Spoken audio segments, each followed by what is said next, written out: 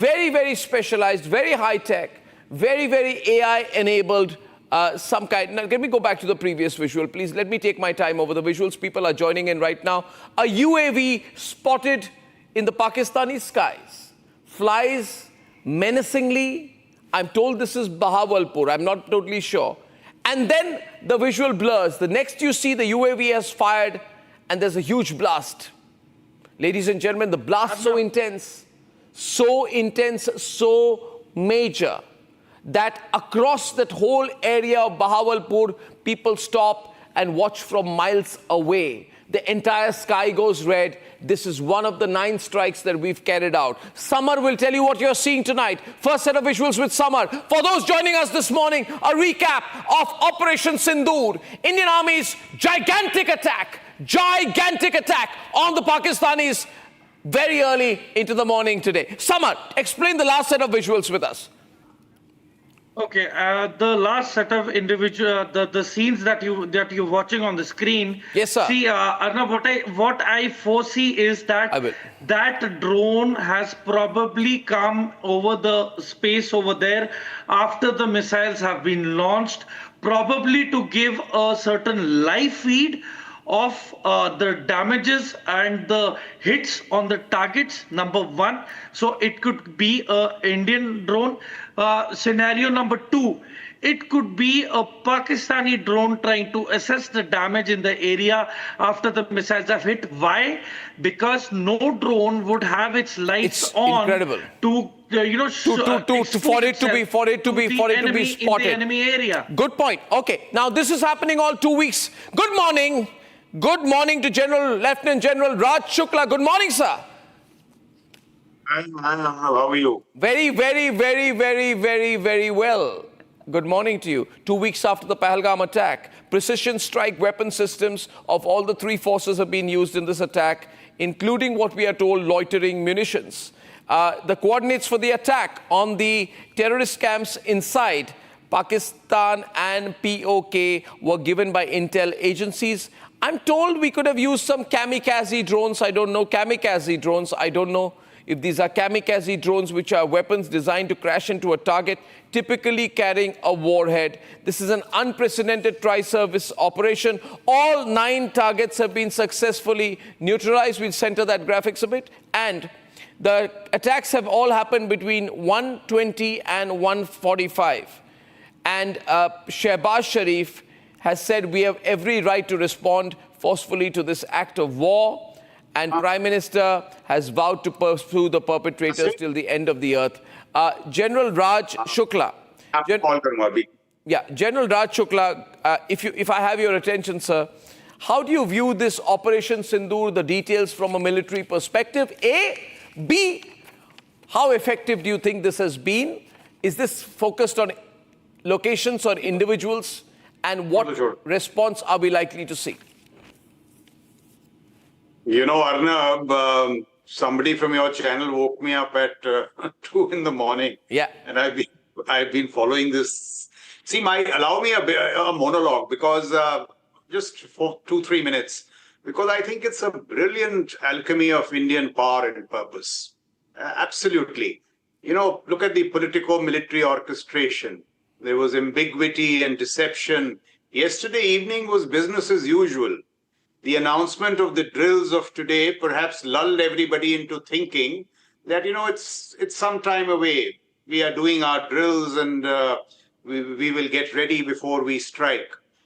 Then this deep symbolism, Operation Sindoor. I mean, Indian resolve that we'll avenge the grief of our brides, that dastardly attack of 22nd April, the very controlled narrative. And of course, what is the icing on the cake is what you were describing, which is precise military execution. Look at the careful selection of the target array. We have kept it within the terror ecosystem, but we have broadened the swath from PoK to Punjab. And look at the targets that have been hit. They are all the epicenter of terrorism. Muzaffarabad, Kotli, Gulpur, Bhimber, Sialkot, Muridke, Chakamru, right up to Bahawalpur. I've commanded 10 Corps in Bhatinda, and Bahawalpur was right opposite us. And this used to be on our targeting list, but we never got to hit it on our times. And here we've done it, the headquarters of LET and JEM. If the leadership has been hit, it is targeted assassinations, I think a first in Indian military history. So kudos to the Indian Air Force. I mean, I think it's a brilliantly executed operation. And I was just hearing this discussion about the UAV. Now, was the UAV deception? Was it for post-strike damage assessment? It could be for a number of issues, but it is brilliant teaming of what we called manned and unmanned systems. The precision of the attack means that we have crafted together human intelligence, space-based intelligence, and a wide swath of ISR platforms. It has exposed complete vulnerabilities in the Pakistan air defense and now, their HQ9 and all that stuff. Are we missing something? Sorry to interrupt, but are we missing something? We've been told through some sources that we've not used missiles. Now there's speculation we've used UAVs. It's too early, but just let me complete what I'm saying. The Pakistani air defense system has been caught napping. Whatever happened to the famed Fizaya? And let me also say, there is in the press release that has come, there is an element of statesmanship built into it when we are signaling restraint, while signaling power by saying that, listen, we retain escalatory dominance. We have not hit your military targets. See what we can do with your terror targets. You hit back, we are lying in wait. So I think the IAF has got us to a brilliant start. So far, it appears to me that, operational art and statecraft have come together wonderfully. I think it's time for Pakistan to realize the potency of Indian power, to banish the thought of terror from its statecraft, swallow its pride, reform its state, so that we can live in peace. But if they choose to respond, I think we are prepared for further escalations across the ladder. Absolutely, we are. I think what you've said there, Abhijit Iyer Mitra, good morning. Thank you for joining, well-known defense expert. And we have the great NND Dubey, ex-NIA, with us here in the studio. Abhijit, your first comments, this is very quick, and your assessment from an overall level of what we've done and what options we retain to respond, should they choose to take it further from here. So, Arnab, thank you for having me. Good morning to you. It's a very good morning, actually. Yes. So, looks like we've hit them really hard. And, the thing here is we've hit them very hard, very publicly. This isn't an isolated site like Balakot, where they can go around claiming that we shot down crows or parrots or, chickens in a coop or made butter chicken with our fighters. This is very clearly, all these images that are coming in from Bahawalpur Hospital of grown men with long flowing beards. And notice it's only men, fighting age men with long flowing beards who are being sent into the hospital. They leave no room for doubt. Now, if you remember, this complex targeted is the same complex that my colleague and friend Detresfa had tweeted out some 3-4 days back of a big seminary in Bahawalpur, which had expanded very significantly to the point they even had a swimming pool. And when that swimming pool was exposed some 2-3 years back, they immediately covered it up. So at least they have some shame. Now you tell me, what kind of an Islamic seminary has swimming pool where men get half naked and get into the water? Yeah. You ever heard of a thing like that? No. So it was very clearly a seminary. Now, two of the targets, we have seen the images. We have seen the images from Murid K and we have seen the images from Bahawalpur. Correct. Keep changing on the top. These have been flattened completely. There is very serious damage. Yeah. The other 7, we are not able to get images right now because it's dark. Within the next few hours, we expect some satellites to be flying over. We will be able to confirm what has been put out there. And from those images, we will also be able to extrapolate very fairly accurately the levels of damage. Absolutely. Saurabh's coming in right now. We got some more statements of support coming in from the US. Saurabh, from Washington. Yes, absolutely. So, Arnab, I want to add here that India and the US have been coordinating not only, I would say, ahead of this operation, but beyond that, National Security Advisor Ajit Doval had a conversation with Marco Rubio, who's also the Secretary of State and is acting National Security Advisor. And we have clearly told them that all these were terror targets. Yes. And I wouldn't be surprised that there is not only a tacit, but a close cooperation between the US, because Donald Trump, ahead of that, said in White House that he saw it coming. He saw it coming, and that was as close an endorsement as possible. This is a very interesting statement coming out of the US president. Absolutely. So, and the dynamic has changed. See, if you remember, earlier on, anything like that, the Western powers would jump in and say, hey, why did you do it? Here, India is going ahead and telling them all its allies. I now want to run some of the videos of the reactions. There's one video I got from a car. It's shot by a Pakistani who's moving in a car. He's completely taken aback. I want to run the video because this morning, the people of India must see our power. The Saboot gang must see how we operate. I want to play this with audio, please. अभी video क्या होगी? नहीं होगी। हो गया ये आगे video. अभी वीडियो क्या होगी? नहीं होगी। हो गया ये आगे वीडियो। अभी वीडियो क्या होगी? The only reaction there, the only reaction is he says, oh, and then he says, Samar, very interestingly, back on the screen, he says, क्या आपकी वीडियो कैद हो गई? Which means, have you captured the moment? Even Pakistanis want to capture the moment when we are hitting them. Samar, this is beautiful. I am telling you, 90% of the people around would be of PTI, who would have taken out their phones and would have been making the videos of these attacks and then showing it. They will be now putting it on to the Mullah Munir. Absolutely, absolutely. Now, we are told that seaborne strikes could have been carried out. We are not clear yet about the nature of the strike. We cannot speculate. But I have a video that we got from news agency right at the moment when there was strikes. So what we see are, and I want General Shukla to shed some light on this. What we saw when we were told moment of the strike, and we are not military people, didn't appear to be missiles. It's not missiles with this trail of light behind them, you know. These appear to be very sharp, luminous objects that move very fast across the sky. There were 3 in succession. I'd like to play that video. General Shukla, if you can look at this, please, and tell us, there's some sound with it. Play it full frame, please. The moment of the strike, some of the strikes. Not this one, not this one, not this one. The one which we have where there are missiles. No, not this one. This is the one in Bahawalpur of the major strike. I got that one. There are others where there are other visuals when there are the orbs of light which are being fired in a specific direction. We will pull that video out. I think our video should be pulled out quicker. Production team, let's do a quick job of that, right?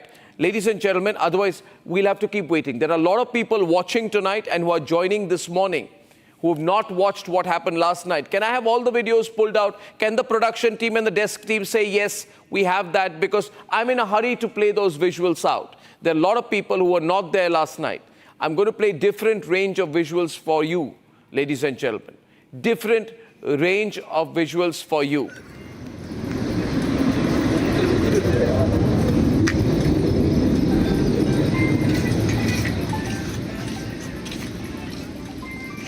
This is not the one. This is not the one. I want the video from early in the morning. Aditi, I'm naming you. You need to pull out the video from early in the morning where we saw the orbs of sort of light move across the sky. There were 3 rounds of firing. There was ambience audio over them. I would like to direct our production team to run the right video at the right moment. People are watching right now and they don't want to be made to wait. This is the shelling video. This is the shelling video. This happened much later. You can keep changing the video and I'll talk over it. This is shelling video. This has happened after the initial range of attacks. We have different sets of video with us. I remember every single video. Ladies and gentlemen, this video came in around 3 o'clock. This video was from Bahawalpur, where the first series of strikes happened. There are 2 strikes that we can see which have happened devastatingly in Bahawalpur in a distance of about 3 odd kilometers from each other. If you see the horizon stretch, you can see this is probably at a range of about 3 odd kilometers from each other. And this is the kind of imagery it created, and Pakistan was in a sense of shock. The Pakistani media is being told not to run these pictures. The Pakistani army has gone to every location and is desperately trying to make sure that the media does not go in, and the whole areas have been cordoned off. Ladies and gentlemen, I'm going to show you some other sets of visuals right now. This is of what I feel. These are light flares that were put out. This was from Mendhar, General. This was from Mendhar. This was around 3:15, 3:30. After the firing was over, there were flares that were put up in that area. It could be from the Pakistani side, could be from the Indian side. The whole area is very close to the LOC. So there was a commentary there of our reporter talking over this set of visual. I wish we can get that visual where there were 3 firings that were reported. I don't know why we are not. Yeah, that's it. This is the visual I want Colonel, I want General, to see. General Raj Shukla, if you can see this visual and tell us what you think we are seeing. So frankly, Arnab, from these visuals, it's very difficult to come to any military conclusion. So I won't do that. But the point that I wish to make is that if we have used our own fighter platforms, our drones, and if these are these sea-based, strikes, if at all, perhaps it is a product of the orchestration of forces and the preparation of the battle space that we saw over the last 7 to 8 days. And if it is, all 3 put together, I think it would have been a major factor in overwhelming the air defenses of Pakistan. So that is one. And if it is sea-based strikes, I think, it is what I've been arguing for very long, that Indian military power across domains, when you unleash it, Pakistan will simply crumble. In the past, we have done very focused, isolated strikes. But this is the unleashing of Indian power. That's why I began by saying, India's power and its purpose. The second point I'd like to make, is I think a very careful preparation of the diplomatic space. Contrary to what I've heard in the media, I have followed statements of President Trump, J.D. Vance, Pete Hegseth. Everybody said that we will support India in its defense of terror. Meaning that, I think there would be a nudge and wink from them, the Israelis on our side. Yeah. The last communication which the Prime Minister had with President Putin also seemed to be very positive. So that's why I say our statecraft has come of age. The diplomatic space, the military prowess, the whole information orchestration, politico-military convergence. So as I think Abhijit said, it's a really good morning. And yeah, it's a fantastic morning. I got a visual of a forward post of the Pakistani army destroyed in India's retaliation across the Poonch and LOC. Can I run that visual, please? We have fantastic visuals that have just come in of a forward post of the Pakistani army destroyed in India's retaliation in Poonch across the LOC. We are told very heavy damage is being given to the Pakistanis each time they are trying to do some shooting across the LOC. Ladies and gentlemen, see these visuals.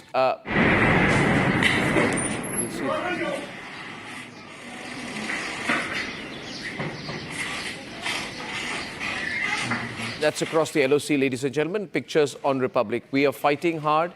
We're fighting on the ground. We're fighting across the LOC as well.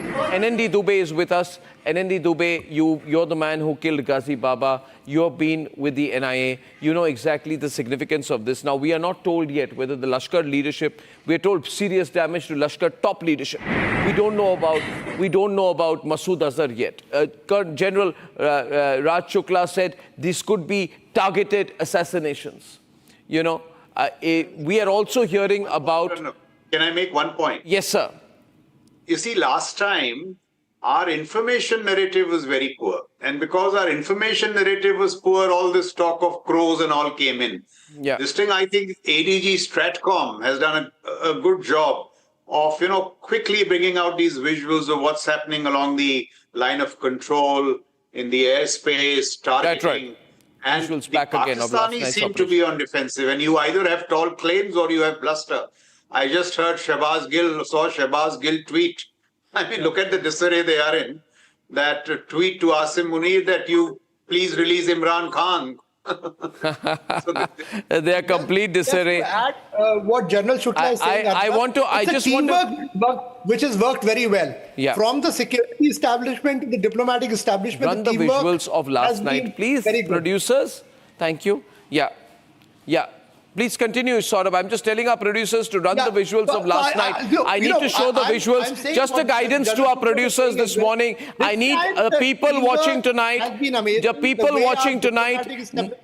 The security establishment in tandem has worked, made sure that they have quelled Pakistan's narrative, yet kept allies together and making sure that we reserve the right to strike when we want to do that. Okay, and three the cheers. demonstration that we can go deep inside Pakistani territory. It's not some camps or alone. We need to move fast. In Pakistan, the epicenter of terrorism. So absolutely. I have breaking news I need to share with all our viewers this morning. Three cheers to our National Security Advisor Ajit Doval, who, with a hand-picked special team from the three services, has spearheaded Operation Sindoor, a mission aimed at avenging the fallen and honoring the widows left behind by the acts of terrorism. Not just Pahalgam, but several attacks have taken place in Jammu and Kashmir. The strategy, and I'm giving absolutely straight from the top information right now, the strategy was surgical and selective. And I can run the visuals if you're watching this morning's broadcast on the Republic Media Network, your favorite network. Then, ladies and gentlemen, I will run the visuals, production team, visuals of last night. Please, thank you so much. Thank you so much. Show all the visuals that came in from 1:30 till 3:30, including the visuals of the devastation, including the visuals of the rubble, including the visuals of the Pakistani army trying to cordon off the area, including the visuals of the damage done. Run the visuals. Don't run any one visual on a loop. Do not do that. People joining in right now are wanting to see all the visuals of last night, and I want to show it to them. So, ladies and gentlemen, the strategy this time is surgical and selective. We are told by government sources, top government sources telling us that the National Technical Research Organization has played a very critical role in the early stages, helping to identify high-value targets. Once confirmed, each target that the NTRO put out was put under intense surveillance, leading to a refined list focused solely on the terror elements. And ladies and gentlemen, I have some more information to share with you this morning. The final go-ahead came from National Security Advisor, the one and only Ajit Doval himself. After briefing the Prime Minister Narendra Modi on the mission scope and objective, Ajit Doval was there till 8 o'clock yesterday. From 8 o'clock onwards, he was the one person who was constantly with Prime Minister Narendra Modi, and the whole mission and scope of the mission was explained to the Prime Minister.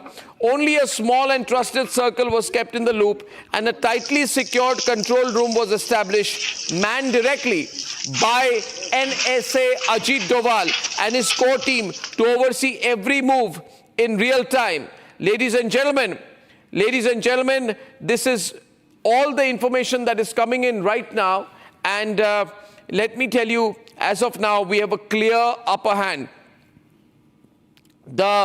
We are told that fighters carried out the strike from the IB. Is it possible for the fighters to strike from the IB without actually penetrating the IB? Is a question. Murid Ke Lashkar headquarters have been hit from Samba IB. Gulpur Lashkar has been hit from Poonch LOC area. So this is very spread out. Samar, this is a very spread out operation.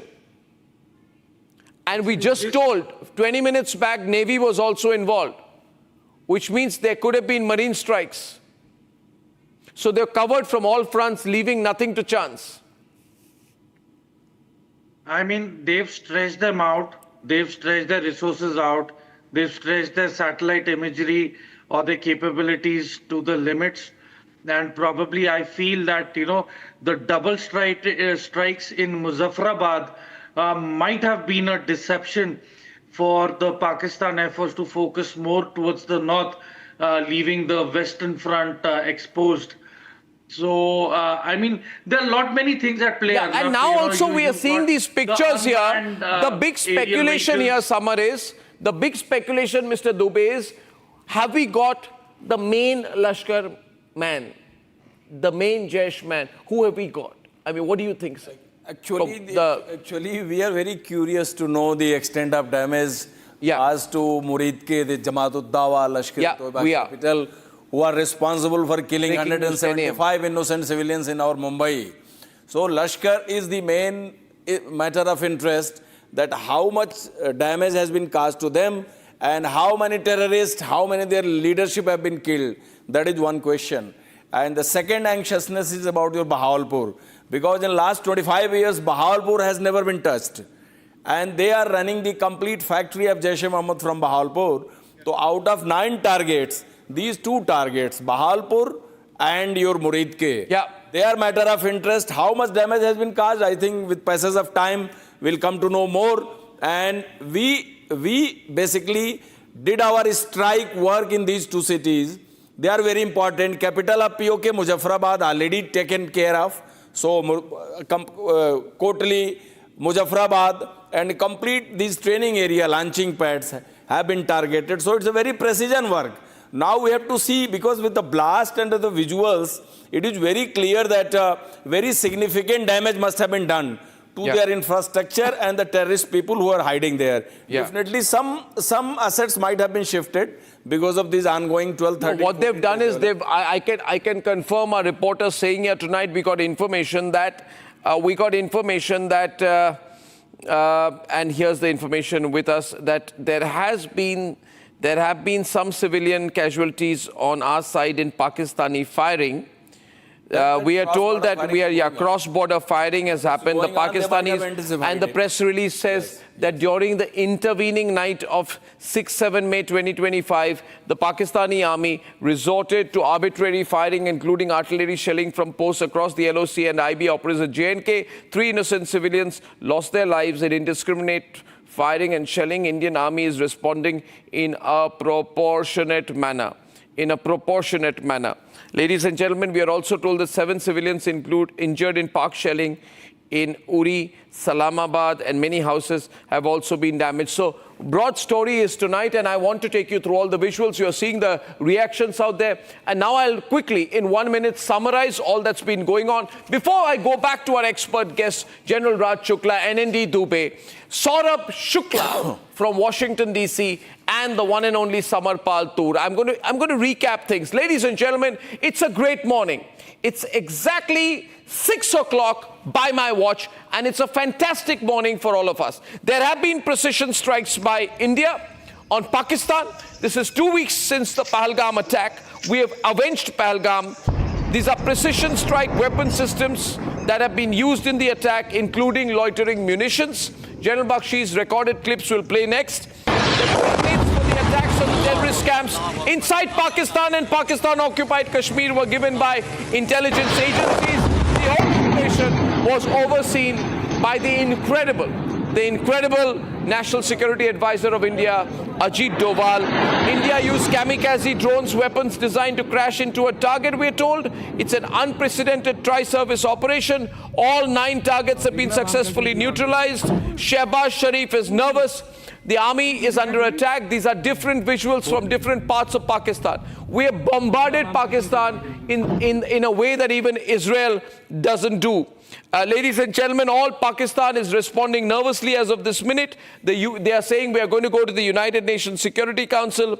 Key airports all across Pakistan have been cut for about 48 hours. Ladies and gentlemen, we still do not know the exact fate of specific Lashkar leadership, specific Jaish leadership, but these are places where the Pakistani army patronage is very clear. The Pakistani army has sent its people, and I can show those other visuals. Let's show the pictures of the damage now, production team. Let's show the pictures of the damage, because immediately after it happened, a stunned group of people started walking around aimlessly along the areas. That's the nature of the damage that we have done. We've just finished it off. We pulverized it. Immediately the Pakistani army comes in, they try to sanitize the area. But unfortunately for them, this time they can't deny that we did not attack because it's happened, and it's happened so clearly. They are in an absolute state of shock. We are told there have been mass desertions. At least 4,000 desertions have happened. The Pakistani army is scrambling. Asif Munir has not come out. There is an ISPR press conference, and this is the nature of the devastation that you're seeing this morning. Ladies and gentlemen, the two centers of attack, Murid Ke, which was Lashkar, taken over by the Pakistani Punjab government following international pressure. Its functioning remains unaltered. All these places are being cordoned off by the Pakistani army, which proves, without a shred of doubt, that this is the way they were protecting this whole area. Right? And indeed, they're protecting it. They're the guardians of that place. They're the guardians of that place. Actually, they were, to my mind, whatever, they were just lamenting and crying, but they were not ready for these attacks. They were not ready for these. And they were not ready specifically for being attacked in Punjab. Yeah. Because if you hit Bahawalpur, yeah, you hit Punjab. Yeah. And if you hit Punjab, yeah, you hit the core of Pakistan. You go deep. You go deep. That is the biggest thing. They never thought of that we are going to hit Bahawalpur. Absolutely deep. Donald Trump came out within 15 minutes, and as Saurabh was saying there, if I can play out the soundbite of Donald Trump, he seemed rather amused with this. He was not at all critical. In fact, he said in his response, just coming to you, Saurabh, I want to play Donald Trump's 1 minute soundbite. He said, everything's okay. I hope this finishes up pretty quickly. But given the past, I'm not surprised. Given the past means, given Pakistan's relentless support for terrorism, I'm not surprised. That's Donald Trump for you. Play that out, please. No, it's a shame. We just heard about it just as we were walking in the doors of the Oval. Just heard about it. I guess people knew something was going to happen based on a little bit of the past. They've been fighting for a long time. You know, they've been fighting for many, many decades and centuries, actually, if you really think about it. No, I just hope it ends very quickly. Ladies and gentlemen, that's as clear. Saurabh, how do you read that? You know. How do you read that? You've been in so many Trump conferences. In the past, you would have imagined a statement from the US president would have been that, oh, you have to stop now. India would have got hundreds of calls asking that you have to restrain yourself. All that. That's changed. The entire narrative has changed now. It's a new India you are dealing with. The US president clearly signaling that I am fine. If I remember, I just want to jog the memory. In fact, Donald Trump, during his first term, when he came to India as the president, I asked him on Pakistan-sponsored terrorism, and he was very firm on it. So clear messaging from the US as well that we don't want escalation, but you do what you have to do to take care of your interest and destroy these terror infrastructure. He's very clear on Islamic terrorism, and this is a message that we can go deep down to Pakistani territory. Don't forget, we've gone to Punjab, which is the home state of Shehbaz Sharif, which is there, how will they now face the world saying that we were housing these terrorists? The hotbed of terrorism was where the Pakistani Prime Minister comes from. So look at the narrative. They go to the UN Security Council 2 days back, they tried to call a special session because Pakistan happens to be a non-permanent member. And the UN Security Council, in fact, the members asked them questions about their whole complicity with these terrorist groups. So this is what's happening to Pakistan, that they are being cornered on all flanks. And I feel that this is a great strategic exercise that we have done. Operation Sindoor is not only about the military exercise, it's about the overall strategic interplay that our security and diplomatic establishment have done to attain India's strategic interest and to fulfill our unified action to take, revenge for Pahalgam terror attack. Okay, Arnab. People are saying, show us the more visuals. Samar, I'm going to show a whole range of visuals. Producers, can you just pull it out? So what we can show you right now is the level of devastation, and those places started getting quick protection. This was unexpected because this is Navy, Army, Air Force joint attack. It's an unusual attack. This is not summer, it's not a surgical strike. So how would you classify it? How would you classify it? Even till now, people are not clear about what kind of munitions have been used. And Pakistanis are asking how come. And what they're confirming is, I have in fact a video of a local from, which I was just seeing here, from, Bahawalpur, who is so angry. And he says, I don't know what was happening there when he says there are 4 missile strikes on Bahawalpur on Maulana Masood Azhar's madrasa. I would like to take that video in just a bit. I'll edit a small portion out and I'll show it to you. But, okay, we have former Air Chief Air Marshal Bhaduria with us. Good morning, sir. Fantastic morning. Good morning to you. Morning, yes. What do you make of the nature of the attack, the munitions used, the technology used, and the strategy, the military strategy? I think it's exactly like the Prime Minister said. Honorable Prime Minister had given very clear direction, unimaginable punishment for the terrorists and their backers and supporters. All 9 targets, all terrorist sites or infrastructure, the choice of weapons, all precision strikes, and already reports emanating from Pakistan on the kind of damage done. So it's looking good, great. I think overall very effective measures taken and a very calculated and a response. No military target chosen, all related to terrorists, and a very strong message. Yeah. So what kind of ammo has been used here? Missiles, artillery. No, I think details are not available, but I would expect it would be a combination of standoff precision weapons and some loitering munition too. It could be. What does this mean, sir? Can you tell me in lay words, what is loitering munitions? What is... Loitering munition would mean something like it is unmanned. It is just a munition. It's like a bomb flying. It is totally unmanned. It goes. The target is given. It goes and attacks the target. So it would be combination. It can't be intercepted. No, it can be. It can be intercepted. So they failed to difficult. do it. So the Pakis failed to do it. We would need to see if they've intercepted anything of that. Some of the standoff weapons are more difficult to intercept, especially some are very high-speed one. Some are with standoff distances which are high. So it would be a combination. Now, when details emerge, we'll know more. But the kind of targets in terms of depth chosen and the type of targets, it will be a combination of these. Okay, what I'll do right now, viewers, I'm going to show you a soundbite. I'll cut off the last 10 seconds. Yeah, we done that? Okay. We got a soundbite of a local in Bahawalpur. Watch this carefully. I'll run the video of the hammering of Bahawalpur, which is found from a car. You know, a moving car stops and you see the devastation out there. And on the left-hand side, I'll run a soundbite of a local who says, I can confirm that we've been attacked 4 times. Where the hell was the Pakistani army? Let's play that. We got the windows right? We'll play it. Shall we play it? Let's go. Pakistani और India ने जंग शुरू कर दी है। अभी मेरे Bahawalpur city के अंदर मौलाना मसूद अजहर साहब के जो है मदरसा है उसके ऊपर 4 मिसाइल दागे गए हैं। 4 मिसाइलों के साथ हमला किया गया है मौलाना मसूद अजहर साहब के मदरसे के ऊपर। हम अपनी अफवाज पाकिस्तान के साथ खड़े हैं, लेकिन मेरा सवाल है कि हमारी एजेंसीज कहाँ सोई हुई थी, हमारी अफवाज पाकिस्तान कहाँ सोई हुई थी जब ये हमला हुआ। मुजफ्फराबाद की भी खबर आ रही है कि मुजफ्फराबाद वाली साइड पे भी ये अटैक हुआ है, लेकिन सबसे पहले मेरे बहावलपुर सिटी के अंदर अटैक हुआ है ब्लास्टिक मिसाइल के साथ। उन्होंने हमला किया है मौलाना मसूद अजहर साहब के। Cut it out there, and ladies and gentlemen, just watch that. Just watch that. It's a question being asked. It's an eyewitness. Samar, where was my army? He says. 4 strikes he confirms in Bahawalpur, not 2, 4. They're rattled, Arnab. They're rattled. They can't believe what happened. The Pakistanis, their narratives is completely demolished. That's the reason you see different statements coming out of them.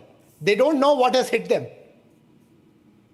They truly don't. Ladies and gentlemen, earlier today I spoke... They have miscalculated. They have miscalculated the response. Yeah. They have been looking in for the same old orthodox response of, attack from the land that had happened, previously, by the special forces. So that is the only domain of spectrum to which they can think. They couldn't think beyond, and they've got something which is beyond their imagination. Arnab. The young man from Kanpur, newly married, who was killed after, the terrorists in Pahalgam asked him, "Are you Hindu or Muslim?" And then he said that, do we have the chunk ready? Then he said that I'm Hindu, and the moment he said he was Hindu, he was shot in the head. His head was blown off. This is the lady who had basically dialogue with the... Absolutely. And I spoke to Saurabh Dwivedi, and he was thanking Narendra Modi. He was thanking the Indian Army. That's a very emotional sequence, if I have that, and some of the other parts. But this is a moment for the country. I think what we've done today, is that we've shown we know how to hit when it hurts. The message is going to go very far, Samar. They're going to get a very sharp message. This is not a Bharat they're used to dealing with. This is another level something beyond what they've expected or thought. I mean, just imagine they mobilized their whole military. They have almost emptied Baluchistan. They've moved from hundreds of kilometers away to our western borders to deploy for what? The result is in front of you, ladies and gentlemen. This is the new India. This is the new technology that we got to offer. This is the new world power in the making. And this is a clear message to all the perpetrators and the enemies of humanity that this is what you get if you mess around with the new Bharat. Absolutely. This is so great here. I have that clip. Do I have the clip right now yet? Of Saurabh Dwivedi. Okay, I was told 30 seconds, 2 minutes back. But anyway, Air Marshal Bhadoria. Now we're looking at the nature of the strikes. What I'll do is on the screen, I will put 6 sets of visuals so that the former air chief can see the visuals and assess for himself what has happened out here. If you put yourself in the hot seat, and we're told great coordination was being done by NSA Doval, there was a lot of human intelligence. We're also told that the NTRO identified the targets, and after the targets were identified, there was a lot of intel work which was done. Air Marshal Bhadoria. So this is a combination of locations and individuals, I believe. Though we don't have confirmation of individuals yet, we can't rule it out. We can't rule it out in this situation, can we? I think what you're saying is absolutely correct. There would have been a lot of due diligence in choice of targets, in who's there at the moment, what all is there in the targets. So this would be a very, very considered decision. Important is the magnitude, the number of targets chosen, the kind of target chosen, and the depth. So that shows our intent. And what you're showing me in visuals in terms of the blast scenes, it is very clearly, it's much beyond loitering munition. There are heavy caliber bombs in this with precision accuracy, and you would see a lot of damage. So there from Balakot, they said that we couldn't see much damage. Here it is now. This is the next level. There we were very, very precise and even more calibrated. We kept it to a lower level. Here it is for you. Yeah, we're also told right now, Samar, that this news is spreading, and we need to go back to Shravan on that. That J-17 Chinese-made Thunder jet has been shot down by us. Apparently, the J-17 was trying to enter our side, then it crashed. That's the information we have. We have one unauthenticated video as well, which we're not putting out yet. But obviously, we expect, this news is going around that the J-17 fighter jet of the Pakistanis has crashed, and this has happened in Akhnur. We're told that there could be a Pakistani pilot who was in the JF-17 plane. We don't know what has happened to the pilot yet, but the news is spreading fast, Samar. What are your sources telling you?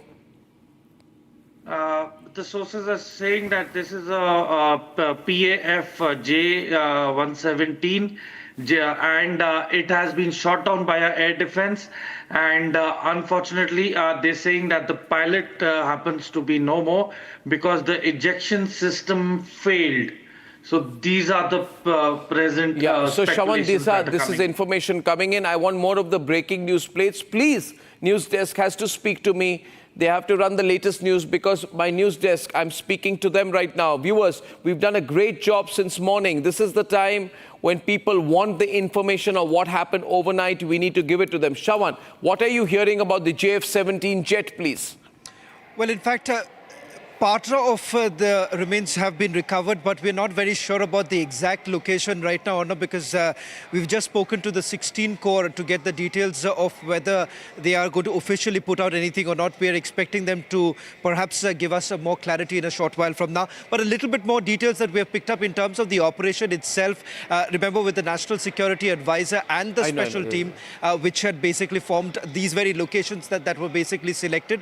And what we are being told that this was not just about Pahalgam. They are saying that this was about the terror attacks that have taken place earlier too. So they're avenging the terror attacks that have taken place in Jammu and Kashmir over the last 1 year. That is the reason why each of these 9 targets were meticulously selected by the National Security Advisor along with the special team. And the NTRO was actually called in for carrying out the surveillance. Okay, we'll stay with the breaking news right now. Shawan, I want you to recap.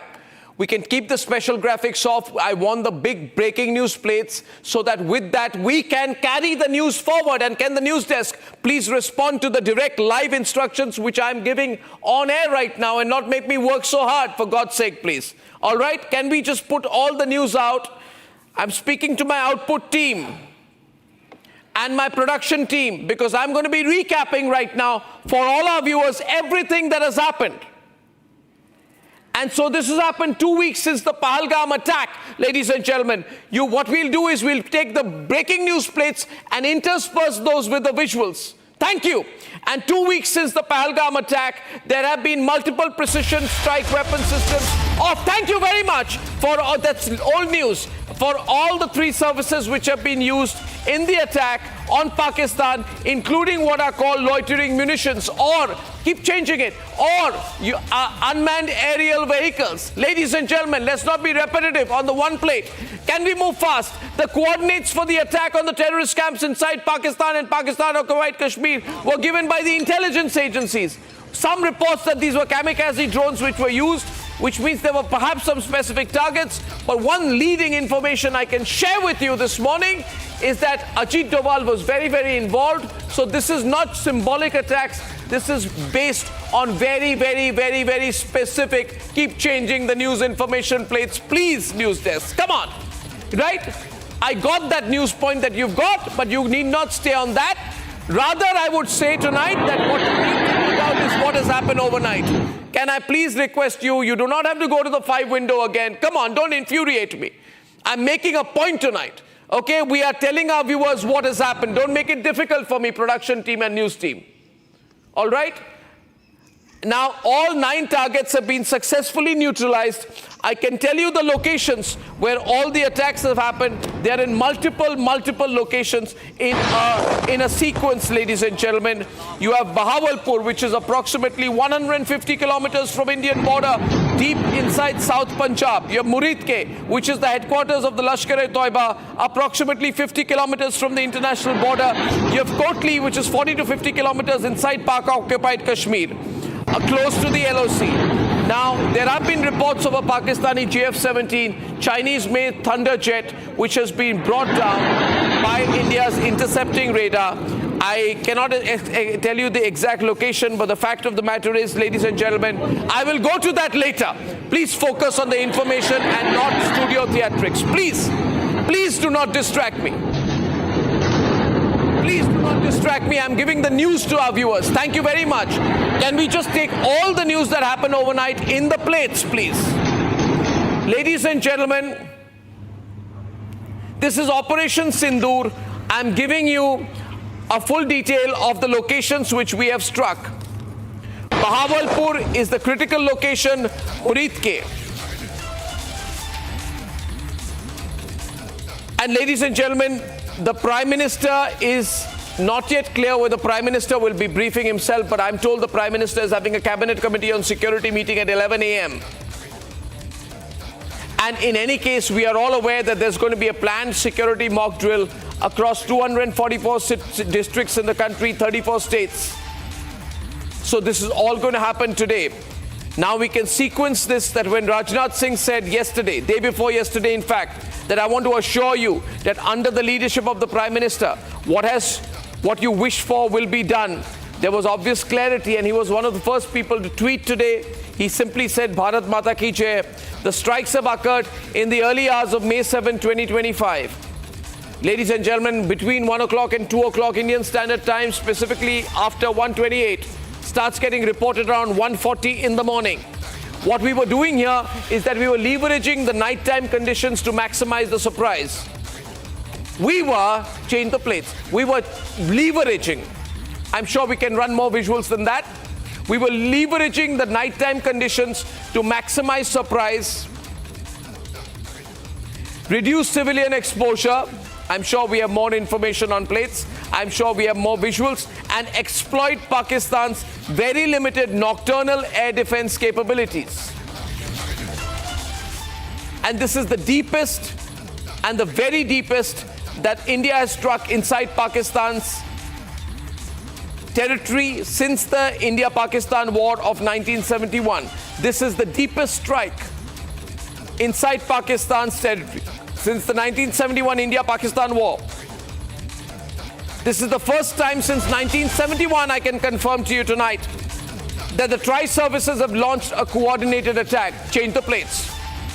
For the first time since the 1971 Indo-Pak War, India's Army, India's Navy, India's Air Force have come together. We have more visuals.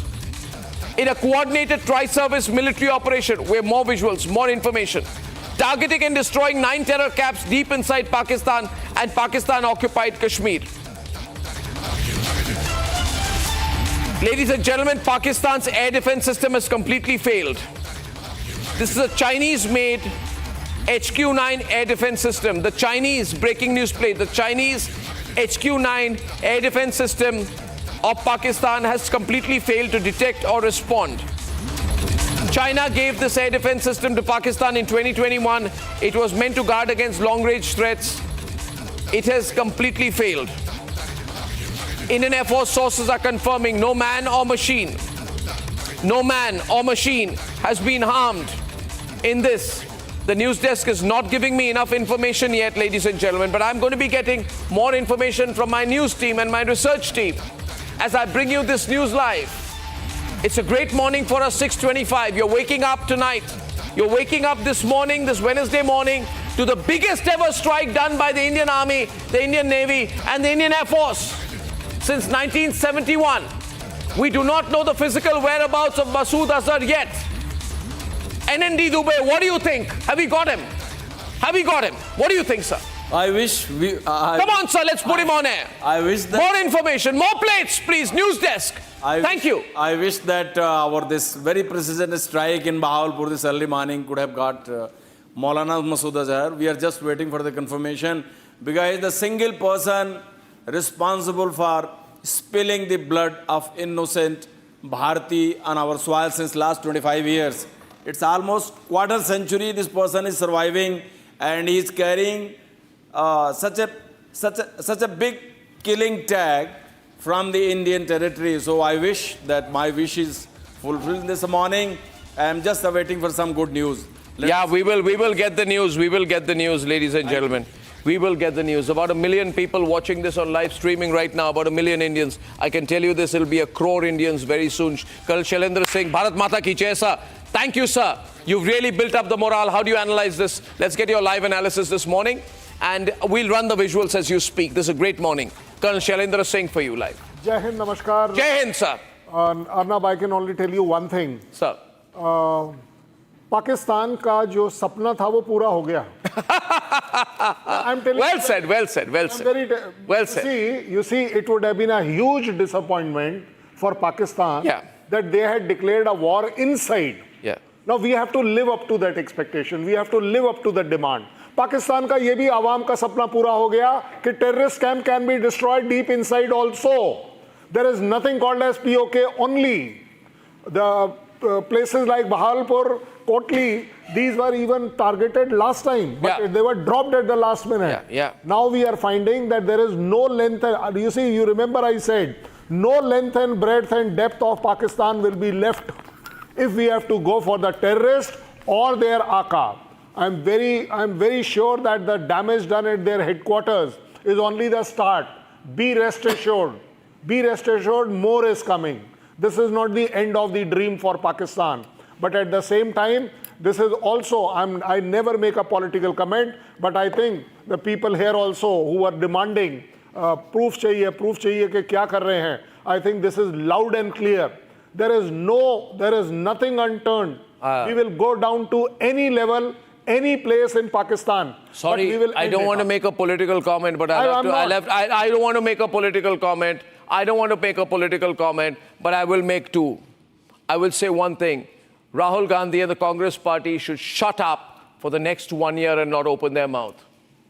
Sabut gang should keep quiet. We're ashamed of them. Mallikarjun Kharge, Sonia Gandhi, Robert Vadra the Great should keep their mouth shut for the next 10 years, quit politics and quit public life. We're ashamed of them. Don't go by anything. This is the happiest day. I have a message from a dear friend of mine who says, it's the happiest day of my life, brother. Yes, it is the happiest day for us as well. But the happiest day for us also is because we know how to induce pain. We've had the armory, we've had our people, we've had our forces. We've just not exercised it enough. But this is the greatest strategic moment. All the army, National Security Advisor, political leadership, people in Stratcom, and the right-thinking people in the media all working together to deliver this. But hats off to the Indian Armed Forces. The toughest army in the world tonight.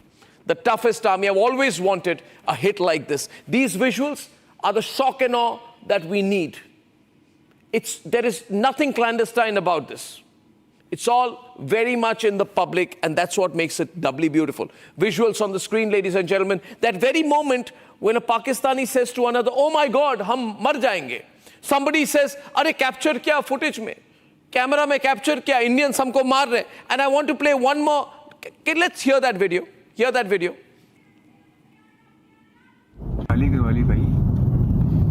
देखना वाम कैसे आ रही है वहां से अभी video catch होगी नहीं होगी I know वाली भाई म्यूजिक हां देखना वाम कैसे आ रही है वहां से अभी वीडियो कैच होगी नहीं होगी वाली भाई हां देखना वाम कैसे आ रही है वहां से I want to say one thing. I want to say one thing, ladies and gentlemen. I have been told that these weak, incompetent Pakistani summer are floating fake videos using an AI voice of mine and my face, putting out fake news. That's all they can do. Imagine the military used a video game clipping. Yeah. So this is, I think, nothing new to us. I'm calling out those fake, hypocrite, liar, weak cowards on air. If you can come and face me, don't use my fake imagery. You can't come close to the real one. Ladies and gentlemen, we also have with us, Lieutenant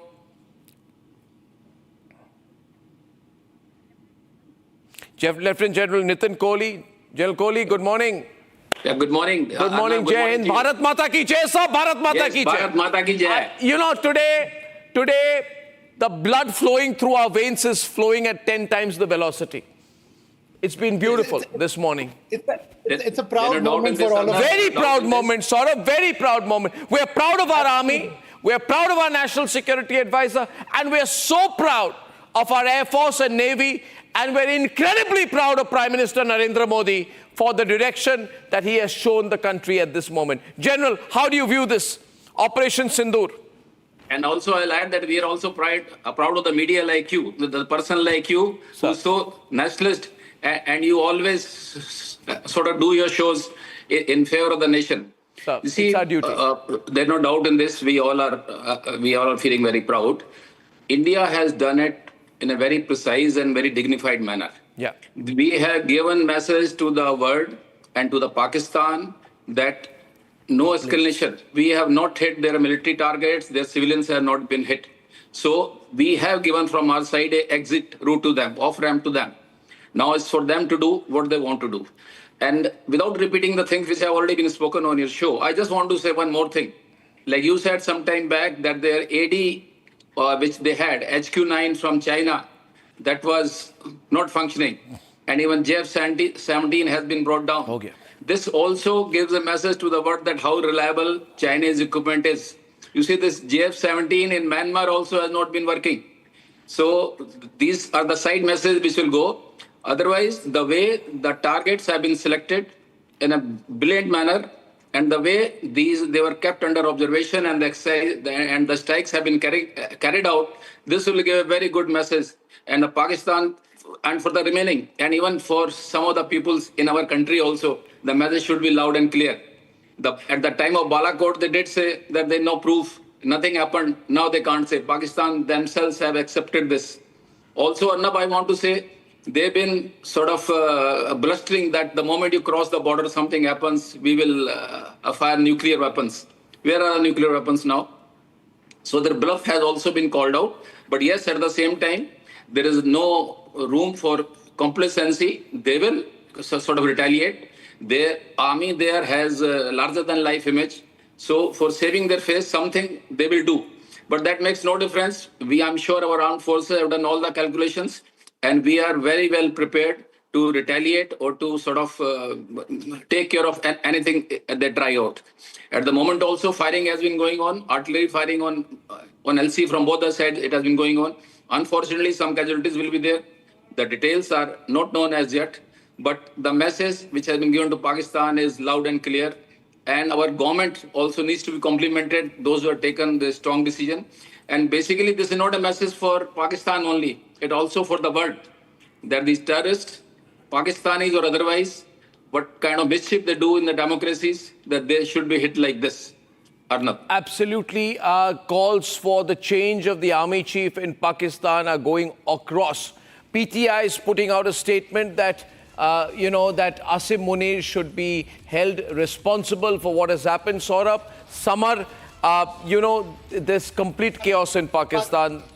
Absolutely. They've declared emergency. They're going helter-skelter. Make sure that the Pakistani army, which was trying to tom-tom that they can take on any strike from India, they have been exposed.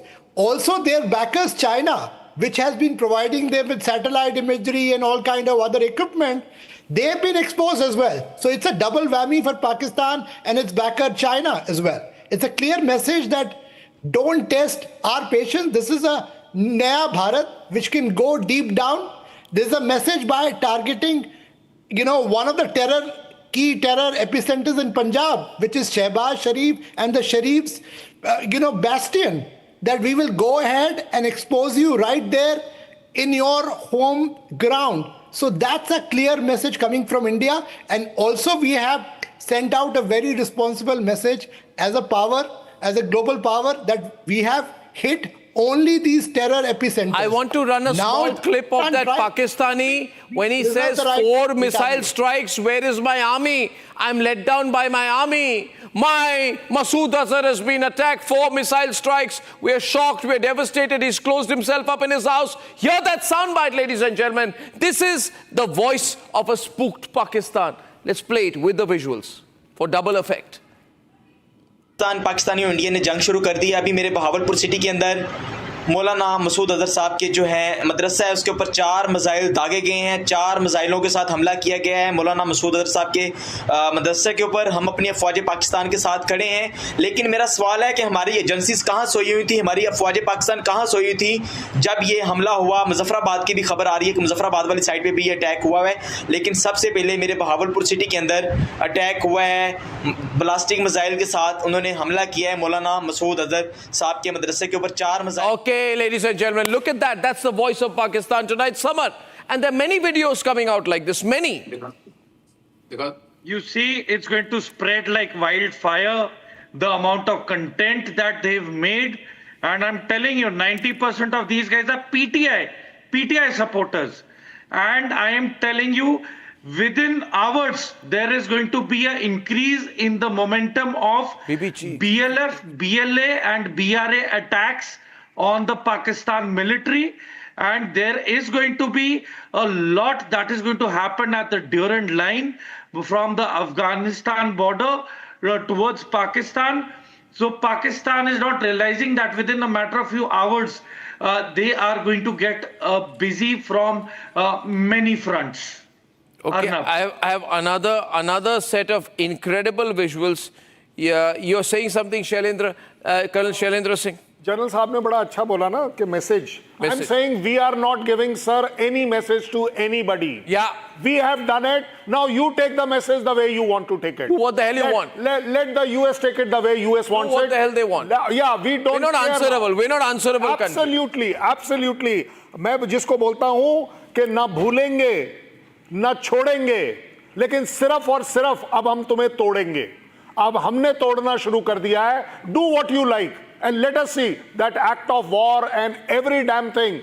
We have shown you our act of war. Now you show whatever you want to show. I couldn't care less what you are into. और जिसको जो message लेना है अपने तरीके से ले ले. We have delivered a Hindustani message to you by striking deep. You always thought PoK. We have gone wherever we want to. And be rest assured, maybe, I'm just saying maybe, your further dreams will come true, that we'll come towards you more often, in better way. I got one more video. General Raj Kochar joining our non-stop coverage tonight. General Rajan Kochar, nice to have you with us. We have more and more evidence of fantastic Indian airstrikes that have happened in the overnight, right? And people are very excited. Better than you expected, sir, this one. Yes, I think we were discussing this yesterday. Yes. And it's happened much more than our own expectations, and the way it has been done all along the line of control. Even Punjab has been addressed, which we were anticipating that only line of control LC would be addressed. But here, a very, I think, intricate planning has gone into it, and I'm quite impressed at the selection of the targets, because all these 9 locations, if you analyze, they are camps where active recruitment was going on. So today Pakistan can't say कि 2 कौवे मर गए थे वहाँ पे, because here a definite intel was available. And so the NTRO has identified and confirmed key targets. Yes. Confirmed key targets. Sir इस बार ना सिर्फ कौवे नहीं मरे हैं, भेड़ बकरियां भी मरी हैं, क्योंकि for them these are all भेड़ बकरी. Their headquarters have been hit of the terrorist camp. I think you are right on the line. Absolutely. Jaish-e-Mohammed and Lashkar-e-Toiba headquarters have been hit. Yes. And when a headquarter is actually like a nerve center, when you hit a headquarter, you are bound to cause casualties to some of the senior leaders. You see, all this information will start trickling in after some time, and Pakistan is going to deny it. So whatever you ask from Pakistan... okay, we've got a video coming in which identifies the location where the attack has happened. He says, ye hai Markaz-e Umar something, whatever it is. And idhar attack kiya gaya hai. The Pakistani is giving running commentary out there. Oh God, this is fantastic. Let's play this latest video of the Indian attack. ये नुकसान, ये 9 number,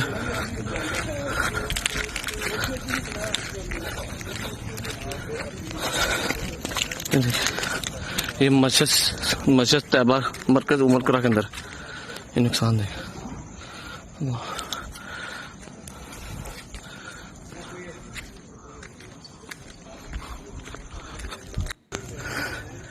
ये नुकसान, ये 9 number. Ladies and gentlemen, there's a loop out here, and the Pakistanis really are not being able to respond this morning. They're in a state of, they're disheveled, they're confused, and we've done this very well because diplomatically, and there's a point to underline repeatedly, that we've said we've only hit your terrorist installations. We've not hit your military yet. We've not hit your army. We've not hit your air force. We've not hit your special forces. We've not hit the army headquarters yet. So we've done what we need to in a retaliatory way. Now, I had a wonderful conversation with Saurabh Dwivedi. Very, very emotional conversation. He's the brother of Shubham Dwivedi of Kanpur, young man, recently married, who was killed because he was a Hindu. And this was his first reaction. I think I recorded it around 2:45 in the morning. Can I play my conversation with Saurabh Dwivedi, please? Can we run that, please? Tonight, General Bakshi, I have with us tonight Saurabh Dwivedi. Saurabh Dwivedi brother of Shubham Dwivedi. Saurabh, good morning. And Shubham was killed by these terrorists in Pahalgam, right? And we've just got the news, Saurabh, that India has hit 9 locations, including the Lashkar headquarters, including the Jaish-e-Mohammed headquarters. This is the first time since then that I'm speaking to a victim's family. I'd like your thoughts. We've just got the news. And it's called Operation Sindoor. Arnab, this is a true homage to my brother by the government. Through you, I would like to thank PM Modi, Home Minister Amit Shah ji, the whole Indian Army, all 3 defense forces. This is a true homage to my brother. My whole family is in debt. And I have my brother here sitting with me. I have my whole family here sitting with me.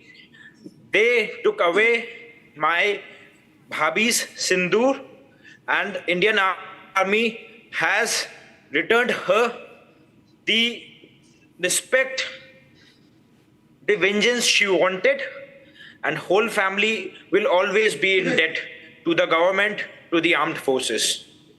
Is your family watching this? When did you first hear? Yes, we got the news as soon as the strike happened. A lot of calls came, and everyone, they told us that this is the true homage.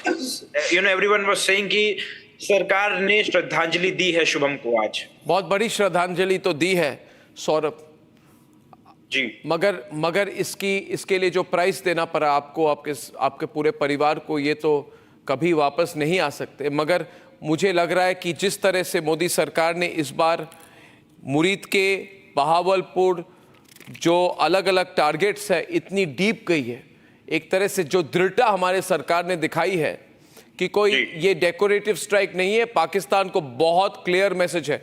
इस वक्त अगर आप और आपके परिवारजन ये तस्वीरें देख रहे हैं तो मैं कहना चाहूँगा आपको, और आपके लिए एक खबर मैं देना चाहता हूँ कि वही पाकिस्तानी आर्मी, वही आसिफ मुनीर जिसने पहलगाम करवाया, उसी ने अभी अभी अपने फौज को भेजकर कहा है कि जहां जहां भारतीय सेना ने अटैक की है उस पूरे एरिया को कॉर्डन ऑफ कर दो, ताकि पाकिस्तान की जनता को पता ना चले कि कितनी बुरी तरह से हमारे मिसाइल्स ने अटैक किया है. We have hammered them so badly. I want to tell you Saurabh, it is total devastation. It is the main headquarters. They don't know, they did not expect. ये पिछले 12, 13, 14, 2 हफ्तों से एक ही बात कह रहे थे, करना चाहते हो अटैक तो आके करो. मगर जिस रात अटैक हुई, ये टोटली अनप्रिपेयर्ड है सौरभ. इनकी एयर डिफेंस एस्टैब्लिशमेंट टूट चुकी है. ये सिर्फ वहां पे निहत्थे लोगों पर अटैक कर सकते हैं. ये कायर पाकिस्तानी सिर्फ निहत्थे इनोसेंट टूरिस्ट को मार सकते हैं. मगर जब इंडियन आर्मी बाहर आती है और ये जॉइंट ऑपरेशन है Saurabh, I want you to tell your family, this is a joint operation of the Bharatiya Vayu Sena and the Bharatiya Army. This is a big operation. Big operation. Arnab, मेरे भाई की शहादत पूरे देश को एक तरफ जोड़ेगी. अगर पाकिस्तान युद्ध करेगा तो हम उसको बहुत बुरी तरीके से हराएंगे. इस बार उनको खत्म कर देंगे सौरभ. हमने फायर पार तो अभी शुरू किया. मैंने आज कहा, जब ये अटैक हुई, मैंने कहा कि ये मुरीद के में तो हमारा ट्रेलर है, बहावलपुर में हमारी फर्स्ट चैप्टर है. अगर पाकिस्तान हिम्मत करे, इसके बाद मुझे नहीं लगता करेगी, सिंबॉलिकली कुछ कर सकती है, मगर इस बार छोड़ने वाले नहीं है. समरपाल तूर, कुछ कहना चाहते हैं आप? हमारे रक्षा विशेषज्ञ कुछ कहना चाहते हैं आपको? समरपाल तूर, सौरभ द्विवेदी जी को कुछ कहना चाहेंगे? उनकी पूरी परिवार आज इसको देख रही है. क्या करेंगे वहां करके? सौरभ, मैं आपको विश्वास दिलाता हूं कि जो आज जवाब दिया है बहुत ही सोच समझकर प्लानिंग के साथ दिया गया है. अगर दुश्मन इस बात को आगे बढ़ाएगा तो मैं आश्वासन देता हूं कि शायद मैं इस टीवी स्क्रीन पे भी ना हूं, क्योंकि मैं भी जाऊंगा जंग लड़ने के लिए. तो आप फिक्र ना करें, और हम सब आपके परिवार के साथ इस वक्त खड़े हैं और पूरी जिंदगी भर खड़े रहेंगे. हम ये कुर्बानी और ये शहीदी कभी नहीं भूलेंगे. और अपने मरते दम तक कोई भी हिंदुस्तानी आपके परिवार ने जो खोया है वो हमारा लॉस है, हम सबका नुकसान हुआ है और हम सब आपके साथ कंधे से कंधे मिलाए खड़े हैं इस मुश्किल वक्त में। और आप अभी बस मैं इतनी दरख्वास्त करूंगा कि आने वाली पीढ़ियों को एक ये मिसाल बने और लोग जय हिंद के नारे लगाएं और विश्वास भारत माता की जय, भारत माता की जय। सौरभ, भारत माता की जय, भारत माता की जय, भारत माता की जय। इस बार नहीं छोड़ेंगे। और सौरभ, हम पूरी तरह से आपके साथ हैं, हम पूरी तरह से आपके साथ हैं। बहुत बहुत धन्यवाद आपके पूरे परिवार को। पूरा भारत आपके साथ है, पूरा भारत आपके साथ। Prime Minister has been monitoring through the night. I'm told cruise missiles and drones have been used in this particular series of attacks. Very high technology. The Defense Minister is speaking to the Tri-Services Chief, and there's going to be a meeting and there's going to be a press release and a media. The Indian Army will be doing the briefing fittingly at about 10 o'clock today. It's a big day for the country. Operation Sindoor has demolished Pakistan. We've hit Pakistan very, very hard, and we are going to be continuing to watch the situation very closely, because I think there's a lot of fake news doing the rounds. And fake news, if you disregard the fake news, the news on the Pakistani retaliation I have with me as of now, Colonel Shailendra, is that Pakistan did a lot of shelling. 3 people have died, across the LOC, and that's where it stands. Now, given the fact that we've carved out this press release very carefully, and we've said we've attacked the terrorist targets, we have not attacked military installations, we have not targeted civilians. So we set the ground rules very clear. No, but Arnab, I tend to disagree. Any headquarter of any terrorist camp is managed by an army man. I'm hitting you. I'm prepared to hit you. आप लोगों ने बोला था ना पाकिस्तान ने कि आप करके तो दिखाइए, हमने तो कर दिया। उन्होंने बोला था ना कि हम तैयार हैं, हम आपकी तैयारी से पार आ गए। आप तैयार रहिए, अभी भी आप तैयार रहिए. There's nothing wrong in that. But as far as I am concerned, that by hitting a headquarter of a terrorist camp, I am also hitting the mind and the nerve center of Pakistan Army, ISI, which is managing such camps. Whether we kill Munir or not is only a secondary issue. I am very happy you said we are yet to. I tell you, I like that sentence, that we are yet to go beyond. I think we will go beyond. There's a point what you said, Arnab. Breaking news. Yeah, can I be told who's live from the news desk, because I'd love some news updates right now. I think Shawan is with us. I think Aishwarya is with us. We need to have them light at all points of time. I have Gursimran with us. I have Rakshita with us. We're going to go live to our reporters. I'm going to go to Rakshita first. Rakshita from Srinagar tonight captured a brilliant visual. I think I can play Rakshita's video that was recorded at the very moment from our hotel room. And Rakshita, you can describe it as our producers pull it out. What did you see at that moment at around 1:30 this morning when you sent me that feed? Well, that was, of course, just any layman we see in the towns we live in, just like an airplane when it moves. You hear that rumbling and it fades off after some time. But I could actually open the window, and this continued for, it could come and go. It would fade in, fade out, but it would not end. The rumbling would go on and on. Could not see anything in the skies, but it was very much near. Something was hovering, and I didn't understand if it was thunder. But since there is no flight movement here, except for helicopters, there was a rumbling sound which continued to go, and after that we saw that there was a blast, and there were at least 4 to 5 back-to-back explosions that were heard right here in Srinagar, behind me, just behind me. I want to play a video, please, in case, ladies and gentlemen, you haven't watched this, because we took it about 2:15, 2:20, we put it on air. Here's the video where Rakshita captures from a Srinagar room the entire sky across, where she can see across PoK completely lit up. Let's play that. Raw footage, audio. You can have a top.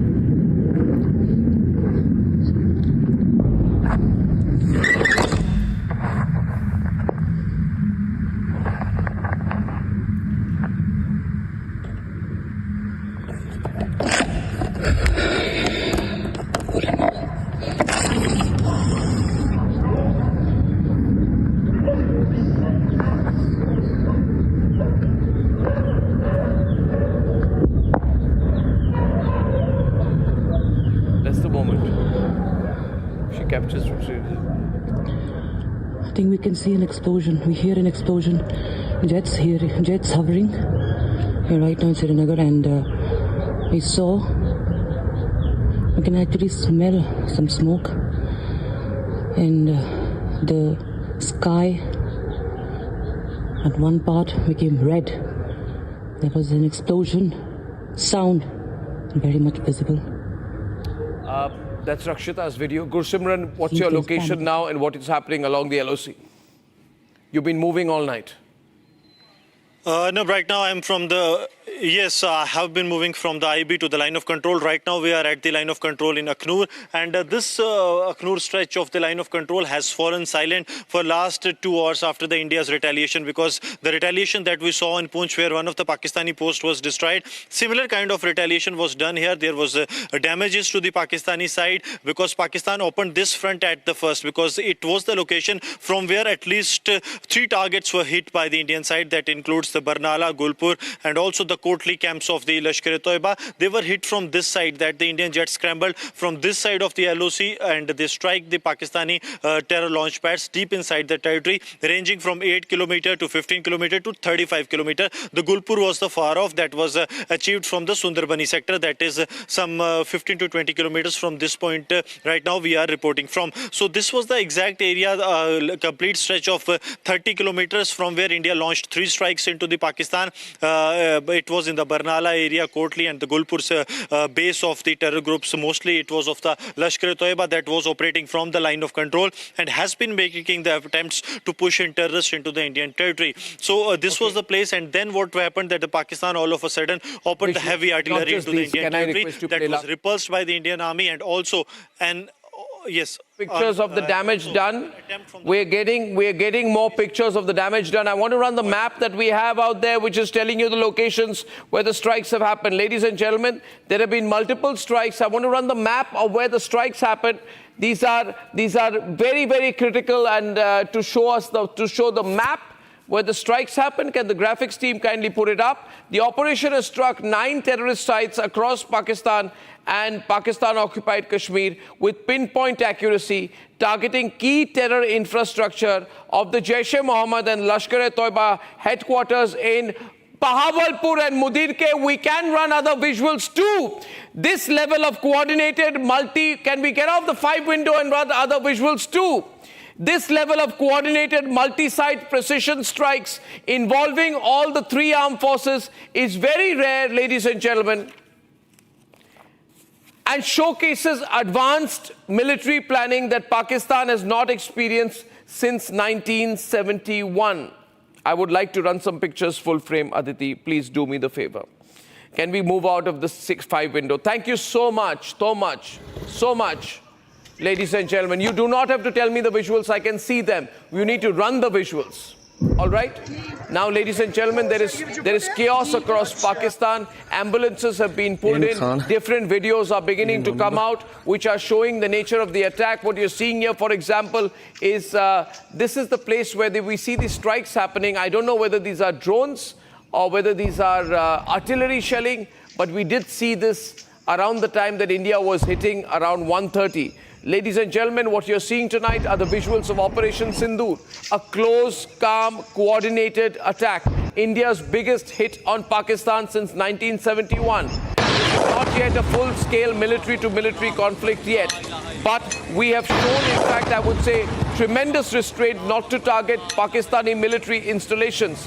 We are saying that these attacks we've carried out are necessary, they are focused, they are measured and non-escalatory, especially in its response. Remember, viewers, we can hit Rawalpindi, we can hit their army headquarters, we can hit their air headquarters, we can hit their airfields. We can target Gwadar, we can target where they've kept their F-16s. We can target, it's all within the range of our artillery and our missile forces.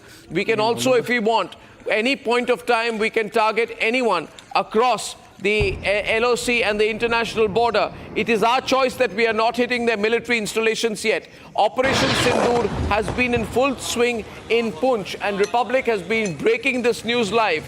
We're getting a lot of support, ladies and gentlemen, from the international community. I'm now going across to a graphics which will show you the various locations which have been targeted. And here they are, ladies and gentlemen, Bhimbar, Chakamru, Sialkot, Muzaffarabad, Kotli, Gulpur, Muridke, and the farthest away, which is, ladies and gentlemen, Bahawalpur. We have hit so deep, so deep. Now, I do not know what kind of strikes these are. We are also told the Navy was used in these strikes. What we are really excitedly looking for is two bits of information this morning. A, what kind of information, what kind of munitions were used? I really want to know that. What kind of munitions were used? Very important to know. And, ladies and gentlemen, what was the reason for the sequencing with Sialkot at the very end? We're also waiting to know whether any major human targets have been successfully neutralized, whether Masood Azhar has been neutralized, who are the members of the Lashkar top leadership who have been targeted.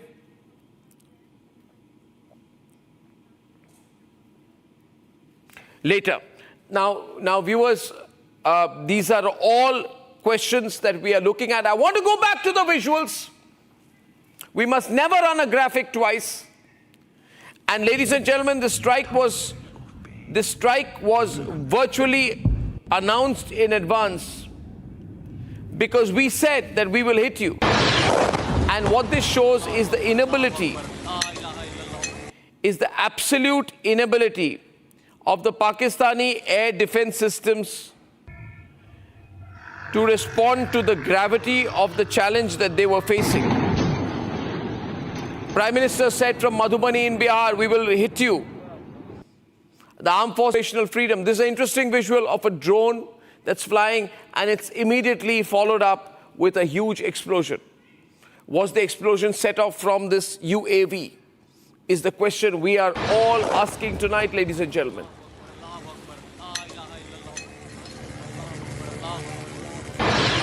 Captain Sham Kumar, previously from the Navy, is with me in the studio. Captain Sham Kumar, what do you think can be used from the Navy side on this? We're told Navy also was used here. The present reports which we are trying to consolidate is all coming through the media channels, etc. And 10 o'clock we are going to have a conference on this, and Armed Forces would give the exact picture. But the coordination between the armed forces of Army, Navy, Air Force has been very evident, especially the intelligence gaining and the kind of posturing that we had so that we keep the pressure on the adversaries in a well-coordinated manner. Yeah, absolutely. Please carry on. Can I get different sets of visuals, please? Two sets of visuals at one time. Two sets of visuals at one time. Ladies and gentlemen, my team is making me multitask tonight, which is not good, this morning, which is not good, but I will continue to do it till I get you the best information on the screen. Ladies and gentlemen, in previous attacks as well, India has always acted swiftly. After Pulwama, February 14th, 2019, and the Prime Minister gave a statement the very next day that the Balakot strikes followed 12 days later. This time it has happened within 2 weeks. The pictures on the right-hand side of the screen tonight are pictures around 3 a.m. when the Pakistani army was called off to cordon all the areas to try and make sure no media enters and shows what has happened. I also have some very interesting visuals. The Pakistanis have called machines to pull down the buildings so that they do not show up as the Jaish headquarters. They have brought in their own JCB type of equipment right now, bulldozers, to try and bring down what has already come down largely. Ladies and gentlemen, the pictures are revealing the extent of the devastation. I want to run you a clip from 4:21 a.m. when we were talking about the extent of devastation. This clip, in case you missed it, I'm going to bring you up to date with what has been going overnight. 4:21 a.m. 4:21 a.m. when we discuss the extent of the devastation. These are clips from our coverage overnight in case you missed it. I need a go from our director to fire that.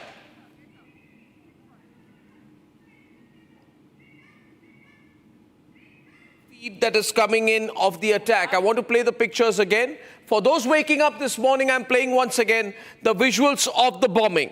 There's an emergency meeting of the National Security Committee of Pakistan at 10 a.m.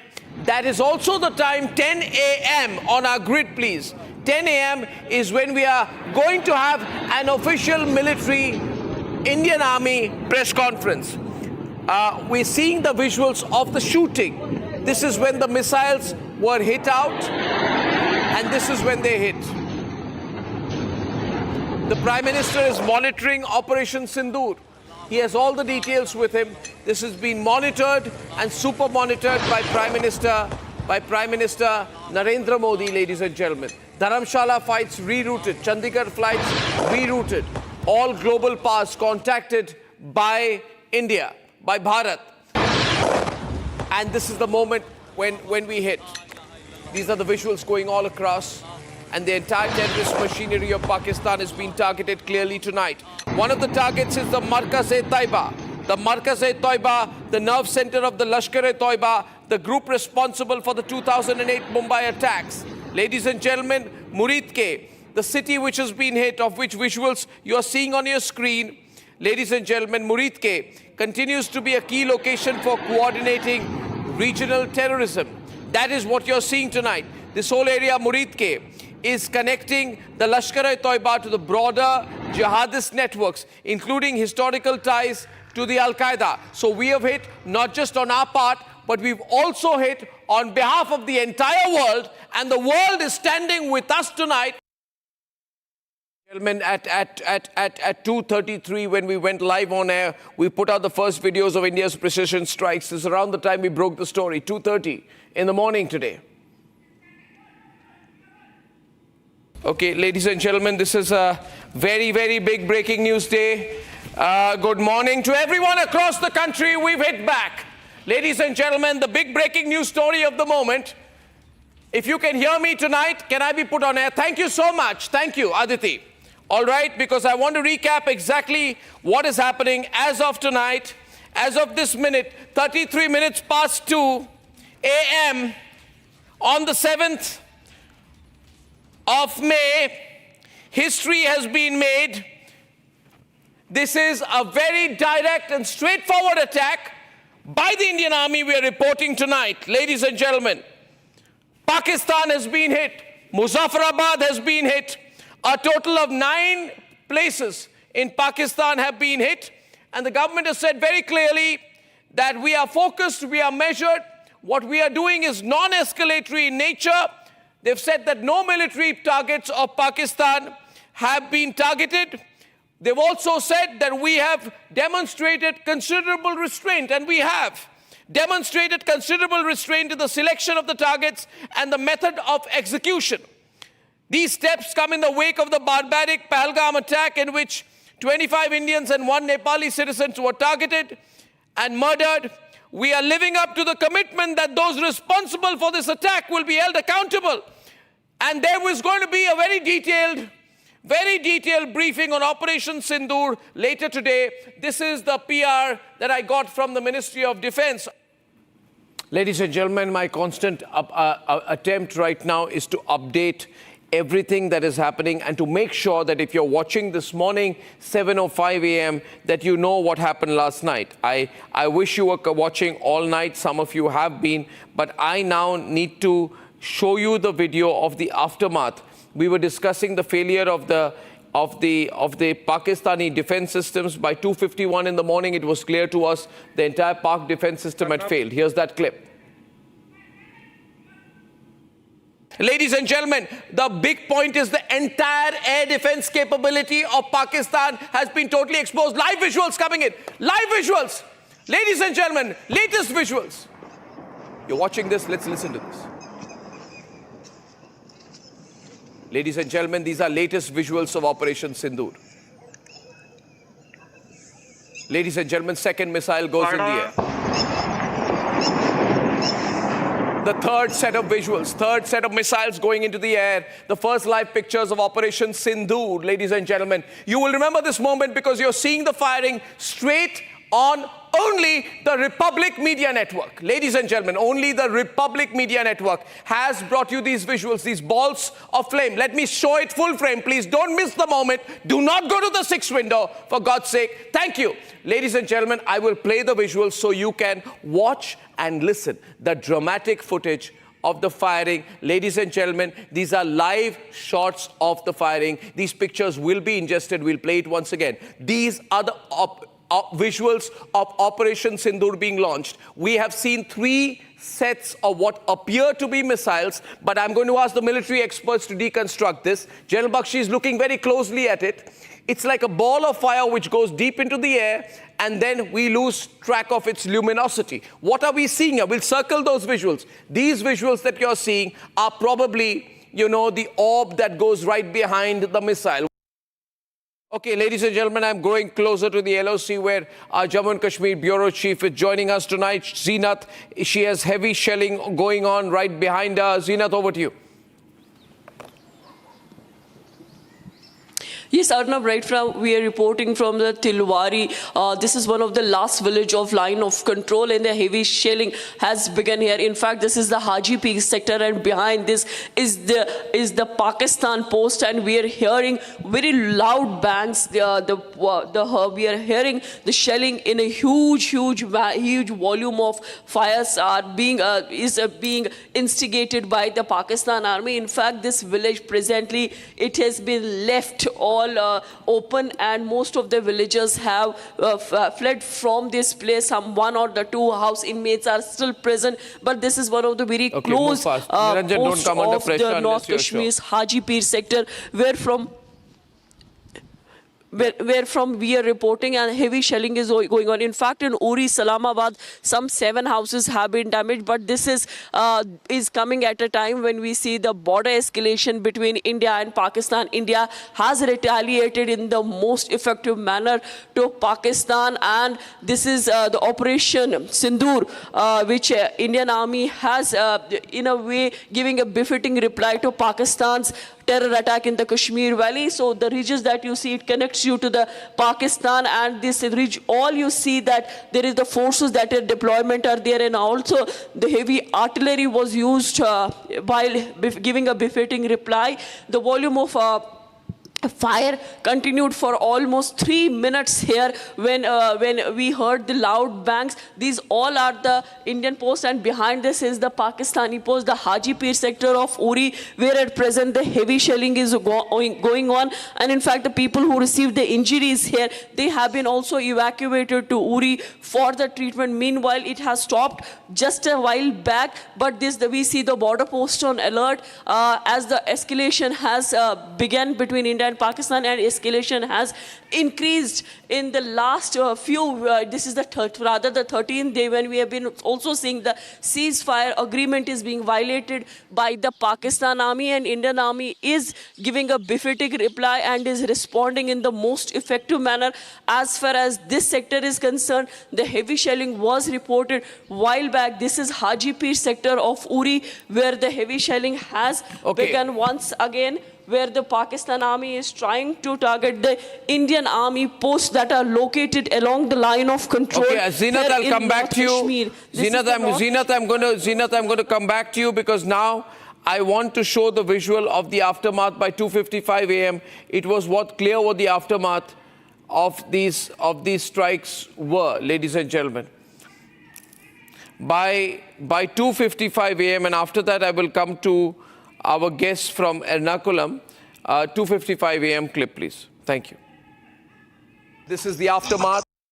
This is the aftermath. We are seeing some incredible visuals on the Republic Media Network tonight. Ladies and gentlemen, the Pakistani threat is empty. The Pakistan are an incapable people. They have got an incompetent army. We are beginning to avenge them. Now, General Bakshi, what have we just seen? What have we just seen? Arnab, if you recall, going by military history precedents, Iran fired a barrage of missiles on Pakistan in the wake of that incident when the Baluchi Sunni insurgents had hit them. Right? And Pakistan's Chinese radars had totally failed. Pakistan had complained bitterly to China that your radars failed to detect the incoming missiles.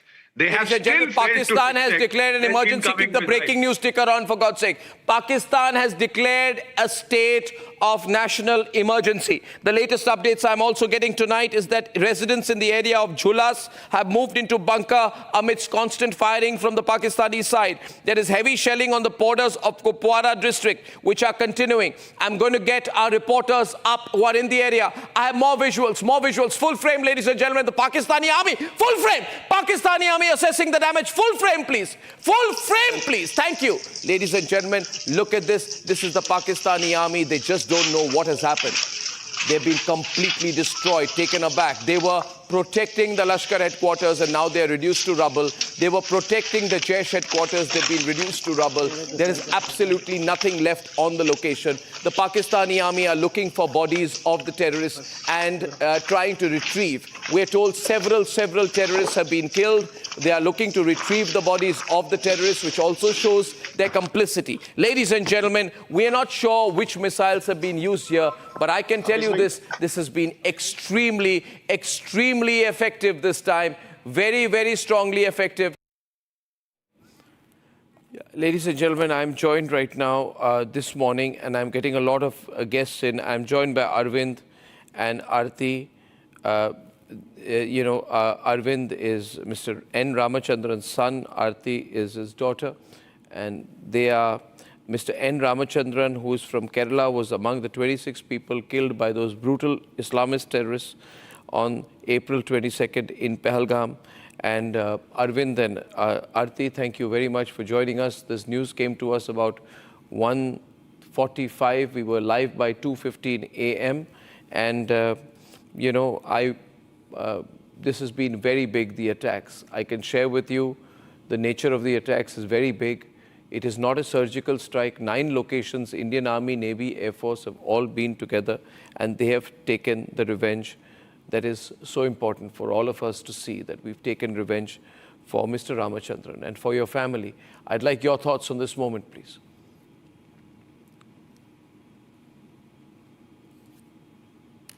Up to the news of India replying to the Pahalgam terrorist attack. And at this moment of grief, it's actually a relief and a comforting news.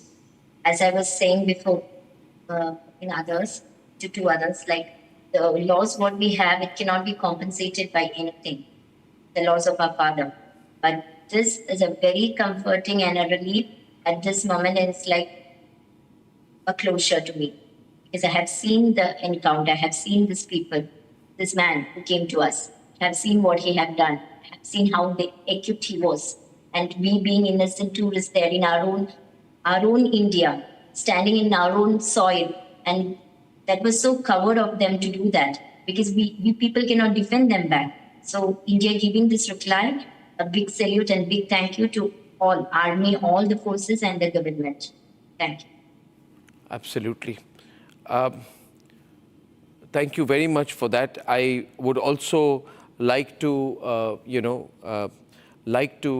get the thoughts of, all our panelists. And before that, for Arvind, before I let you go, Arvind, would you like to say something, please? On your thoughts on this one? As my sister said, it is a befitting reply that we have done. And we are so proud that this has happened. We are hoping that it's a matter of time that this will happen. And I'm so happy that this has happened now. And I hope that this is just a starting. This is just a phase 1 of what we saw. And I hope the rogue state called Pakistan and in every terror organization that operates from this rogue state is demolished and is put to ashes by the Indian forces. And we have full confidence in this government, Prime Minister Modi ji and Amit Shah ji and the entire forces, that they will ensure that no terrorist will ever think of taking their arms and attacking whether the forces or the innocent people of this country. Thank you very much, Arvind. Thank you very much, and my deepest condolences. My deepest condolences, to you And to your family. Samar, now we are getting some more information. I'm sure you're also swimming in information this morning. Samar, you've been valiantly live with us early morning onwards. I really appreciate that, my friend. Now, we are looking at the impact of this. We've seen no real response from the Pakistanis yet. We can't say there won't be, but all we've seen is some heavy shelling across the LOC. And we're seeing reports of a Pakistani F-17 jet that has been downed, on our side. But we've seen no effective response yet. We're seeing scrambling. Militarily, how do you view their response? Arnab, if you see militarily, they are going to strike back 99% by tonight or by tomorrow. They take 2 days. That is what they did in Balakot. So they will also keep us guessing. Secondly, all those cities which are near to the international borders need to be very vigilant, especially Amritsar, because you see there has been a lot of troop movement, lot of armor movement in Lahore. So after the attacks, that is what the visuals have been coming in and the inputs that I've been getting. So I think it is very critical for places like Amritsar and bordering belts like Jalalabad, Firozpur, Fazilka to be on the extreme alert, because in case, even if they are not wanting to invade or come in, they will cause damage by artillery shelling somehow or the other. So we need to be on our toes and we need to coordinate everything that happens by each passing minute. Arnab. Absolutely, absolutely. Samar, I think we need to watch very, very carefully. Saurabh from Washington. Yeah. Arnab, what Samar was saying, I just wanted to add that India has now that we have done our bit on destroying these terror camps, what we need to do now is to clearly tell the world with a diplomatic offensive that in case Pakistan now tries to escalate, India will make sure that it will carry out strike which will be inside Pakistani territory and also destroy Pakistan's army installation. Because all India has done is to carry out attacks against terror camps and terror infrastructure. If Pakistan tries to respond, it will tantamount to threatening India with a warlike situation. So this is a messaging which is going to happen in the next 24 hours from India's side. And I do know that we are already ringing a lot of global interlocutors with this messaging. Arnab. Absolutely, we are. And I think it's very, very well thought out. General Rajan Kochar, we have a big briefing today at 10 o'clock tonight. Okay. 10 o'clock. How much do you think they will share? How much can they share? What are the key highlights or the details you're looking for in that briefing? Arnab, what I'm looking for in the briefing is that they're going to tell us that why these targets have been selected. They're going to tell us that the military targets have not been addressed. We have been very, very particular in addressing those terror infrastructures. They're not going to divulge the weapon platforms which were used, because I don't think in these kind of briefings we will come to know, as you mentioned, that what was the ammunition used, because we have made our own assessment. In my own assessment, loitering ammunition has been used along with the drones, and drones have been very effective in this operation, I would say that. And it's a mix of missile and drones. But in this briefing, I don't think it will be mentioned. They would mention certainly that missiles and drones have been used in this attack. They would mention that they have not gone across the line of control. These targets have been addressed from within our own areas, and also they would emphasize that they don't want to escalate this issue further, because a response from India, as was expected, as the Prime Minister wanted, this kind of response have been given to Pakistan. And they would also like to tell Pakistan in this press briefing that dare you escalate the issue, and if They're not in a position to escalate this, sir. I'm sorry, I'm reading this. They're not in a position to. They'll make noises, sir. They cannot escalate this. Summer, they cannot escalate this.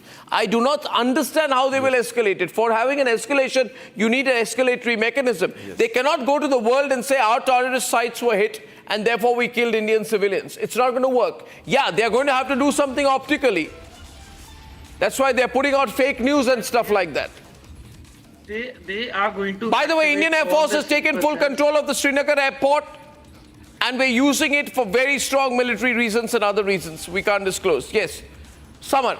So they are going to activate the sleeper cells. So don't be surprised if there are sporadic news of gunfire at different locations in Kashmir today. Because, you know, these tanzeems are already going to pass, or probably they would have passed the orders that the moment something goes wrong, you guys activate. So most logically, yes, these terrorists who have infiltrated and were as a sleeper cell are going to get activated in a matter of few hours. So that is what I'm saying, that whoever is listening to this broadcast, please be very vigilant. Please know your surroundings around you. And suspect all, respect all is right now what everybody should be doing. Be very careful when you're moving out onto the streets, no matter what. And anything suspicious, you report it immediately to the forces, because this is the only way as a deterrent that we together can counter it. But as of now, this is what I foresee. And by the time nightfall comes, I am very sure that Pakistan is going to get adventurous in terms of its shelling and maybe, you know, intrusion from the gaps by sending in the terrorists. So yes, this is the most likely response that I think they will be doing. Arnab. Yeah, we're getting visuals. We're being told production is free to put out visuals without telling me. I can't be telling you what to do, right? We have pictures of celebrations. We have the fantastic and handsome Deepak Vora walking into our studios this morning, particularly happy, particularly dapper, even by his exacting standards. And I'm going to pull in a chair for him. Can we pull in a chair for Deepak Vora, please? Ladies and gentlemen, celebrations. Just walk in, sir. Celebrations here across the country. We can run the celebrations as well as run the pictures which we need to put out this morning so that we can have more visuals on air, more news on air, more graphics on air. Can we do that, please? Producers, can we do that, please? I'm sure this individual on the screen is not the greatest newsmaker of the day, that we need to have him full frame. Can we show the visuals we need to show? Thank you. My God, I've been prompting all morning. Deepak Vora, fantastic. How do you feel this morning, sir? Great to have you in our studio. This was unexpected, expected. When did you get the news? When did you wake up? Okay, Deepak Vora, on air, please. Thank you. Thank you. Thank you very much for giving me this opportunity. Sir, when I'm with you... Sir, can I have you on air, please, first, sir? All right. Thank you, sir. Please. Thank you, sir. Yeah, sir, go on. When I'm in your presence, sir, I feel I'm with divinity. I say this from the bottom of my heart. You exude goodness, and so do the other colleagues. Thank you, sir. Thank you. I heard about it at about 3 o'clock in the morning. An American friend woke me up. Now, sir, please listen to this. This American friend was with me. He was an American diplomat. When 9/11 happened, I was in Spain. And I told the American diplomat as I was signing the condolence register, today I am American because you have been hit by terror. You know the message from him? He said, Ambassador Deepak, today I am Indian because you are. Isn't that beautiful, sir? He remembered it for so many years ago. I am 6 feet 2 inches normally. Today I'm 6 feet 8 inches. Every Indian stands taller. Let me give you just one little thing, sir. If people have been monitoring what Prime Minister has been posting on X, he congratulated the British Prime Minister on the free trade agreement that we have signed with Britain. Not a mention about what we were planning to do. This is called strategic deception. Sir, हम चाणक्य की संतान हैं, ये कल के बच्चे हैं हमारे सामने. चीन ने भी मुंह नहीं खोला. किस बात के लिए खोलेगा सर? कि आपने मेरी कॉलोनी पाकिस्तान को ठोक दिया. China's main interest is Taiwan, not Pakistan. Pakistan is isolated. Even that Adha Darban, what is his name? Erdogan or something, of Turkey, even his ship has left.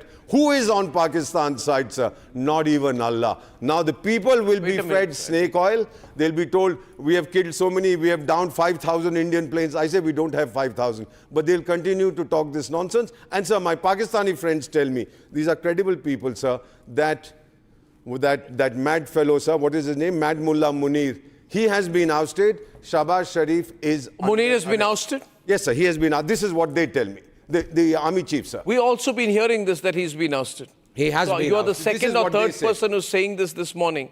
Can we leave the 5 window, please? Thank you so much, Aditi. We're talking to Deepak Vora, please. Thank you. You're saying that he's been ousted. This is the message I have from former Pakistani ambassadors based in Europe and in the United States, that they are persuaded that he has been removed by his own people because he is dragging his country into a situation from which it will emerge with lots of bandages on its body. Okay, we got a video of shelling by Pakistan that Gursimran, our reporter, has sent. Before I come back to this important news that you're sharing with us, that there is serious news that Asim Munir has been removed. Shahbaz Sharif is calling an emergency meeting. Now, can we have that report by Gursimran, please?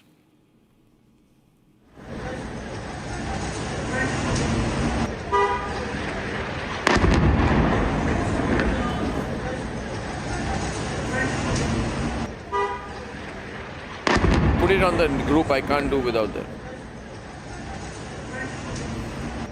I am directing.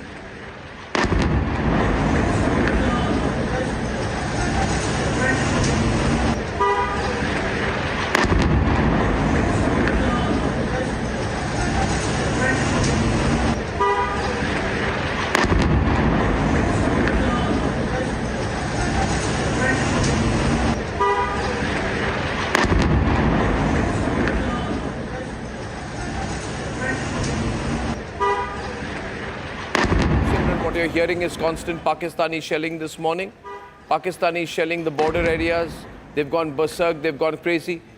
And you can see a little bit of explosions on the bottom left of your screen there. Samar, please analyze this for us, sir. Samar. I mean, they are going to do a lot of damage, and just see, with no motive. That's purely a civilian area. It is not even a military area.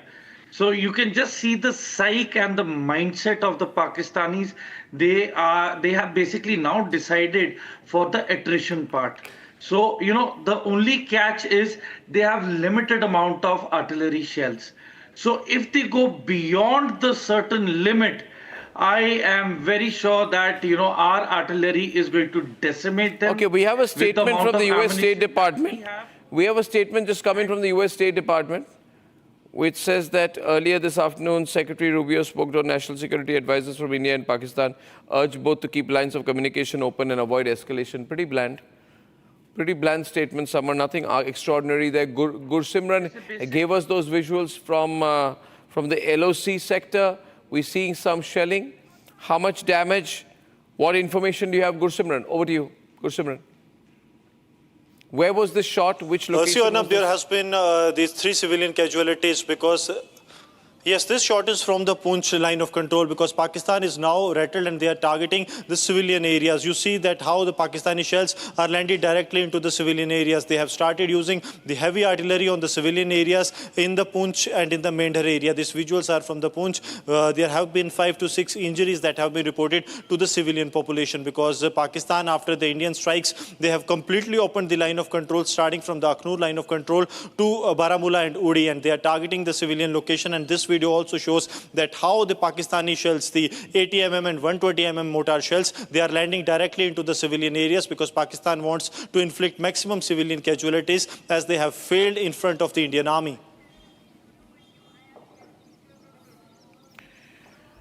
Okay, ladies and gentlemen, this is a very interesting situation here. Raj Shoran, who's with me here today, has a lot of experience in India's special forces. He's worked with NSG, Cobra, and Greyhounds. Raj, good morning. How do you view this today?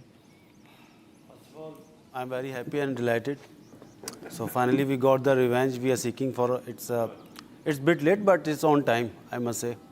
And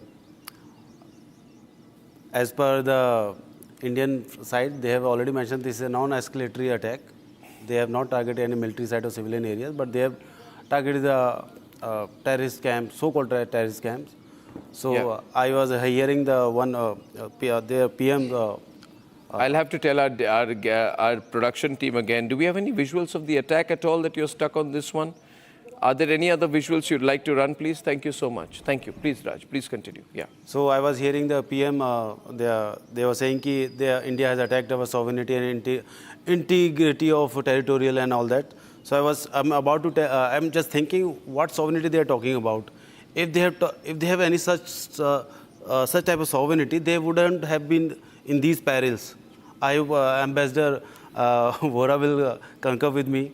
So I think they are just talking about pseudo sovereignty. If they actually have sovereignty, they won't have Osama bin Laden on their soil. That's a broader point that you're making. I would rather stay stuck on the operational details of what has happened. That's more important in the news. I don't want to make general comments, Raj. But allow me, I have Prashant Satpathy with me. I have Jayant Satpathy with me today, who's deceased. Prashant Satpathy's younger brother. Prashant Satpathy is from Balasore, is among the 26 people who was killed in the April 22nd Pahalgam attack. But before I go across to him, I want to run a couple of visuals, just the explosions, just one after the other, the 4 sets of visuals I can play here, please. It'll be very useful if I run the visuals before I go across to my next guest so that we can give you a clear sense of what it was like. In case you missed some of that, then I can also take you back and tell you some of our viewers want clips of what happened last night. In case you missed what happened last night, I'm happy to play some of those clips back for you, viewers.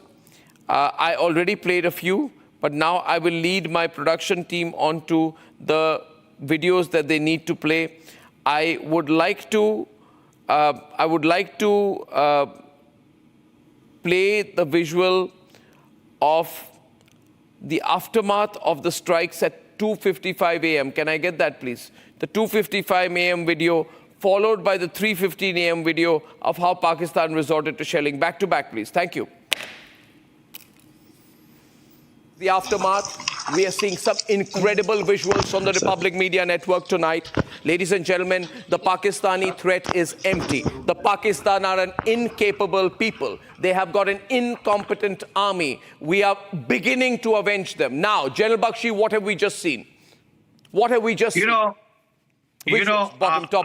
if you recall, going by military history precedents, Iran fired a barrage of missiles on Pakistan in the wake of that incident when the Baluchi Sunni insurgents had hit them. Right? And Pakistan's Chinese radars had totally failed. Pakistan had complained bitterly to China that your radars failed to detect the incoming missiles. They have still Pakistan has declared an emergency. Keep the breaking news ticker on, for God's sake.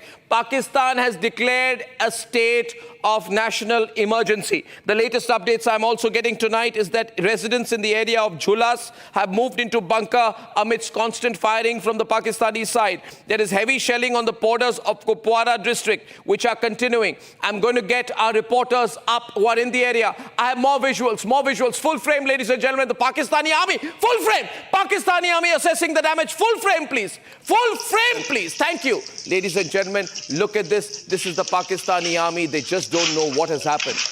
They've been completely destroyed, taken aback. They were protecting the Lashkar headquarters and now they're reduced to rubble. They were protecting the Jaish headquarters. They've been reduced to rubble. There is absolutely nothing left on the location. The Pakistani army are looking for bodies of the terrorists and trying to retrieve. We're told several terrorists have been killed. They are looking to retrieve the bodies of the terrorists, which also shows their complicity. Ladies and gentlemen, we are not sure which missiles have been used here, but I can tell you this has been extremely effective this time. Very strongly effective. Waiting. Okay, thank you. Deepak Vora is with us tonight. He's got somewhere to go, but I'm going to hold you back, Deepak, for you to give me a sense of what you think, Deepak ji, is going to happen. Let me tell you the situation right now. Can we leave the sentimental attachment to the 7 window, please? Thank you. And I just want to ask you, today Pakistan is divided from within. The biggest opposition party and parts of the government are holding the army chief responsible, right? And therefore, we also expect some changes in the way Pakistan operates. They're not operating in unity, for one. Does that make them more desperate?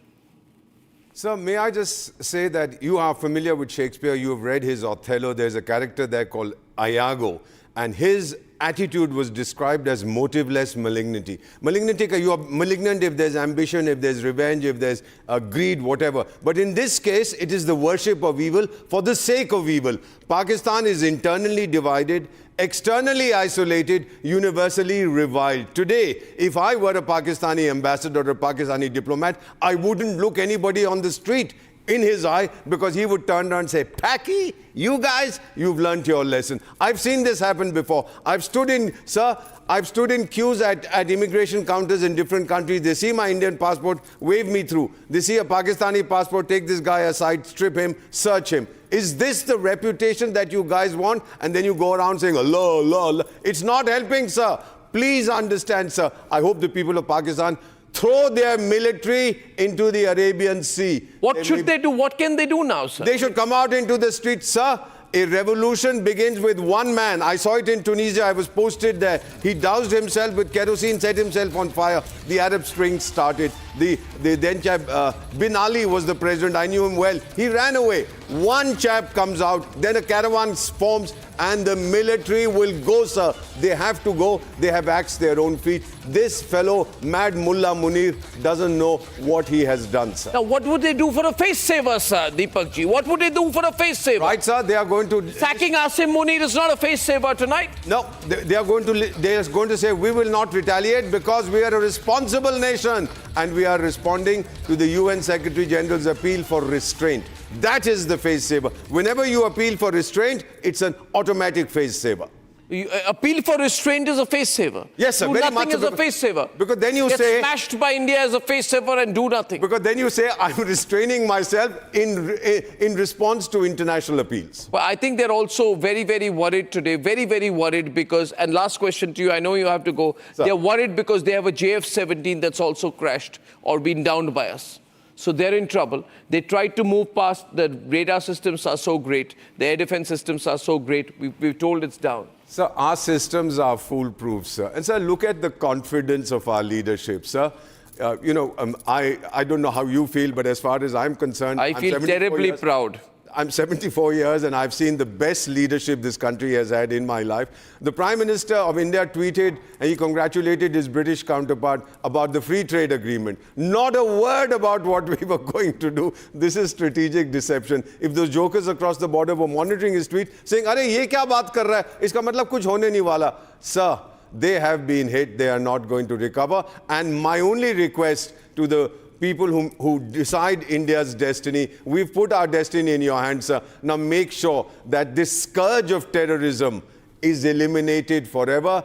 The existence of Pakistan as a terrorist state is no benefit to anybody. Its disappearance as a terrorist state is no loss to anybody. Absolutely, Deepak ji, you light the studio with your intellectual ferocity. I learned from you, sir. And your sheer energy. You can only be matched by people like Saurabh and Samar who've been laboring all night with me. Look at Saurabh there. Goswami, you are the best, sir. Please. No, sir, you're fantastic. Yeah, you go to whichever channel you're going to, but like a boomerang, we want you back here, sir. Right, sir. I'll come. Thank you very much, sir. Deepak Bora. Saurabh, this is a great day. This is a great day. Now, how is the international community going to look at this? I think every international news channel, every major news corporation is going to be reporting this and this and this alone. It is already happening, Arnab. I'm getting Careful, a lot of sir, messages. stepping out. I can tell you, and I want to say, Indian diaspora all over. Here in the US, there are a lot of ex-servicemen, people who, have known me. I'm getting messages that people are so happy that India has taken this action because, as I said earlier, last time the audio was not there. India's battle alone. This is a battle of every democracy facing terrorism from Pakistan, which has been the epicenter. Every terror attack across the globe had a Pakistani connection. And India has hit deep down this terror ayatollahs and terror infrastructure, which sends a strong message that you cannot dare to pose threat to democracies. From here on, this is a new edifice against terrorism, the new war against terrorism that has started today. This is the message that is coming from across the globe, Arnab. Yeah, I think that We were also told that the Defence Minister Asif Khwaja is under pressure to quit. Samar, Asif Khwaja under pressure to quit.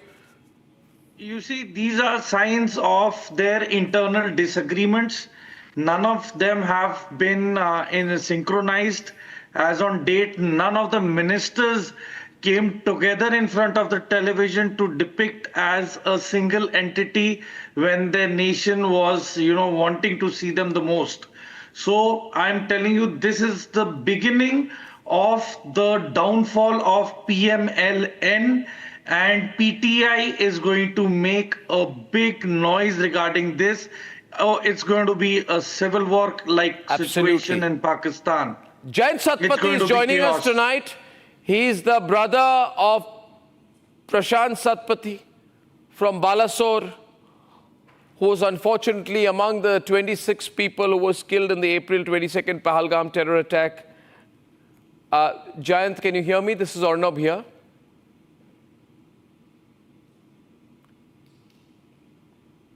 I think you're muted.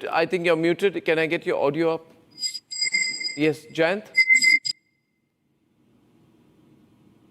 Can you hear me, Jayant? You can hear me, but I can't hear you yet, so maybe there's an audio glitch. I was told to go across to you, but I'll have to go wait for another time to speak to you. I'll come back to you in a few minutes, the moment that I have the connection with you. Ladies and gentlemen, I have various reporters up. I think there are... Abhishek, you're there with me tonight, this morning. Abhishek? Abhishek, can you join me in the studio, please? Thank you very much. Just be careful running in. Thank you, Abhishek.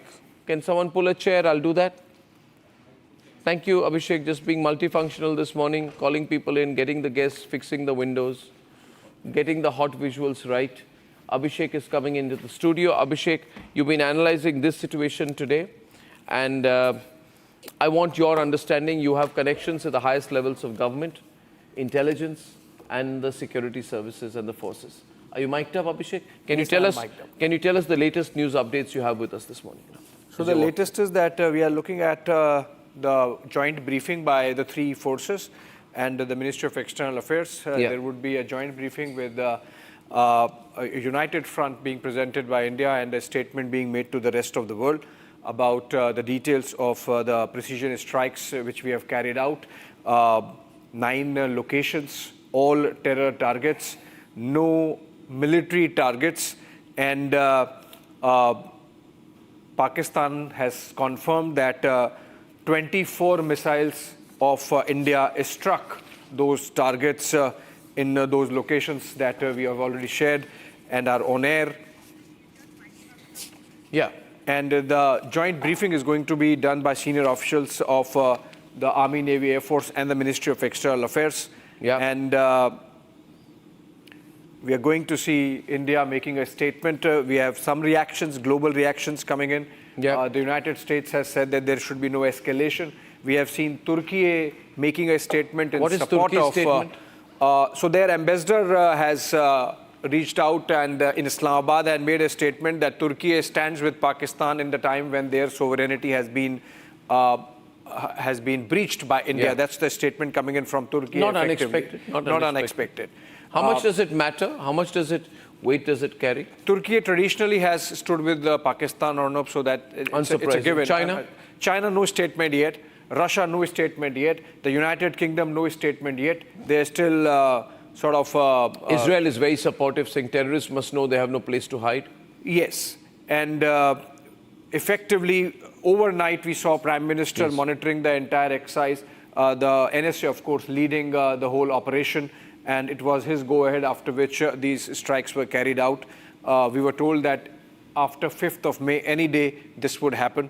And exactly that is how it has happened. And the Pakistanis really caught off guard in terms of not being able to respond. There was some rumor mongering from the Pakistani side that they have shot down 5 Indian jets, etc. Everything has been debunked. We will see more of it getting done during the press conference. Pakistan Defense Minister has egg on his face. He first said that there have been some Indian soldiers have been captured. he himself retracted the statement. He had to go back on that. He had to retract his statement. So obviously, the situation on the border is tense but under control.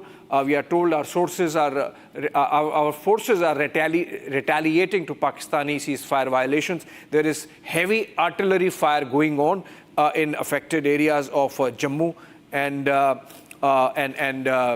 some parts of border, which is there, the line of control in Kashmir.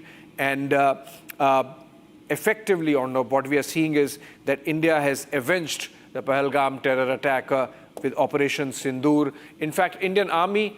but I think this is a point. Why should we call Turkey Turkey? They should first learn to call us Bharat. Then we will do that. Right. But anyway, I think Abhishek, I'm getting your assessment of this present situation. I think it would be fair to say that we are very interested in knowing the nature of the military attack that happened, the nature of the armaments used, what are these loitering munitions which were used. However much I think the Indian Army will declare right now. They've not declared everything yet.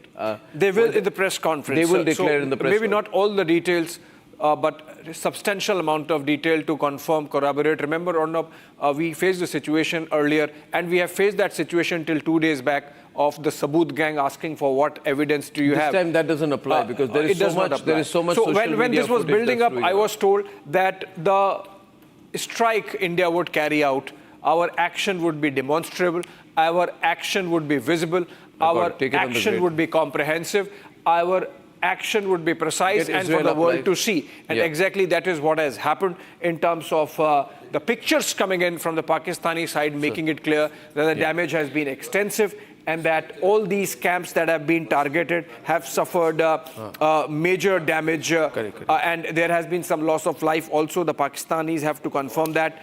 But as of now, we are being told that anything between 12 to 20 of the people might have died in the strikes carried out by India. We, of course, maintain that no civilian sites were targeted. These are only terror facilities, either camps or those indoctrination centers, and which are run behind the subterfuge of mosques and madrasas, and those have been targeted. The Jaish-e-Mohammed, the terror headquarters in Bahawalpur.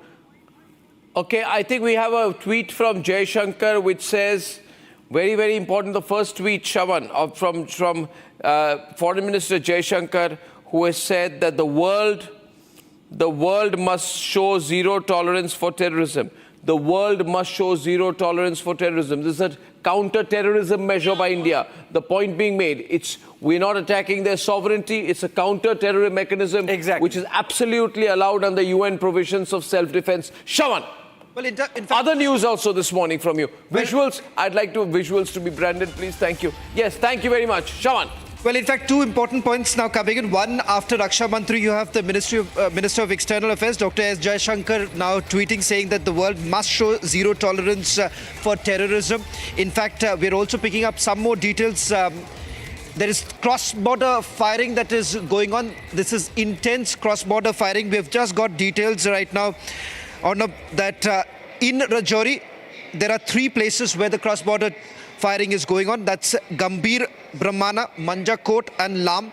In Poonch, it's in Krishna Ghati, Shahpur and Mankot. In fact, heavy artillery firing that is taking place, and a confirmation now coming in. 3 Pakistani posts have been destroyed. Yes. Okay, can I share? Yeah, Abhishek has some more information. Okay, Abhishek. so this is basically both the Army and the Air Force carrying out these strikes. Majority of these strikes are carried out by the Indian Army, just about 1/3 by the Air Force, and those were standoff weapons, as they say. We did not cross the border. We shot those missiles off, the details of which would be shared by the forces. The Army essentially, Arnab, this is the first time that the Indian Army has done this. These were those kamikaze drones that were used, which went in and shot themselves into those targets, and that's a big one. So precision munition being used there, and the Indian Army carrying out those strikes along with the Air Force. A majority of them by the Indian Army, the details of which, of course, would be shared. That's a big one. The targets were marked out over the last few days. And this was a joint operation in which, while the Navy held on to their territory and acted as a decoy, so to say, and a foil for attention so far as the Pakistanis are concerned, the essential operations having been carried out by the Army and the Air Force. Yeah, we'll have to get more breaking news and go across to more reporters. That's my advice to our news desk right now, more to reporters. And Shawan will keep us updated with the very latest. Ladies and gentlemen, 9 sites have been targeted. The map can also be put up, producers. Yeah, thank you. It's difficult to direct and anchor at the same time, Aditi. So what I'm saying is, can we put the map up and also put the visuals up so it's easy for us to comment over the visuals and the information which is on the screen. Ladies and gentlemen, Bahawalpur is 100 kilometers from the international border. I would be very curious to know, very curious to know, Captain, what kind of equipment or munitions were used to target Bahawalpur? As we are getting the reports, firstly, we are thinking of the Rafales, the standalone weapons like, a scalp missile, surface-to-surface missile, and the kamikaze drones that we are coming up. We don't have to cross the IB for that. So with this, we have the range of, say, 15 kilometers from the LOC up to about 150 kilometers. And according to the distance, the ammunitions would be used. So I'm sure when we are talking about kamikaze drones, this would be used for 15 to 30 kilometers. And for the longer ranges, this time we have gone beyond imagination. Bottom left. Yeah, this time we have gone beyond imagination, and that is basically attacking in Pakistan territory, not only in the PoJK. So this is what the Prime Minister was saying, the attack, the retaliation. Why is it stuck on a graphics? The kind of befitting reply which will be given would be beyond imagination. And he also used the word called persuasion. And he said ITP, identify, trace, and punish. Now he didn't say eliminate or kill. He used the word in a calibrated manner, that punish. And enablers, supporters, and financiers. So now we know, when he talked about persuade, that means the hot persuade. This is a requirement, this is a legal requirement. We are not attacking a country. I don't even call it a strike, I call it persuade. We have done a hot persuasion, and we have actually hit the target, which is actually damaging the country by soft bleeding. So we must understand that we have not attacked Pakistan. We have done our job well within our rights, and we are at liberty to do so at the right place, right time, and right occasion. So therefore, hot persuasion has been done. The entire world has been taken into stride, and we are actually well within our rights. I'm sure Pakistan will know this. They will understand. They are under the pressure of the international community. They know they will not carry out any retaliation. If they do, the Army, Navy, Air Force is very much ready operationally at all fronts. I'm sure Pakistan would show restraint. They will show the mature democracy as we did. Our Prime Minister came from Saudi Arabia, did a CSCS meeting, and then he gave some 5 decisions, went to Madhubani, and then he says, identify in English. He told the world, identify, trace, and punish. Yeah, I have Abhishek has information and Shawan have information, both Abhishek and Shawan. First, the information that Abhishek has on kamikaze drones. Can you tell us that on more?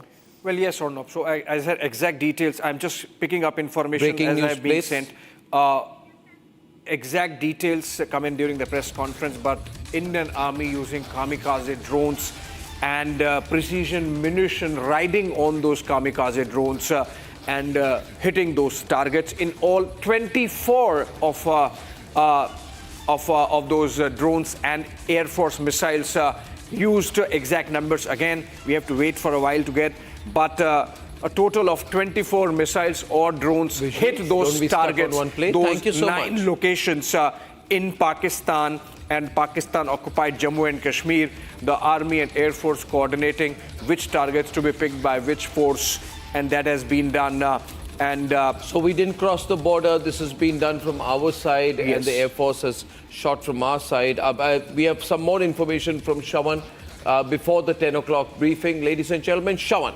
Well, in fact, The division was Army and the Air Force. 70% of the targets that was engaged by the Army, 30% by the Air Force. As far as the Indian Air Force is concerned, they have essentially used standoff weapons. As far as the Army is concerned, it's drones and precision munitions. And this was decided on the basis of the kilometer that it has to basically strike within. That is how the targets were selected and handed over to the Army and the Air Force.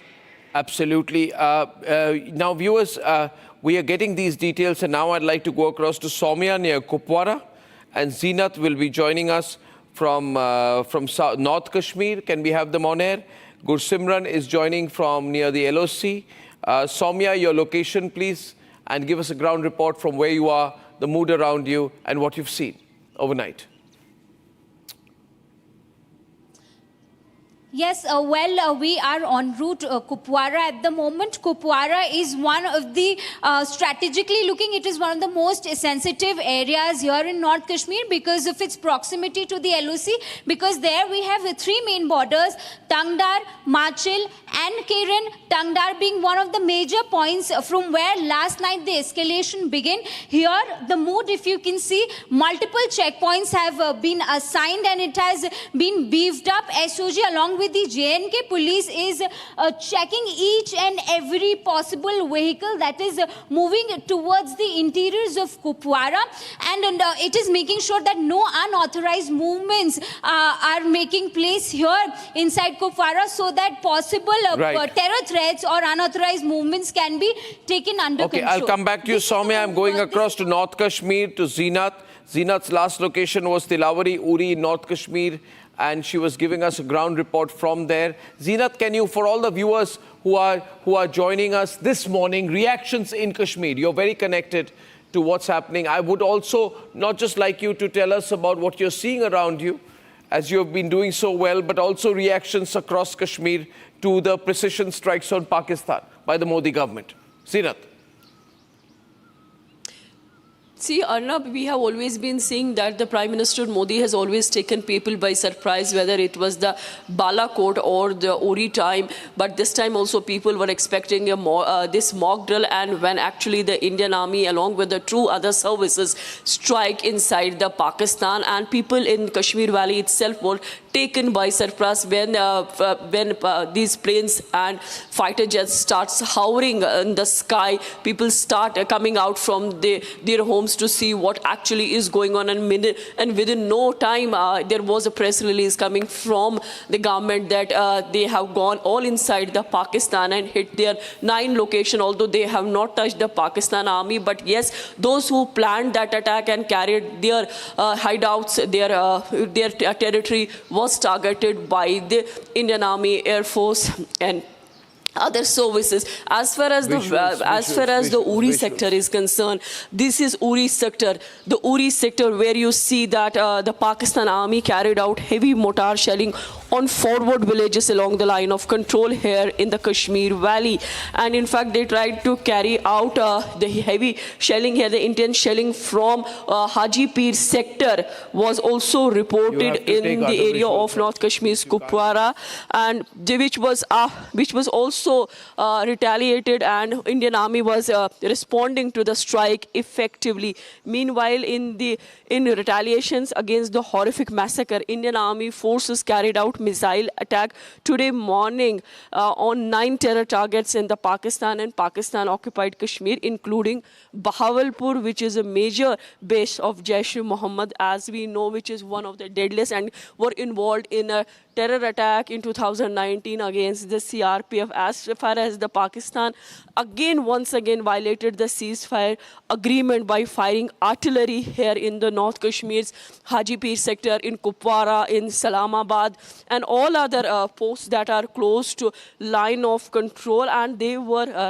and Indian Army responded to these all violations effectively. In fact, we are seeing now the entire village has turned completely empty. It is a thick foliage, and in fact, you see the kind of ridges. This has always been a kind of an infiltration route also being used by the terrorists in the past, although the Indian Army has been posted on these ridges. But as you see the surroundings and the topography that this area has, because of the thick foliage, then the nala, you have the stream is also flowing. So at times it really makes difficult to walk. Okay, even Zinab. you have to walk very carefully because the mortar shelling at present is on. Okay, we are getting Rakshita from Srinagar right now live as well. Rakshita, defense sources, what are you hearing? You're very deep with the defense sources, army sources. What are they telling you? Rakshita. Well, there is going to be, of course, a press conference that we understand is, and then as far as the, the ceasefire violations continue, we've seen that happening, and this was the moment when all these cells got activated right after this strike that happened. There has been, of course, there have been 3 innocent civilian lives that have been lost. Indian Army has responded, of course, proportionately. India continues to, maintain that it is not looking for escalation right now. This is just the first step, Arnab, as we're talking about. But India has avenged the attack with Operation Sindoor, and as far as the briefing is concerned, the latest we have is that in Delhi there is going to be a briefing today by 9:30 by around 10 a.m. So 10 a.m. is the time when the army will be holding a press conference. This will be a briefing about the entire operation, and there is a Ministry of External Affairs press briefing as well that will be followed. Remember, the three service chiefs have already spoken to the defense minister. It's a historic operation. It's a historic tri-service operation that has happened, that we all have witnessed, that has sent ripples through Pakistan. They're in state of complete panic. They are trembling. They have been trembling ever since India has vowed revenge. And we've seen that the kind of firing that continues in Uri sector, in Poonch, as our colleagues are showing, the shelling, that incessant shelling that is happening from both sides along the LOC. It clearly shows how Pakistan is responding. The Pakistani Prime Minister is completely clueless what's happening. And as we speak here in Srinagar, to come close here, there are many fake news that is being peddled by Pakistan's propaganda machinery about the airbase. But what we know, as per officially, that the Srinagar airbase is completely safe. It's just Pakistan's propaganda machinery in order to cover up to its own people. Pakistan knows it's already breaking, but the Srinagar airbase is completely safe. Srinagar airport has shut down. Amritsar airport has shut down for the safety reason. No civilian movement can happen there. No air traffic for civilians. All the flights have been cancelled. But yes, there has going to be a briefing. Everybody will be having their eyes on that briefing by the Indian forces, because all want to know how this history was made, how revenge was, how this operation was carried out. Yeah. Absolutely. You know, in previous attacks, just pointing this out here before I go to Gursimran, can I get another set of clips, please? It'll be very useful because I'd like to update our viewers with the action that happened overnight. And I do not think that we have used all our clips, have we? So at 3:22 a.m., ladies and gentlemen, by 3:22 a.m., we were getting a good sense of the kind of shelling that was going on. So we got a report around 3:22 a.m.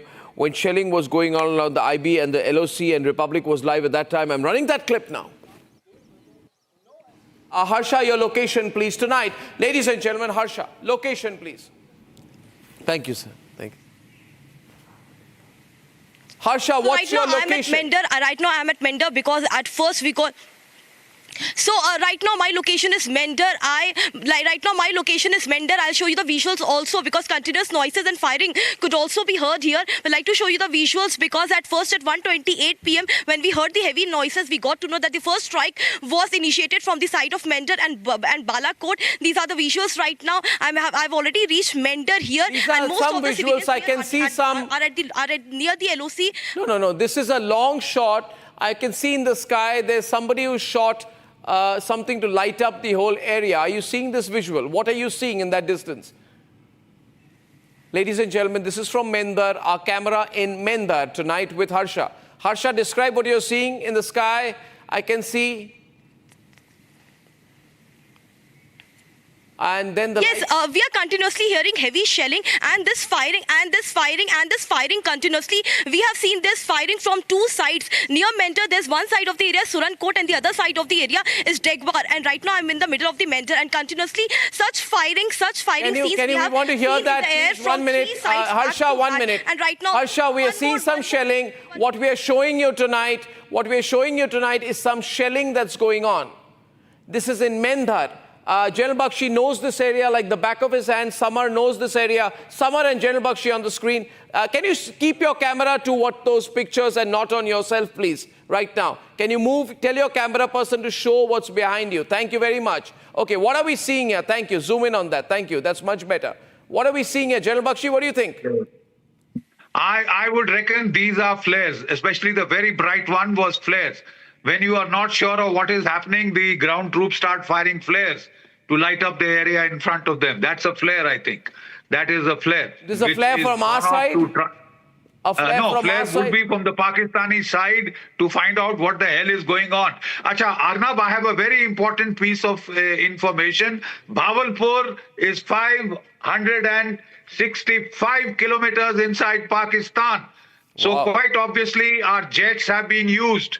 Our fighter jets have been used to fire a cruise missile. I think it is the Rafales that could have hit. Are you saying, sir, that there is a possibility that the Indian Air Force has gone 560 kilometers inside Pakistani territory to do this? Not necessarily they have to go in that deep. From a standoff range, they can fire that missile. It might entail some level of penetration. The French cruise missile on the Rafale has this range 500 to 600 kilometers. So I think Bawalpur has been definitely hit by the Air Force cruise missile. The other targets in Muzaffarpur and Kotli, etc., have been hit by either the army cruise missiles, or they could also have been hit by, I think those are within 120 kilometers. They could have been hit by smaller range missiles also. We have a whole range of them. Okay. Coming in from where the press conference is going to happen. This is the press conference. This is live, ladies and gentlemen. We are already live. There are cameras are placed there. Our reporters are placed there. I hope you've got a reporter deployment, Abhishek, as well. This is where, yeah?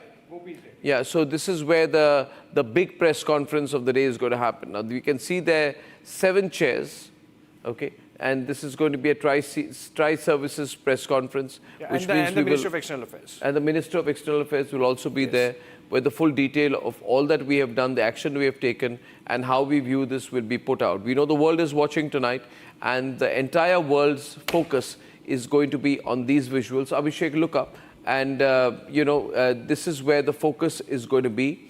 Prime Minister Modi, I'm not sure if he's going to issue a statement here. Abhishek, shouldn't the Prime Minister be also issuing a statement, or as of now, is he just watching the situation? The series of where is events the Prime as they are Minister? planned. What is his schedule this morning? Because so he has been up overnight, and he has monitored the operation closely. And after that, we had NSA, speaking to Marco Rubio. Then the Minister of External Affairs diplomats have briefed other countries, including the key partners like Japan, South Korea, and the United Kingdom and France. And now, as things stand, 10 o'clock is the press conference, which is by the 3 services and the Minister of External Affairs, the joint press conference. Then 11 o'clock is when the cabinet begins. Remember, it's Wednesday. And before the cabinet, there is a cabinet committee on security, which is going to be briefed by National Security Advisor and the Chief of Defense Staff, and possibly the chiefs of the 3 services on Operation Sindoor, its coordinates and its success. And then the cabinet is going to have a resolution passed, and possibly after that we can expect the Prime Minister speaking, but it's not slated for now. As of now, it part of the Prime Minister's itinerary? Is there a schedule in the day when he's possibly could be doing that today? No, so as of now, there is no public event as such, except for the cabinet meeting. Whether he speaks after the cabinet is going to be decided later, if at all or not. As of now, there is no brief on that. But there is a joint briefing by the forces and the Ministry of External Affairs. And then post-cabinet, there is a cabinet briefing also, which is slated to take place at 3 p.m. as of now. The times could change depending on whether the Prime Minister decides to speak himself. Okay, watching the situation closely, we have General Sanjay Soy also joining us back, and Samarpal, indefatigable Samarpal Toor, who is with us tonight.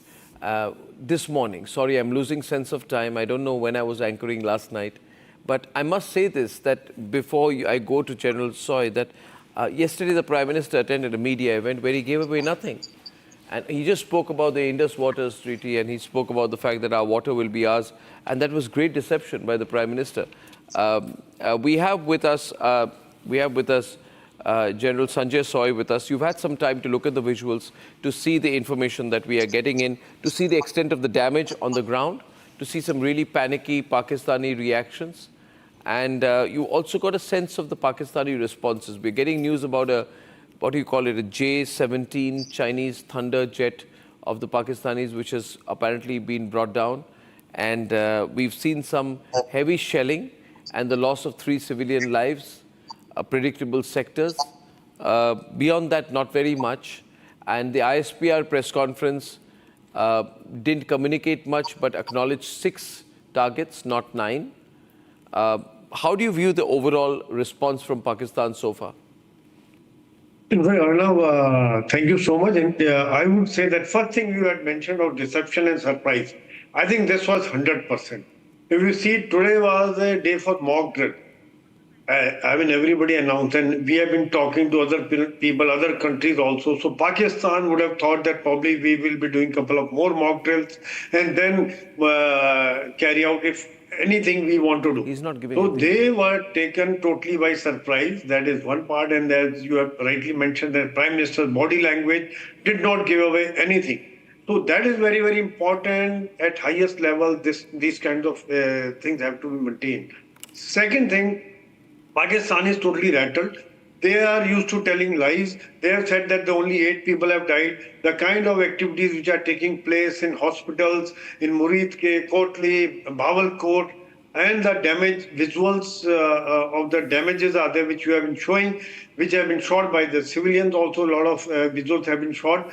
So it shows that kind of precision attack we have carried out. This is I feel proud, Arnab, that I'm Indian and I'm a Fauji, because we did not attack Pakistani troops. We attacked only terror camp, and destroyed them, carried out, inflicted casualties. This is the thing has been conveyed to the rest of the world also. Same thing. The world knows that India is carrying out war against terror. And if they should be thankful to India for killing number of terrorists, because otherwise they were attacking not only India, they would have done a lot of damage to other parts of the world also. So that is one part. Next thing I just wanted to bring out shortly is, like Rakshita had mentioned, 3 services. I would like to add here is intelligence also, because we knew the camps. But intelligence, that RAW, IB, NSA, they gave us the intelligence that now the people are there. Now is the time to attack. We built up surprise and deception. At the same time, we should also not forget our diplomatic code. I mean, the way we have been able to garner the international support, it is unprecedented. And if people know, the whole world knows that we have been a responsible country. We have carried out attack with a lot of restraint. We could have done it much more, but we have carried out with a lot of restraint. Now, ball is in Pakistan court. They, too, probably, as a political gesture, they are carrying out artillery duels because they have to do something. They have to show it to the people. But we are responding effectively. In fact, it's something like they will be getting much more casualties now with the kind of artillery duel. But probably this is their compulsion. That is what they have to do. Arnab. Absolutely. We have a video that has been put out by mygov.com. It's an interesting video, Samar, which talks about the Pahalgam attack, the Prime Minister's promise, and the delivery of 9 locations in Operation Sindoor, 9 terrorist camps across Pakistan and PoK, and Pakistan-occupied Kashmir, which have been neutralized. I have the video with me. I'd love to run the video because it has the comment of the Indian Army, justice has been served, justice has been served. The point has been that justice has been served. Now, looking forward, ladies and gentlemen, the whole operations groundwork was laid when the Prime Minister chaired a critical Cabinet Committee on Security meeting on April 23rd. This set the stage for the strategic planning. What you're seeing here are visuals of today's attack. Samar is with us. But in this meeting, this decision was taken on the 23rd meeting, immediately in the aftermath of Pahalgam, that India will hit back. Now, ladies and gentlemen, we have that video. I'd like to play the video, please. Thank you. Play the video. Hello? Ami debo patabo.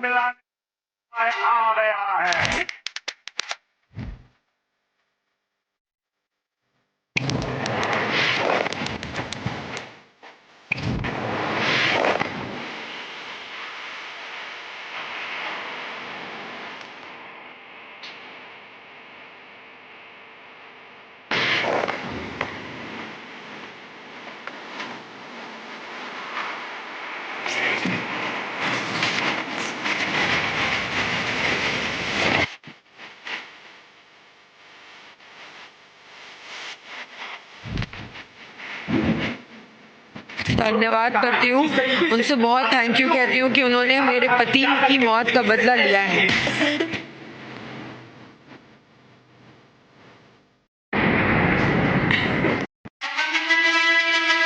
पापंचों की बची खुशी जमीन को भी मिट्टी में मिलाने का समय आ गया है।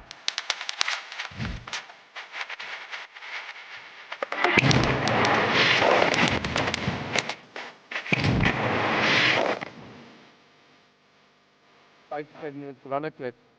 Can you?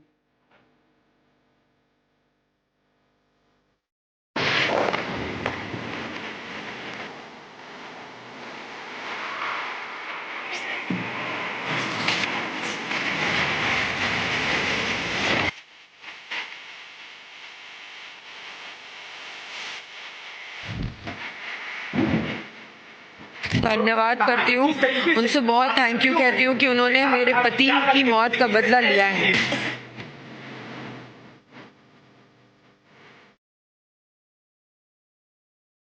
Okay, ladies and gentlemen, this is a very, very big breaking news day. Good morning to everyone across the country. We've hit back. Ladies and gentlemen, the big breaking news story of the moment. If you can hear me tonight, can I be put on air? Thank you so much. Thank you, Aditi.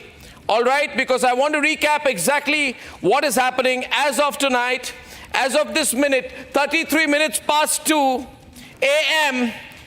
on the 7th of May, history has been made. This is a very direct and straightforward attack by the Indian Army we are reporting tonight. Ladies and gentlemen, Pakistan has been hit. Muzaffarabad has been hit. A total of 9 places in Pakistan have been hit. And the government has said very clearly that we are focused, we are measured. What we are doing is non-escalatory in nature. They've said that no military targets of Pakistan have been targeted. They've also said that we have demonstrated considerable restraint, and we have demonstrated considerable restraint in the selection of the targets and the method of execution. These steps come in the wake of the barbaric Pahalgam attack in which 25 Indians and 1 Nepali citizens were targeted and murdered. We are living up to the commitment that those responsible for this attack will be held accountable. And there was going to be a very detailed briefing on Operation Sindoor later today. This is the PR that I got from the Ministry of Defense. Huge visual coming in right now. Just see the extent of the devastation in Pakistan tonight. Just see that go through. This is a huge strike, ladies and gentlemen. Just see that visual, the level of devastation. The first visuals brought to you here only on Republic, and all the Pakistanis watching in shock and horror as India begins a mammoth strike. Now you're seeing the kind of armory and ammunition being used here. What does this look like to you? General Kochar, you've been with the ordnance. I want to show you this visual. General Kochar, are you there? Are you seeing this visual with you, sir? You see the nature of the visual, the nature of the explosion. What does it look like to you, sir? My assessment is, Arnab, from what I can see on your screen. Yes, sir. This is a combination of a drone and a missile strike. A mix of drone and missile? Yeah. Because I don't. One second, sir. One second. Can the drones go so deep? I also want you to expect General Bakshi, how deep did we go? General Bakshi, how deep have we gone when we go to Bahawalpur, when we go to Muridke? How deep have we gone into that territory? Muridke and Bhavalpur, Muzaffarabad, Kotli, all these have been hit. Targets deep into Pakistan have been hit. Pakistan main, not just PoK. So to that extent, I would extend, in all probability, it is the BrahMos cruise missiles, which have a range of 400 kilometers plus. I was telling you the circular error of probability is 1 meter, and the warhead that it carries is hundreds of kilos. Ladies and gentlemen, the big point is the entire air defense capability of Pakistan has been totally exposed. Live visuals coming in. Live visuals. Ladies and gentlemen, latest visuals. You're watching this. Let's listen to this. Ladies and gentlemen, these are latest visuals of Operation Sindoor. Ladies and gentlemen, second missile goes in the air. The third set of visuals, third set of missiles going into the air. The first live pictures of Operation Sindoor, ladies and gentlemen. You will remember this moment because you're seeing the firing straight on only the Republic Media Network. Ladies and gentlemen, only the Republic Media Network has brought you these visuals, these balls of flame. Let me show it full frame, please. Don't miss the moment. Do not go to the 6th window, for God's sake. Thank you. Ladies and gentlemen, I will play the visuals so you can watch and listen. The dramatic footage of the firing. Ladies and gentlemen, these are live shots of the firing. These pictures will be ingested. We'll play it once again. These are the visuals of Operation Sindoor being launched. We have seen 3 sets of what appear to be missiles, but I'm going to ask the military experts to deconstruct this. General Bakshi is looking very closely at it. It's like a ball of fire which goes deep into the air, and then we lose track of its luminosity. What are we seeing here? We'll circle those visuals. These visuals that you're seeing are probably, you know, the orb that goes right behind the missile. This is the aftermath. We are seeing some incredible visuals on the Republic Media Network tonight. Ladies and gentlemen, the Pakistani threat is empty. The Pakistan are an incapable people. They have got an incompetent army. We are beginning to avenge them. Now, General Bakshi, what have we just seen? What have we just seen? Arnab, if you recall, going by military history precedents, Iran fired a barrage of missiles on Pakistan in the wake of that incident when the Baluchi Sunni insurgents had hit them. Right? And Pakistan's Chinese radars had totally failed. Pakistan had complained bitterly to China that your radars failed to detect the incoming missiles. They have still Pakistan has declared an emergency. Keep the breaking news ticker on, for God's sake. Pakistan has declared a state of national emergency. The latest updates I'm also getting tonight is that residents in the area of Jhulas have moved into bunker amidst constant firing from the Pakistani side. There is heavy shelling on the borders of Kupwara district, which are continuing. I'm going to get our reporters up who are in the area. I have more visuals, full frame, ladies and gentlemen. The Pakistani army, full frame. Pakistani army assessing the damage. Full frame, please. Full frame, please. Thank you. Ladies and gentlemen, look at this. This is the Pakistani army. They just don't know what has happened. They've been completely destroyed, taken aback. They were protecting the Lashkar headquarters and now they're reduced to rubble. They were protecting the Jaish headquarters. They've been reduced to rubble. There is absolutely nothing left on the location. The Pakistani army are looking for bodies of the terrorists and trying to retrieve. We're told several terrorists have been killed. They are looking to retrieve the bodies of the terrorists, which also shows their complicity. Ladies and gentlemen, we are not sure which missiles have been used here, but I can tell you this has been extremely effective this time. Very, very strongly effective.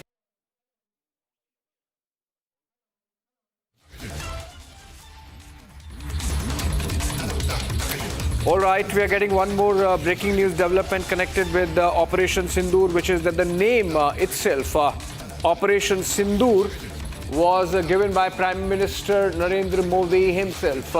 While briefing the forces, he had given the name, is what we are hearing, and that really gives you an idea of the kind of involvement that the Prime Minister has had in this entire exercise. From the first Cabinet Committee on Security he held with the ministers and briefed by the National Security Advisor that time. That was on April 23, the next day of the Pahalgam terror attack. And then the second Cabinet Committee on Security, which cleared the military operation and India's response, and Operation Sindoor there. Now, more information coming in. Let's cut to that, go to that. And the information is that the joint operation which was carried out by the Army and the Air Force, 7 of those 9 locations were targeted by the Army using loitering munition, or smart munition as it is called, essentially kamikaze drones carrying explosives. And out of those 9 locations, as many as 7 were targeted and executed using those smart munitions and kamikaze drones, as they're called in common parlance. Rest of them were taken down by the Indian Air Force using its Scalp missiles. Rafales were used, and remember the difference between Balakot and this time is that we had Rafales, the beyond visual range 4.5 generation aircrafts, and that really made the difference. Indian Air Force did not need to cross the border and the line of control, and could carry out those strikes from well within our own territory, punishing Pakistan and targeting those camps. So the 7 camps of the terror factory in Pakistan that were targeted by the Army and its smart munitions included the LET camp in Muridke, the LET camp of Sawai, the Jaish-e-Mohammed camp in Bilal, the Lashkar-e-Taiba camp in Kotli, the Barnala pad or the launch pad of terrorists in the Jaish-e-Mohammed camp in Sarjal, and the Hizbul camp of Mehmoona. And these are the camps that were targeted by the smart munitions. The Air Force, of course, targeted Bahawalpur and Gulpur. Remember, Bahawalpur is about 100 kilometers inside the Pakistani territory, and that's the longest distance that the targets were there. And so Air Force was used for Bahawalpur, while the rest of the targets, 7 locations, being targeted by the Army's smart munitions. Our guests continue to be with us, and we have General Sohi and Major Tur. General Sohi, coming to you. You believe this is an innovation, the Indian Army using smart munitions, and nobody really crossed the border or the line of control? Absolutely. In fact, I would say that our strategic planning was such that we carried out so much of restraint. We could have done it by crossing border also. We had all the options open. However, Army using smart ammunition, because whatever targets were close by, there the Indian Army used, and the targets like Bhavalpur and Noor, they were far away. That is why Air Force had used the Scalp missiles or other missile system which could go deep inside without crossing the border. So aim was because our statement, the government of India has issued that statement, we did not want to escalate it. We still maintain a lot of restraint in spite of all kinds of irrational and immature statements by Pakistan leadership. The ministers, they're talking of Indian Army will attack. They were talking in use of nuclear, but we did not bother about it, and we did our task in a very, very professional manner, strategic, and hats off to Army, Air Force, and the Navy on the other side, and of course our intelligence operatives and space, which gave us precise information. And this also shows the professional attitude, professionalism of Indian Armed Forces, where no collateral damage, no attack to Pak Armed Forces, only attack on terror operatives, attack on their camps. And so that the message goes loud and clear that we can go anywhere deep inside, how deep you are, you cannot remain hidden. And second thing, message was also there, we cannot, that we are not restricted by attacking only PoK. We can go to Punjab also. Jalsoy, we had that Saboot gang active just 2 days back also. And now, in fact, the confirmation is coming in from the Pakistani side. Look at this. Let's hear this man who's talking about Masood Azhar's Jaish-e-Mohammed headquarters having been targeted. He's confirming that from the Pakistani side. Listen to him. Pakistani और India ने जंग शुरू कर दी है अभी मेरे Bahawalpur city के अंदर मौलाना मसूद अजहर साहब के जो है मदरसा है उसके ऊपर 4 मिसाइल दागे गए हैं, 4 मिसाइलों के साथ हमला किया गया है मौलाना मसूद अजहर साहब के। Balakot, these are the visuals right now. I've already reached Mender here. And most some of the visuals I can see some are at near the Pakistani और इंडिया ने जंग शुरू कर दी है। अभी मेरे बहावलपुर सिटी के अंदर मौलाना मसूद अजहर साहब के जो है मदरसा है उसके ऊपर 4 मिसाइल दागे गए हैं, 4 मिसाइलों के साथ हमला किया गया है मौलाना मसूद अजहर साहब के मदरसे के ऊपर। हम अपनी अफवाज पाकिस्तान के साथ खड़े हैं, लेकिन मेरा सवाल है कि हमारी एजेंसीज कहाँ सोई हुई थी, हमारी अफवाज पाकिस्तान कहाँ सोई हुई थी जब ये हमला हुआ। मुजफ्फराबाद की भी खबर आ रही है कि मुजफ्फराबाद वाली साइड पर भी ये अटैक हुआ है, लेकिन सबसे पहले मेरे बहावलपुर सिटी के अंदर अटैक हुआ है ब्लास्टिक मिसाइल के साथ। उन्होंने हमला किया है मौलाना मसूद अजहर साहब के मदरसे के ऊपर, 4 मिसाइल मारे गए हैं। अभी ये कहना कबल वक्त है कि गोया कितनी सच्चाई है इस खबर के अंदर, किस साइड से ये मिसाइल आए हैं, ये अभी कंफर्म होना बाकी है, लेकिन ये कंफर्म न्यूज़ है कि उनके मदरसे के ऊपर 4 मिसाइल मारे। All right, now obviously the day has started and the celebrations have begun across the country. A sigh of relief also to the families who suffered from that terror attack. Shawan is with us live, and Shawan, more information with you. Well, Abhishek, I've now got the specific details of the targets. In fact, of the 9 targets, 2 were basically targeted by the Indian Air Force, Bahawalpur and Gulpur, because this happens to be the farthest location. That's almost 100 kilometers, and the other happens to be about 35 kilometers from the line of control. And that is the reason why the Indian Air Force basically carried out those precision targets. Scalp missiles were essentially used. Now, talking about the Indian Army, the breakup is like this. 7 locations that were targeted by the Army, which includes the Lashkar-e-Toiba camp in Muridke, the Lashkar-e-Toiba camp in Sawai, Jaish-e-Mohammed camp in Bilal, Lashkar-e-Toiba camp in Kotli, Barnala launchpad, Jaish camp in Sarjal, and Hejbul camp in Mehmoona. In fact, this was with the help of smart ammunitions that were basically used by the Indian Army. So that's the division here. You're looking at about a straight away 70% targets which were carried out by the Indian Army, and rest 30% of with the Indian Air Force. But clearly there is a specific target, a specific reason why these camps were actually chosen. And Abhishek, the reason why we were told, especially as far as Sawai is concerned, this was the same very place from where several of the attacks that were carried out in Jammu and Kashmir were basically planned. And that is the reason why this terror launch pad was basically selected. So this is not, as I've been repeating, this is not about only avenging the Pahalgam attack, but the other terrorist attacks that have taken place in Jammu and Kashmir. Absolutely, and India has made a bold statement to the world, and I'm told Lieutenant General Arun Sahni is joining us live, and he's former Army commander and of course a strategic thinker. Very good morning to you, General Sahni. And your first comments, India has avenged the Pahalgam terror attack, Indian Army, Air Force carrying out a joint operation, Army for the first time using smart munitions, the kamikaze drones, and essentially handling majority of the targets that were hit last night.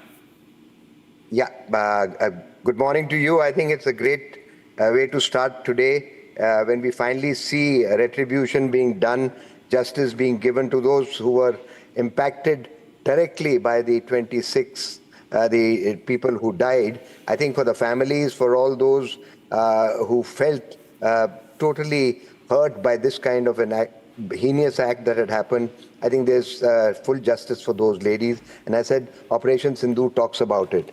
The good part about it is that we have finally hit the nerve centers of the 2 major terrorist groups who have been creating havoc as far as the proxy war is concerned in India.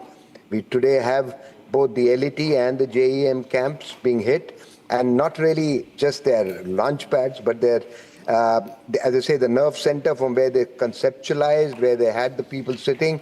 I think that's the way it should have happened. So I think we've been extremely selective in the targets that were done. And I think kudos to the armed forces and the people in chair today, the political leadership, for having taken this very bold decision. It makes a statement to not just Pakistan but rest of the world. As External Affairs Minister S. Jaishankar said that zero tolerance to terror is what the world should be talking about now. General Sani, you think Pakistanis are going to be in any position to respond in any manner? Although, of course, our forces are absolutely in a state of alert, and the Air Force is, in fact, carrying out huge exercise along our Rajasthan border. So let me just put it like this. I think the selection of targets have been such that we've actually only hit the terror camps. So really speaking, we have made sure that they have no justification or moral justification to react. But as you said, armed forces and the nation is prepared that if there is some kind of a reaction from them, our forces are currently deployed both on the ground, air, and the naval flotillas are out. So I think we are prepared to take on anything that they want to do in case they decide to escalate. But I think the selection of the targets has been very, very appropriate. You have hit the nerve centers of the terrorist infrastructure that exists, supported by the deep state. Yeah, that's a huge one. And you rightly mentioned that our naval deployments are there in full strength. Our flotillas, our aircraft carriers, there in the Arabian Sea. So if need be, a blockade on Karachi and the Pakistani coast can be implemented, and we can make sure that there is no misadventure from the Pakistani side. And I believe that's why those those exercises by the IAF, big ones, already in place, which means that our forces at all levels are completely ready for any retaliatory misadventure by the Pakistani side. Niranjan joins me in the studios, and Shawan, I'm told, has more information. Shawan, over to you. Well, in fact, more details coming in with regards to the ammunition. As I just pointed out, the scalp ammunition that was basically used by the Indian Air Force, artillery firing that has also been done by the Indian Army. This was immediately after the precision munition. So essentially what you're looking at is that after the strike was carried out, this is roughly around 1:44 in the morning. We're getting in more clarity right now as to the exact timing when the precision strikes actually began. And immediately thereafter, you've had the Indian Army also responding to the ceasefire violations that have taken place. But importantly, okay, the briefing is starting. Briefing is starting. Let's cut to it live. Let's cut to it live.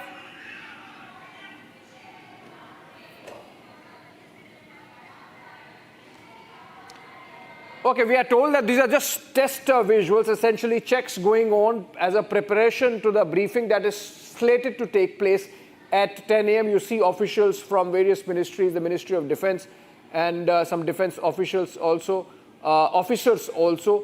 And then, of course, you have people from the Ministry of Information and Broadcasting. I can see some. And this is essentially prep visuals. These are essentially prep visuals coming in. We also have Gopi live. Can we cut to Gopi and just check with her what's really happening? Gopi, if you're getting me, what are the preparations going on? We can see some in your backdrop. Who are these officers? Can you tell us? Well, in fact, what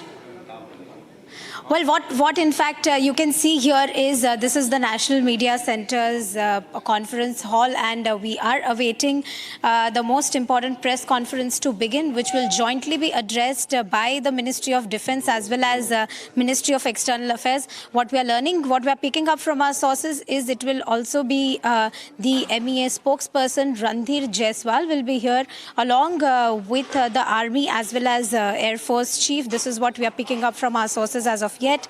But yes, we are yet to confirm who all will be holding this press conference. As you are seeing the live visuals, the preparation is underway. All eyes at this press conference, which is going to begin at 10 a.m. The preparations are going on in full swing. What we are expecting is Randhir Jaiswal will be here along with the Army as well as Air Force Chief. That is what we are picking up from our sources as of now.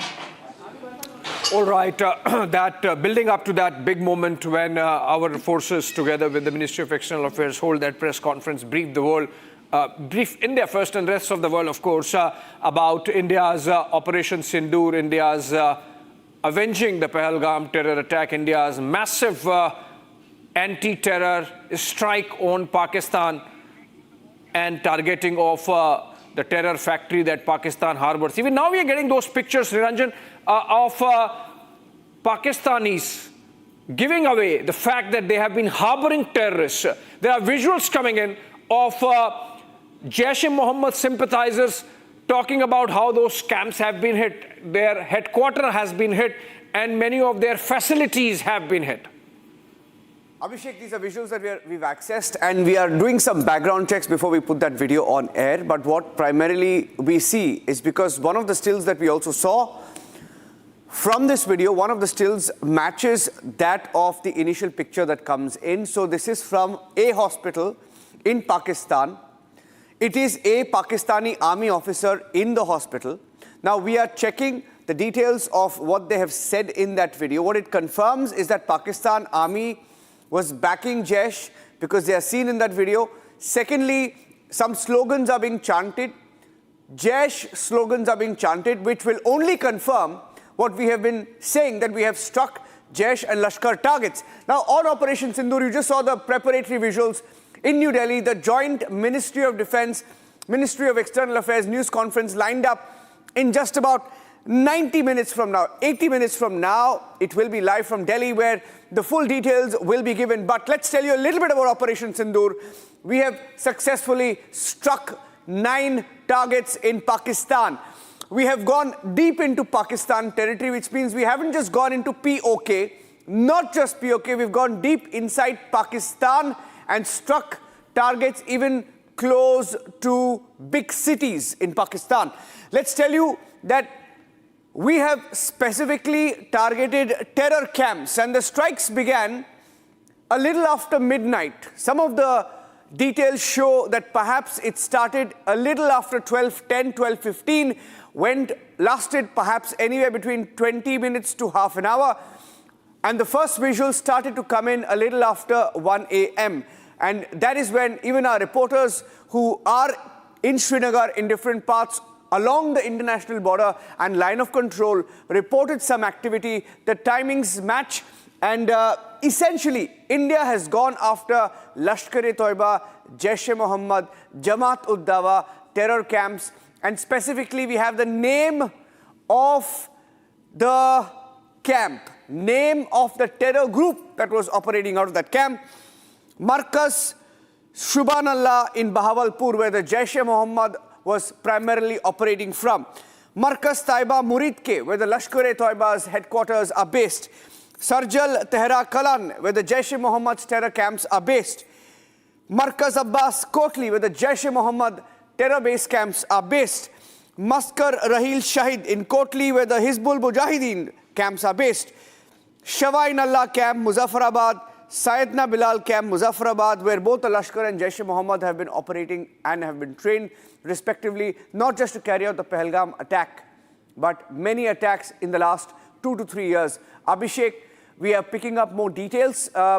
We've been told the Prime Minister was monitoring the situation since 8 p.m. But we know that, of course, the NSA, he had met the NSA last evening. We saw the pictures that came in. There have been 10 to 12 meetings that have taken place at the Prime Minister's official residence. Give us more details of the planning, the monitoring that took place. Shawan and Abhishek. Abhishek, you can take that one. Well, you see, so the operation, the contours of the operation started taking shape, Niranjan, immediately after the first Cabinet Committee on Security, the entire operation being helmed by National Security Advisor Ajit Doval, the service chiefs getting in terms of their own operational involvements and the coordination. There was a war room in place coordinated by the Office of the Chief of Defence Staff, and everything was put in place. In fact, we had this information that something is going to happen immediately after 5th of May, and exactly next day this has happened. Indian Army, Indian Air Force and the Indian Navy in a joint operation executing Operation Sindoor. Indian Navy, of course, did not actively participate in hitting the targets, but they were involved in holding Pakistan, pinning down Pakistan insofar as the coastline is concerned, and their defense forces on that side are concerned. Indian Air Force hitting targets as far as Bahawalpur, which is 100 kilometers inside the Pakistani territory, and Indian Army using smart munitions, as they are called, loitering munitions. Shawan has more details, in fact, about the kind of ammo India has used in these attacks, both the Army and the Air Force. Shawan, if you can share some details before, of course, that press conference, by which time we will have more and more information about the exact minutiae of the Operation Sindoor executed by India and our armed forces. Well, in fact, Abhishek, the inside story of Operation Sindoor, remember, this is something that was spearheaded by the National Security Advisor with a special team from the 3 services. Now, the targets, as we have already pointed out, the details of each of these places and the significance of each of these camps that have been targeted. In fact, after it was basically selected, you've had the NTRO basically putting out a full-fledged surveillance that was actually carried out to basically look at the presence of a terrorist at these very locations. In fact, there are more specific details about each of these terrorists belonging to the Jaish-e-Mohammed as well as Lashkar-e-Toiba, and their movement was largely, targeted by when this entire discussion was actually taking place off the very locations. And thereafter, the discussion that actually took place was with regards to how exactly it would be targeted, because the idea was to carry out all of this from within our boundaries, and the fact that this sends across a message that we can very well carry out precision strikes without violating any of the airspace or the sovereignty of a country, and because that's again a diplomatic issue, and that was well taken care of. After which we are given to understand is when the Prime Minister was essentially briefed about each of the details of these very locations and perhaps the ramification of it, given the fact that this time it was no longer limited to just terror launch pads. This time, as the Prime Minister said, they wanted to dismantle the entire terror ecosystem. That is the reason why it wasn't limited to Jaish-e-Mohammed as well as Lashkar-e-Toiba, but it was also Hizbul Mujahideen, because remember, Hizbul Mujahideen, despite being a fledgling terror group, you've still had them targeting and ensuring that nothing is left. Yeah, absolutely. And let me get in General Sani again once more. General Sani, India has effectively really raised the bar in terms of our response. So look at Uri surgical strikes, then the Balakot air strike, and now this massive Operation Sindoor. I think Pakistan should get a message that this far no further. If they do anything of Pahalgam kind attack in future, the escalation would be much higher. A benchmark has been set. You're absolutely right. I think the most important thing is, by saying terrorist camps, I think we actually downgrade the impact of the targets that have been selected. You actually hit the nerve centers, the places where this whole thing was conceptualized, and that is where I think the messaging goes, that every time you now do this, we will get in deeper. Distance doesn't matter. We have the wherewithal, and I think what you have seen in the last about 4 to 5 years is that today the capacity to be able to carry out standoff attacks has improved, whether it is with loiter munitions, whether it is with the standoff missiles which the aircrafts have, or what we have with the arsenal that is available on our ships today. So you're absolutely right. The messaging is there that you've crossed a red line, and hereafter, thank you very much. If you try this, we will keep coming back to you. And I think that is where the message is. We are going to sustain this kind of activity every time you try and raise your head till you stop supporting this terrorist, financing this terrorist, and supporting them in their endeavors to try and create chaos in our country. I think that's where the whole messaging goes. And I think what this shows is the capability and the capacity of the armed forces to be able to carry this out. I think the synchronization is one aspect, but more importantly, today you have the wherewithal to be able to do this, sitting very much within your own boundaries, without transgressing the LOC or the international border, but hitting targets which actually materially will affect this whole terrorist infrastructure as far as Pakistan is concerned. And it's unfortunate that those military officers who are supporting this kind of initiative may have been there in the camps of JEM, as well as the Hizbul Mujahideen or the LET are being part of the collateral damage.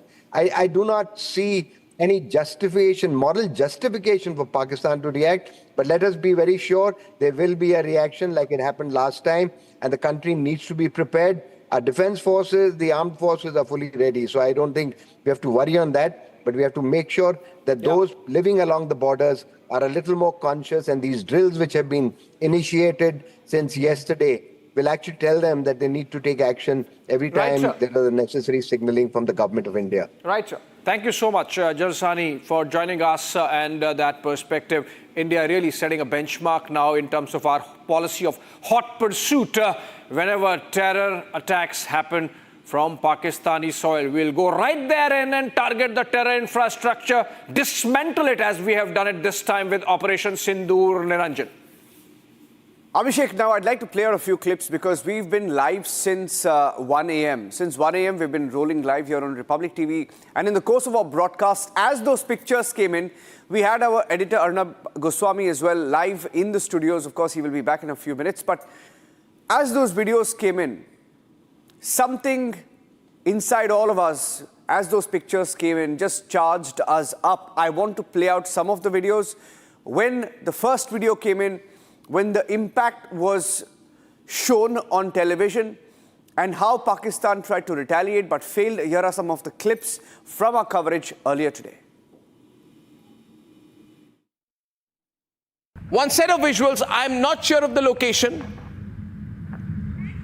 but this is probably of the firing.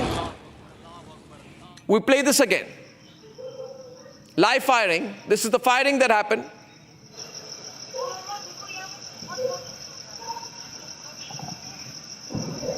Ladies and gentlemen, in the still of the night, the firing is happening. In the still of the night, you will hear the firing now. Ladies and gentlemen, now we just heard something. These are live visuals, I'm told, that we are getting right now. Live. I'll show you the visuals also because continuous noises and firing could also be heard here. We'd like to show you the visuals because at 1:28 p.m. when we heard the heavy noises, we got to know that the first strike was initiated from the side of Mender and Balakot. These are the visuals right now. I've already reached Mender here. These are and most some of the visuals. I can see some. Are near the LOC. No. This is a long shot. I can see in the sky there's somebody who shot something to light up the whole area. Are you seeing this visual? What are you seeing in that distance? Ladies and gentlemen, this is from Mender, our camera in Mender tonight with Harsha. Harsha, describe what you're seeing in the sky. I can see. And then the yes, we are continuously hearing heavy shelling and this firing and this firing and this firing continuously. We have seen this firing from two sides. Near Mender, there's one side of the area, Surankot, and the other side of the area is Degbar. And right now I'm in the middle of the Mender and continuously such firing Can you want to hear that? Please, 1 minute. Harsha, 1 minute. And right now, Harsha, we are seeing some shelling. What we are showing you tonight is some shelling that's going on. This is in Mender.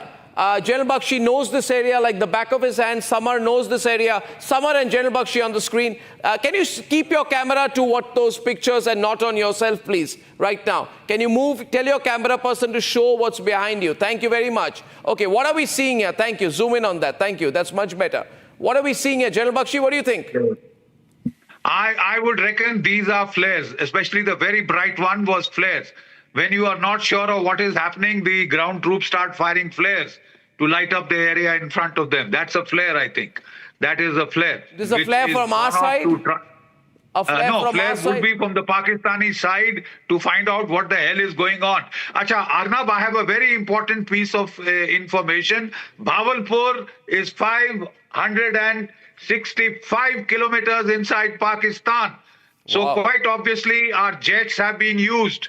Our fighter jets have been used to fire a cruise missile. I think it is the Rafales that could have hit. Are you saying, sir, that there is a possibility that the Indian Air Force has gone 560 kilometers inside Pakistani territory to do this? Not necessarily they have to go in that deep. From a standoff range, they can fire that missile. It might entail some level of penetration. The French cruise missile on the Rafale has this range 500 to 600 kilometers. So I think Bawalpur has been definitely hit by the Air Force cruise missile. the other targets in Muzaffarpur and Kotli, etc., have been hit by either the army cruise missiles, or they could also have been hit by. I think those are within 120 kilometers. They could have been hit by smaller range missiles also. We have a whole range of them. Okay. I have with us tonight Saurabh Dwivedi, brother of Shubham Dwivedi. Saurabh, good morning. And Shubham was killed by these terrorists in Pahalgam, right? And we've just got the news, Saurabh, that India has hit 9 locations, including the Lashkar headquarters, including the Jaish-e-Mohammed headquarters. This is the first time since then that I'm speaking to a victim's family. I'd like your thoughts. We've just got the news. And it's called Operation Sindoor.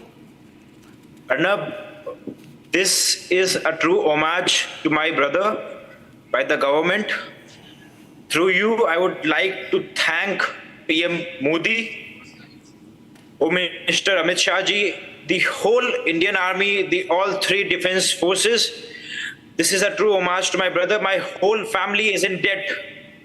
And I have my brother here sitting with me. I have my whole family here sitting with me.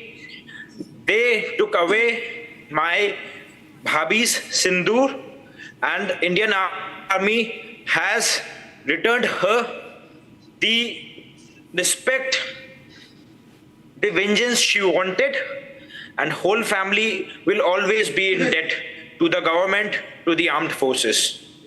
Is your family watching this? When did you first hear?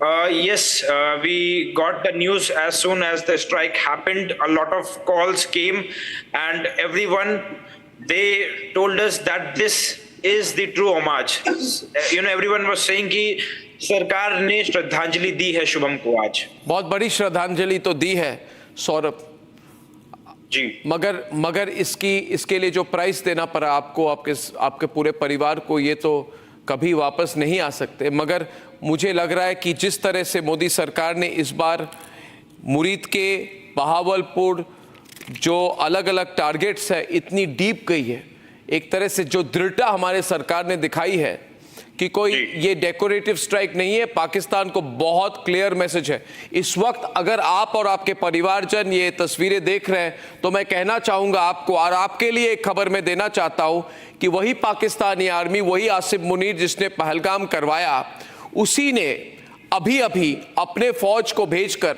कहा है कि जहां जहां भारतीय सेना ने attack की है उस पूरे एरिया को कॉर्डन ऑफ कर दो, ताकि पाकिस्तान की जनता को पता ना चले कि कितनी बुरी तरह से हमारे मिसाइल्स ने अटैक किया है. We have hammered them so badly. I want to tell you Saurabh, it is total devastation. It is the main headquarters. They don't know, they did not expect. ये पिछले 12, 13, 14, 2 हफ्तों से एक ही बात कह रहे थे, करना चाहते हो अटैक तो आके करो. मगर जिस रात अटैक हुई, ये टोटली अनप्रिपेयर्ड है सौरभ. इनकी एयर डिफेंस एस्टैब्लिशमेंट टूट चुकी है. ये सिर्फ वहां पे निहत्थे लोगों पर अटैक कर सकते हैं. ये कायर पाकिस्तानी सिर्फ निहत्थे इनोसेंट टूरिस्ट को मार सकते हैं. मगर जब इंडियन आर्मी बाहर आती है और ये जॉइंट ऑपरेशन है Saurabh, I want you to tell your family, this is a joint operation of the Bharatiya Vayusena and the Bharatiya army. This is a big operation. Big operation. Arnab, मेरे भाई की शहादत पूरे देश को एक तरफ जोड़ेगी. अगर पाकिस्तान युद्ध करेगा तो हम उसको बहुत बुरी तरीके से हराएंगे. इस बार उनको खत्म कर देंगे सौरभ. हमने फायर पार तो अभी शुरू की है. मैंने आज कहा, जब ये अटैक हुई, मैंने कहा कि मुरीद के में तो हमारा ट्रेलर है, बहावलपुर में हमारी फर्स्ट चैप्टर है. अगर पाकिस्तान हिम्मत करे, इसके बाद मुझे नहीं लगता करेगी, सिंबॉलिकली कुछ कर सकती है, मगर इस बार छोड़ने वाले नहीं है. समरपाल तूर कुछ कहना चाहते हैं आप? हमारे रक्षा विशेषज्ञ कुछ कहना चाहते हैं आपको? समरपाल तूर, सौरभ द्विवेदी जी को कुछ कहना चाहेंगे? उनकी पूरी परिवार आज इसको देख रही है. क्या करेंगे वहां करके? सौरभ, मैं आपको विश्वास दिलाता हूं कि जो आज जवाब दिया है बहुत ही सोच समझकर प्लानिंग के साथ दिया गया है. अगर दुश्मन इस बात को आगे बढ़ाएगा तो मैं आश्वासन देता हूं कि शायद मैं इस टीवी स्क्रीन पे भी ना हूं, क्योंकि मैं भी जाऊंगा जंग लड़ने के लिए। तो आप फिक्र ना करें, और हम सब आपके परिवार के साथ इस वक्त खड़े हैं और पूरी जिंदगी भर खड़े रहेंगे। हम ये कुर्बानी और ये शहीदी कभी नहीं भूलेंगे, और अपने मरते दम तक कोई भी हिंदुस्तानी, आपके परिवार ने जो खोया है वो हमारा लॉस है, हम सब का नुकसान हुआ है, और हम सब आपके साथ कंधे से कंधे मिलाए खड़े हैं इस मुश्किल वक्त में। और आप अभी बस मैं इतनी दरख्वास्त करूंगा कि आने वाली पीढ़ियों को एक ये मिसाल बने, और लोग जय हिंद के नारे लगाएं और विश्वास। भारत माता की जय, भारत माता की जय। सौरभ, भारत माता की जय, भारत माता की जय, भारत माता की जय। इस बार नहीं छोड़ेंगे। और सौरभ, हम पूरी तरह से आपके साथ हैं, हम पूरी तरह से आपके साथ हैं। बहुत बहुत धन्यवाद आपके पूरे परिवार को। पूरा भारत आपके साथ है, पूरा भारत आपके साथ। We're expecting a news conference from the MOD and MEA. It's a joint briefing in New Delhi with full details of Operation Sindoor. Meanwhile, Gursimran sharing some details. He also brought in some pictures of the firing by Pakistan, the shelling across both the international border and the line of control. We're getting in some details now that 8 civilians have been killed. So Pakistan trying to take aim at civilian homes on the Indian side. We will wait for an official word on that. Unofficially, there are Indian casualties. Many have been injured, including women whose pictures came in earlier, as Pakistan trains its guns towards civilian areas now. Lieutenant General Nitin Kohli also joining us on the broadcast. General Kohli, Pakistan has tried to give a response in terms of shelling. Their retaliation has been limited to that after their air defense systems have failed overnight. Yes. Good morning. You see, the Pakistan has been given a very strong message. They've been hit very badly. Now, since the army has created over a period of time an image of larger than life, and they claim that they are the only saviors, they certainly need an off-ramp. So this firing which has been going on, like cowards, they've been firing on civilians. So they will find some excuse. Their ISPR will also keep working, and some false news will also coming, which are already coming since morning, that 2 our fighter aircrafts have been brought down, and one of the brigade headquarters gone. I heard it in the morning also, which is absolutely false. So they are doing this basically to save their face. But their masses will also get the message, and their handlers, those who are behind, especially Mullah Munir, he would have got the message that whatever he has said and whatever he initiated, he has to face the consequences. And it's only a question of time. If this keeps happening, they will lose their credibility very badly. In any case, people there are not very fond of army there. It's not like Indian army, the way people respect them and the way they conduct themselves. They are especially their senior officers are quite corrupt. And the way they treat their own civilians at Balochistan or KPK, the way they've been doing it, they've been firing on them. The people are disappearing from there. So they don't have too much of respect for them. But this time, which they never expected, in Punjab they've been hit. Their terror infrastructure has been hit. And very brilliantly we have chosen the targets. If you ask me, these are the bold targets. And in an excellent manner, these targets have been chosen. We have not hit their civilians. We have not hit their military. So there should not be any escalation. We have given them an exit route. So now it's for them to sort of play their card. But you see, they were done their war gaming before this, the way we have done it. They also know that they really cannot fight with us. They do not have the wherewithal for doing all this. It may be in terms of the military wherewithal, ammunition, etc., economy, but even the international support, even their domestic support, everywhere they are lacking. So they know their limitations. So they will do a stunt like this only. They will hit some civilians and claim their victory. Thank you. Sir, we've been live since 1 a.m. and our editor-in-chief Arnab Goswami has been leading the coverage. I want to show some of the clips of when the pictures first came in.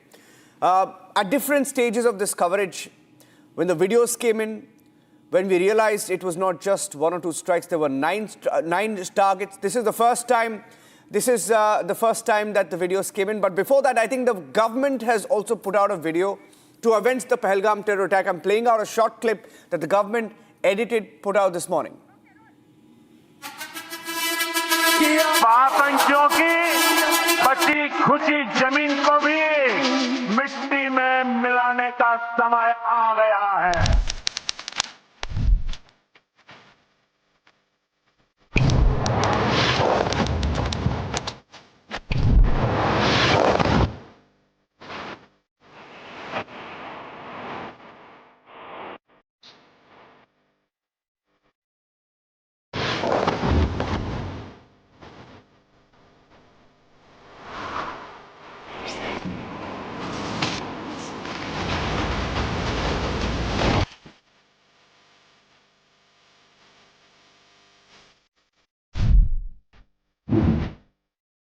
धन्यवाद करती हूँ, उनसे बहुत thank you कहती हूँ कि उन्होंने मेरे पति की मौत का बदला लिया है। All right, let's go back to the moment when those strikes happened, and Arnab Goswami was there in the newsroom in the studio for you. Look at the broadcast of that moment to understand how it all panned out. Okay, ladies and gentlemen, this is a very, very big breaking news day. Good morning to everyone across the country. We've hit back. Ladies and gentlemen, the big breaking news story of the moment. If you can hear me tonight, can I be put on air? Thank you so much. Thank you, Aditi. All right, because I want to recap exactly what is happening as of tonight, as of this minute, 33 minutes past 2 a.m.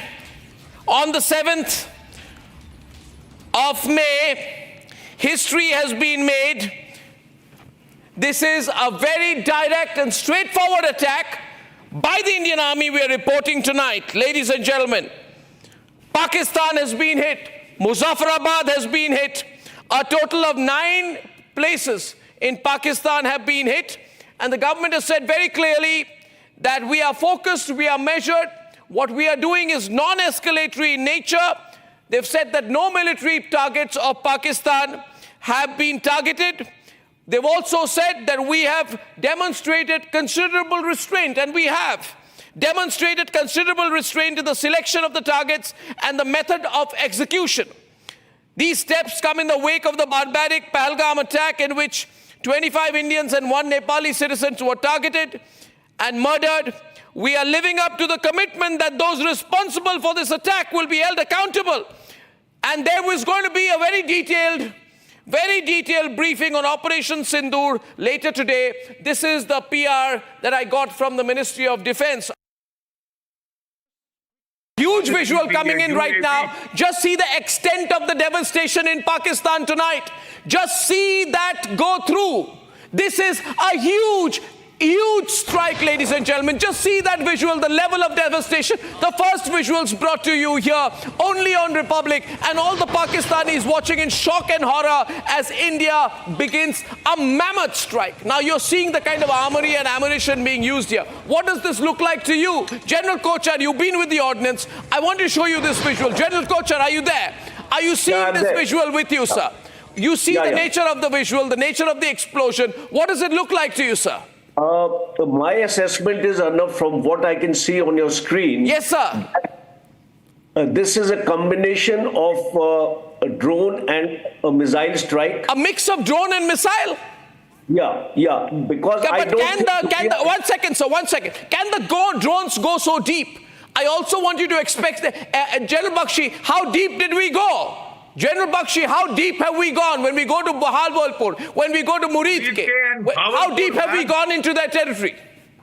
Muridke and Bahawalpur, Muzaffarabad, Kotli, all these have been hit. Targets deep into Pakistan have been hit.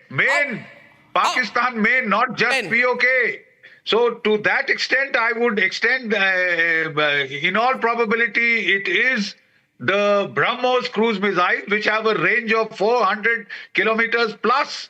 I was telling you the circular error of probability is 1 meter, and the warhead that it carries is hundreds of kilos. Ladies and gentlemen, the big point is the entire air defense capability of Pakistan has been totally exposed. Live visuals coming in. Live visuals. Ladies and gentlemen, latest visuals. You're watching this, let's listen to this. Ladies and gentlemen, these are latest visuals of Operation Sindoor. Ladies and gentlemen, second missile goes in the air.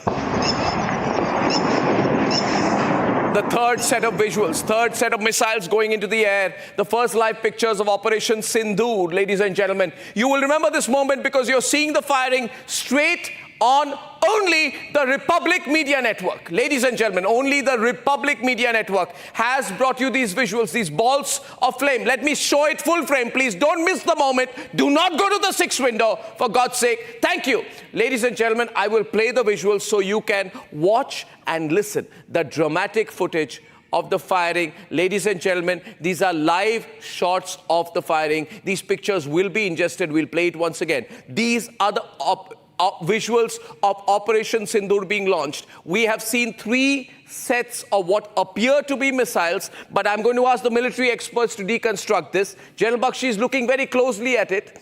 It's like a ball of fire which goes deep into the air, and then we lose track of its luminosity. What are we seeing here? We'll circle those visuals. These visuals that you're seeing are probably, you know, the orb that goes right behind the missile. This is the aftermath. We are seeing some incredible visuals on the Republic Media Network tonight. Ladies and gentlemen, the Pakistani threat is empty. The Pakistan are an incapable people. They have got an incompetent army. We are beginning to avenge them. Now, General Bakshi, what have we just seen? What have we just seen? Arnab, if you recall, going by military history precedents, Iran fired a barrage of missiles on Pakistan in the wake of that incident when the Baluchi Sunni insurgents had hit them. Right? And Pakistan's Chinese radars had totally failed. Pakistan had complained bitterly to China that your radars failed to detect the incoming missiles. They have still Pakistan has declared an emergency. Keep the breaking news ticker on, for God's sake. Pakistan has declared a state of national emergency. The latest updates I'm also getting tonight is that residents in the area of Jhulas have moved into bunker amidst constant firing from the Pakistani side. There is heavy shelling on the borders of Kupwara district, which are continuing. I'm going to get our reporters up who are in the area. Ladies and gentlemen, look at this. This is the Pakistani army. They just don't know what has happened.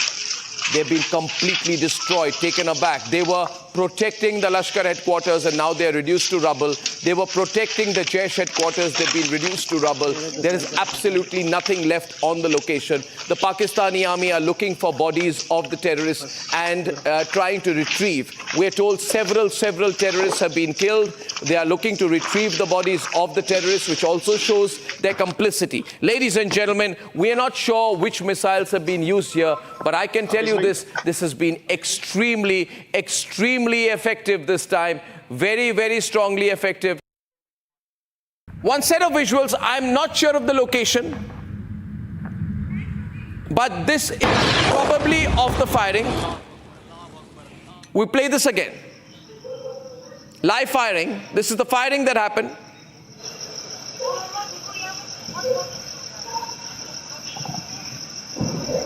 Ladies and gentlemen, in the still of the night, the firing is happening. In the still of the night, you will hear the firing now. Ladies and gentlemen, now we just heard something. These are live visuals I'm told that we are getting right now. Live news agency feed coming in. And another news agency feed coming in of the devastation on the right. Can we go to the international news agency feed? Multiple crew are reaching the ground, but across the world right now, this is the network to watch. It's only and only Republic. Secretary of State in the United States, Mr. Rubio, has spoken to National Security Advisor Ajit Doval. Everything's very good and totally under control. The Pakistanis are taken aback. They have a weapons problem, they have a tanks problem, they have an artillery inventory problem, there is panic in the army, and we are told there are calls going back and forth, ladies and gentlemen, after these precision strikes that have happened at the terror camps. Shawan, this situation is building fast, very fast. Is the army talking much right now? They're waiting. We were the first Ladies and gentlemen, the first reaction of China on Pakistan, on India's strike, counter-strike, and they played the Pakistan card predictably. The first reaction of the Chinese Foreign Ministry, Shawan, regrets India's strikes on Pakistan.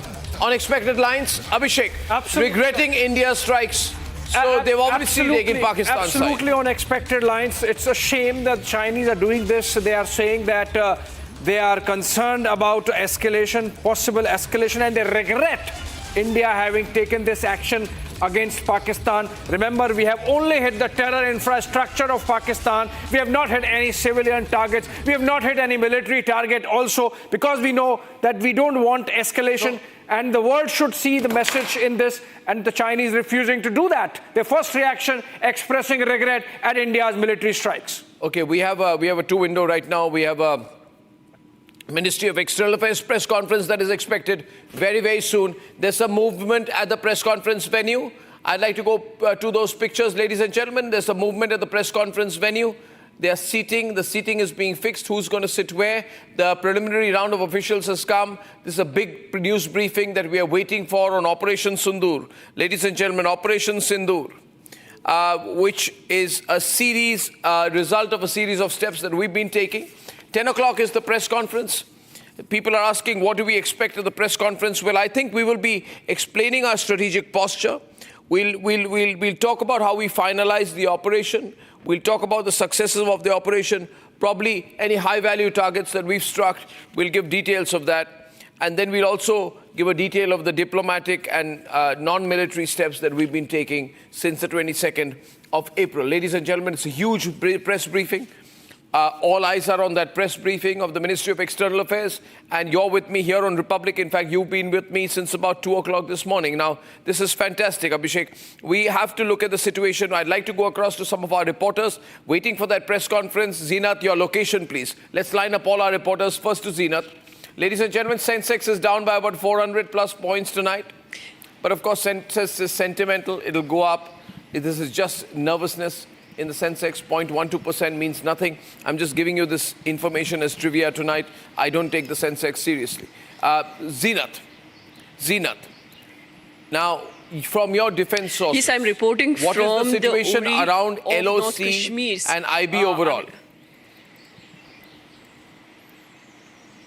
See, I'm reporting from the Uri sector of North Kashmir's Baramulla, and as far as the situation on ground is concerned, we see the borders have they have felt silent for some time. We don't see any movement or not hearing even the shelling or anything, but there is a process that is taking place, that is of the evacuation.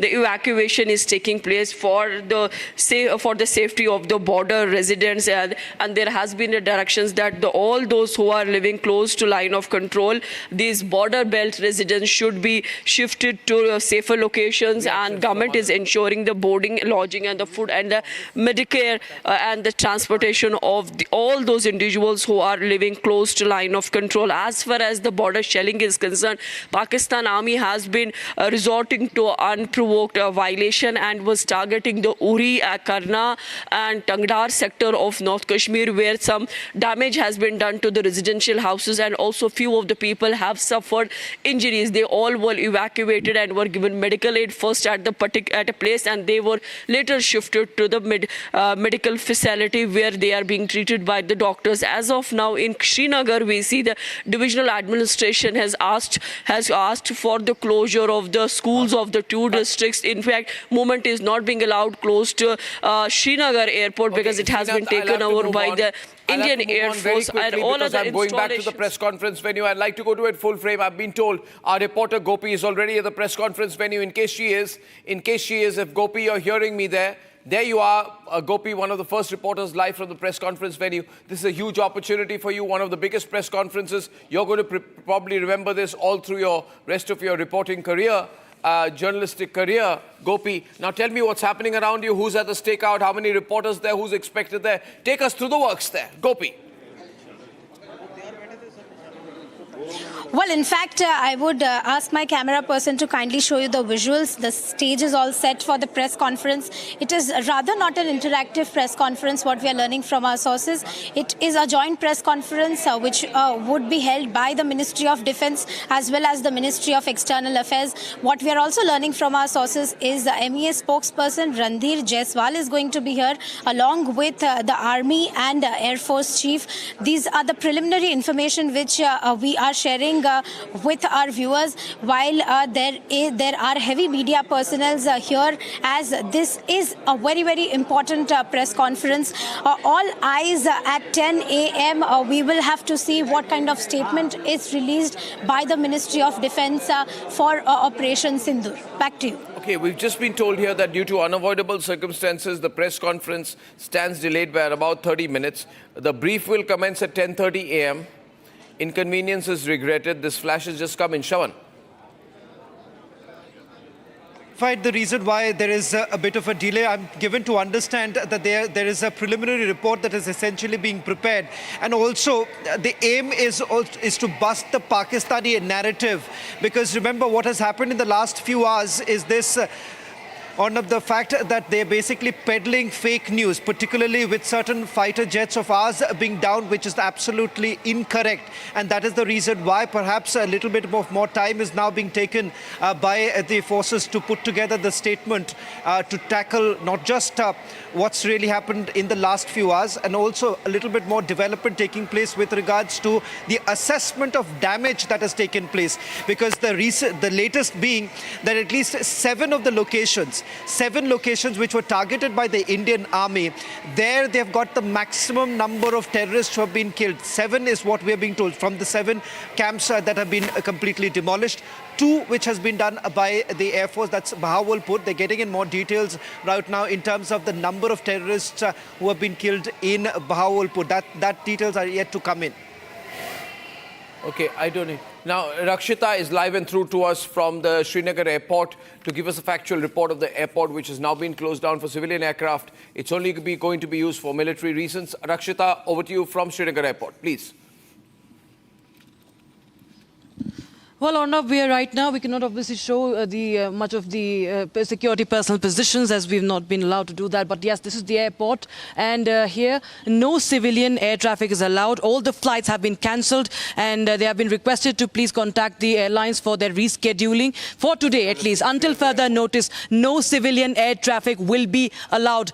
Also, of course, we see that there is minimal movement. We only see more of the security personnel that are here, and we do see their vehicles coming in and out. There is an absolute lull over here as we speak. There is no flight hovering up. And yes, as we were talking about also, the press conference, the Indian Army and the MOD will be holding that press conference. Very importantly, the message will be sent out to Pakistan, to the terror groups as well. And there will be a briefing about the tactical and strategic objectives of this precision strike, assessment of damage inflicted on the terror camps and the terror infrastructure, and the clarification on the civilian impact will also be done. So this is the latest update we have. The future plan of action, of course, this cannot be revealed. The strategy will not be, of course, revealed, but the posture could be somewhere, outlined in this very important press briefing that everybody has their eyes on. We understand that it could have the CDS or the IAF Chief of Air Staff, but yes, senior officials will be there, senior officers will be there, and this press conference will be very important. Everybody who has been seeing those tears of the victims, the families, those Indians who have been bleeding, the sindoor that has been wiped off the heads of the women. Everybody will be now watching that press conference and understanding how India has avenged those innocent killings, Arnab, and we are quite eagerly waiting for what is going to happen next, as we were discussing with the defense experts. Over to you. Yes, absolutely. Viewers, now, we have been doing a multi-pronged operation. By the way, that press conference has been delayed for a while, and we would like to go across to our esteemed guest this morning. Yeah. We have with us, we have General Asthana with us. Good morning, General Asthana. Arnab here. Can you unmute yourself, General, please? Good morning to you and pleasure talking to you at a historical occasion of today. What a day it is, General Asthana. I agree with you. What a day this is, right? Now, in military terms, let's go down to brass tacks. What do you expect the Pakistanis to do now? What can they do? The Pakistanis have no choice but to retaliate. And this was very well calculated because what we have done is a very professional military strike. And this strike is purely onto the terror camps. It's a very matured decision and a very professionally conducted strike in a manner that it is a standoff strike. Nothing has crossed line of control. The targets have been pinpointed and have been precisely targeted. And the best part is the surprise aspect. Nobody would have dreamt in Pakistan that previous day we were talking of that today morning we will start the mock drills. Everybody would have thought that we would be doing such actions only after mock drills. And that has caught everybody by surprise. Even in our country, maybe perhaps nobody would have imagined because of these mock drill announcements. And also with the kind of secrecy of plans which we have taken. Similarly, it's a non-military engagement.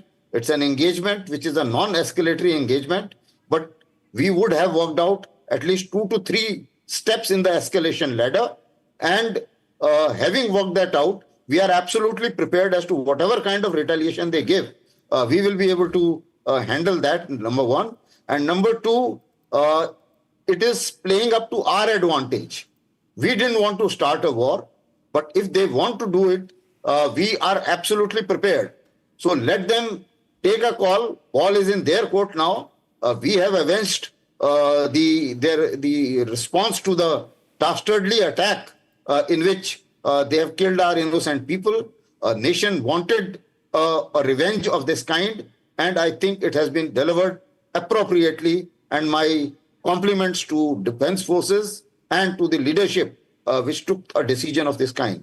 Back to you. Yeah, well, that's very interesting. I mean, we have a visual of, ladies and gentlemen, some Pakistani, explosives that have been fired into civilian areas. Can I run those visuals, please, viewers? And that just shows that Pakistan is really flailing its hands about right now. It is not sure how to respond. It wants to inflict damage, but it has not, it does not have a strategy in place, especially because of the press release of the Ministry of Defense that accompanied the attacks, which made it amply clear. We are not, Abhishek, they said, we are not targeting military installations. Why was that clarification made for layman terms? Because that's how Pakistan can justify, carrying out some kind of military retaliation. So we are making it clear that we have target, and there is a moral high ground, because if terror emanates from these terror factories, these madrasas, these terror outfits, Jaish-e-Mohammed headquarter, Lashkar-e-Taiba headquarter in Bahawalpur and Muridke respectively, so we have to hit them. And yeah, okay, now we have a call coming in here. Abhishek is taking a call from an important source, so we'll let him do that. And viewers, as of now, I want to mention here that this entire operation has been overseen personally by the National Security Advisor, the incredible, brave Ajit Doval.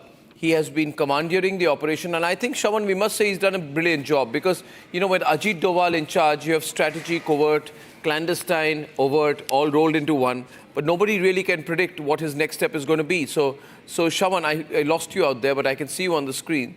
Could you like to say something about Ajit Doval's role in this?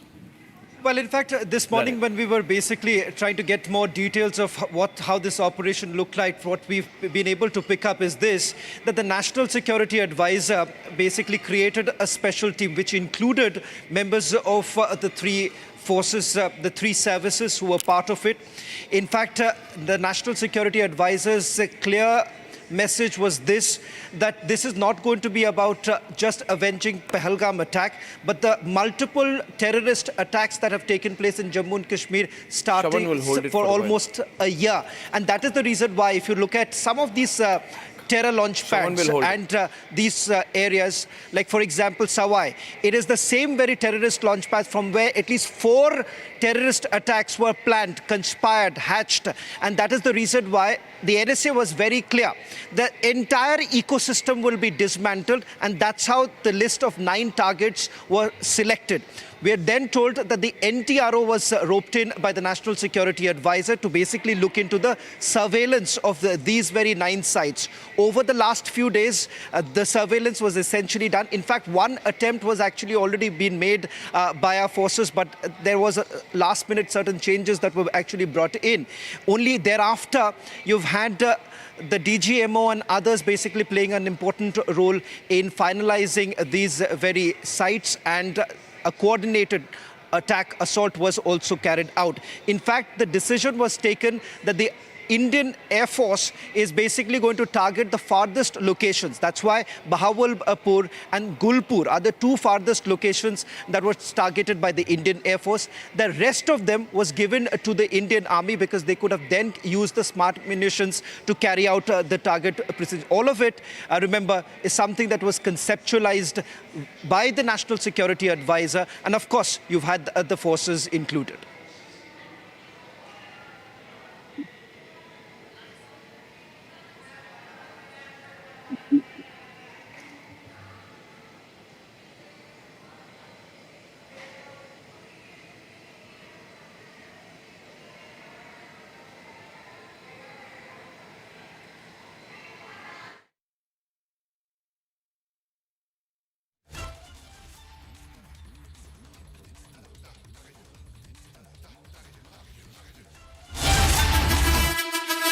आतंकियों की बची खुची जमीन को भी मिट्टी में मिलाने का समय आ गया है।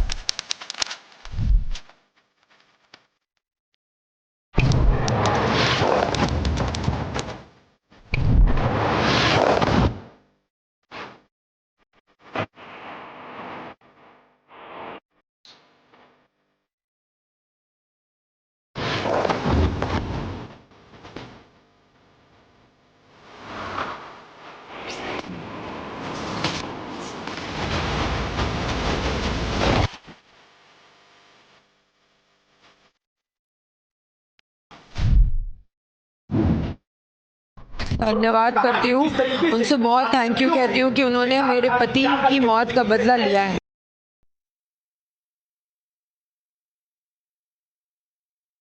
This is the aftermath. We are seeing some incredible visuals on the Republic Media Network tonight. Ladies and gentlemen, the Pakistani threat is empty. The Pakistan are an incapable people. They have got an incompetent army. We are beginning to avenge them. Now, General Bakshi, what have we just seen? What have we just seen? Arnab,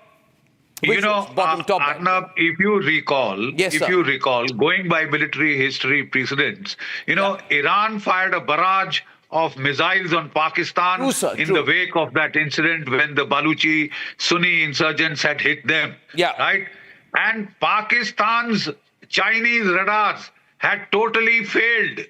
Pakistan had complained bitterly to China that your radars failed to detect the incoming missiles. They have still Pakistan has declared an emergency. Keep the breaking news ticker on, for God's sake. Pakistan has declared a state of national emergency. The latest updates I'm also getting tonight is that residents in the area of Jhulas have moved into bunker amidst constant firing from the Pakistani side. There is heavy shelling on the borders of Kupwara district, which are continuing. I'm going to get our reporters up who are in the area. Ladies and gentlemen, look at this. This is the Pakistani army. They just don't know what has happened. They've been completely destroyed, taken aback. They were protecting the Lashkar headquarters and now they're reduced to rubble. They were protecting the Jaish headquarters. They've been reduced to rubble. There is absolutely nothing left on the location. The Pakistani army are looking for bodies of the terrorists and trying to retrieve. We're told several terrorists have been killed. They are looking to retrieve the bodies of the terrorists, which also shows their complicity. Ladies and gentlemen, we are not sure which missiles have been used here, but I can tell you this has been extremely effective this time. Very strongly effective. One set of visuals, I'm not sure of the location. But this is probably of the firing. We play this again. Live firing. This is the firing that happened.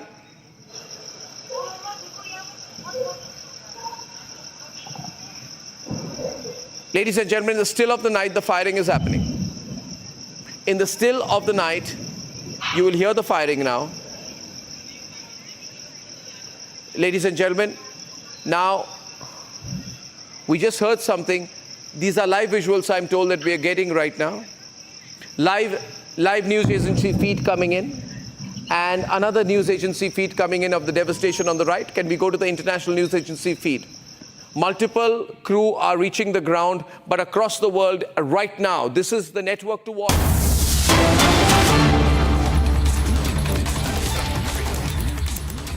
A red alert has now been issued in Uttar Pradesh after Operation Sindoor. Remember, we have also been on high alert. The Border Security Force has also issued an alert along the international border at this point in time, as the cross-border firing still continues along the international border as well as the line of control. So important to point out here, as what we are essentially looking at, two things. One, the cross-border firing which continues as we speak, and the matter is being looked into. We are also getting more details, more breaking news now coming in. We're just taking through all these images that are now coming in. We have, in fact, what you're seeing right now on your screens, the damage that has been inflicted upon the Pakistanis right now. On your screens, I'm going to take you one by one with each of these target list that has been accessed by us. First is from the Marcus Subhanallah Jaish-e-Mohammed, Bahawalpur, Punjab, Pakistan. That's on your screens right now. Let me just also go back to the breakings that we've just got right now with regards to the operation dossier. In fact, each of these places, if I can also have Abhishek with me just to help me break it down, because this is a 28-page full list of the pictures of each of these targets, and the fact that we are given to understand. Abhishek, we've got the full list of the targets and the significance of it. If we can just break it down, because there is a thought behind each of these targets. And as we just pointed out, that for the National Security Advisor, this time it was important that this is not going to be just symbolic, but it sends across a very strong message to the Pakistanis right now. Absolutely, Shawan. And these are pictures. Can we put those pictures on air? And these pictures that we have accessed, Shawan, you have accessed. Aditi, can we put these pictures on air? These are important pictures. This is evidence. This is a slap on the face of the Saboot gang, and some of them are already active. These are pictures of the terror targets that have been eliminated, that have been hit, and these are pictures of those places, those targets after India's Army and Air Force carried out those strikes. These are pictures of the damage that these targets suffered after India carried out those strikes. Shawan, there are more details of the terror targets and the manner in which those have been hit. And let's break it down for our viewers. Right. So the information contained, Shawan? So the first is in Bahawalpur, that's the Jaish-e-Mohammed headquarters. The picture that we're going to put out in a short while from now. This also details what really happens at the headquarters and the fact that who are present there. Because remember, you have Masood Azhar being there at the headquarters. We do not know when the strike took place, whether at all he was present there or not. But the number of terrorists, as Abhishek is now reporting, has actually gone up. It's almost 100 terrorists who have been eliminated in this precision strike that has been carried out by the Indian Armed Forces. So that's the other big breaking news now coming in. 100 terrorists eliminated by India in the precision strikes that have been carried out. 9 sites where these strikes have been carried out. So first, on your screens that we're going to put out is of Bahawalpur, that's the Jaish-e-Mohammed headquarters. Then you have Markaz Taiba, that's the Lashkar-e-Taiba's headquarters in Muridke. There too we have got details of those who are present. I'm just going to make a mention of the fact that Amir Hamza, Abdul Rahman Abid, Zafar Iqbal, they all reside in the Markaz. So that's the other important details coming in. Amir Hamza, Abdul Rahman Abid and Zafar Iqbal reside in the premises of the Markaz. LAT commanders Kublai, Isa and Qasim, they frequently visit the Markaz. No, this is not the Markaz. This is the Bahawalpur headquarters. So I'm going to just stick with the Bahawalpur details. Now, in this dossier, what they have also made a mention of the fact is the recent visits. The recent visits that was made, the last known visit of Maulana Masood Azhar is of 30th of November. That's the other breaking news now coming in.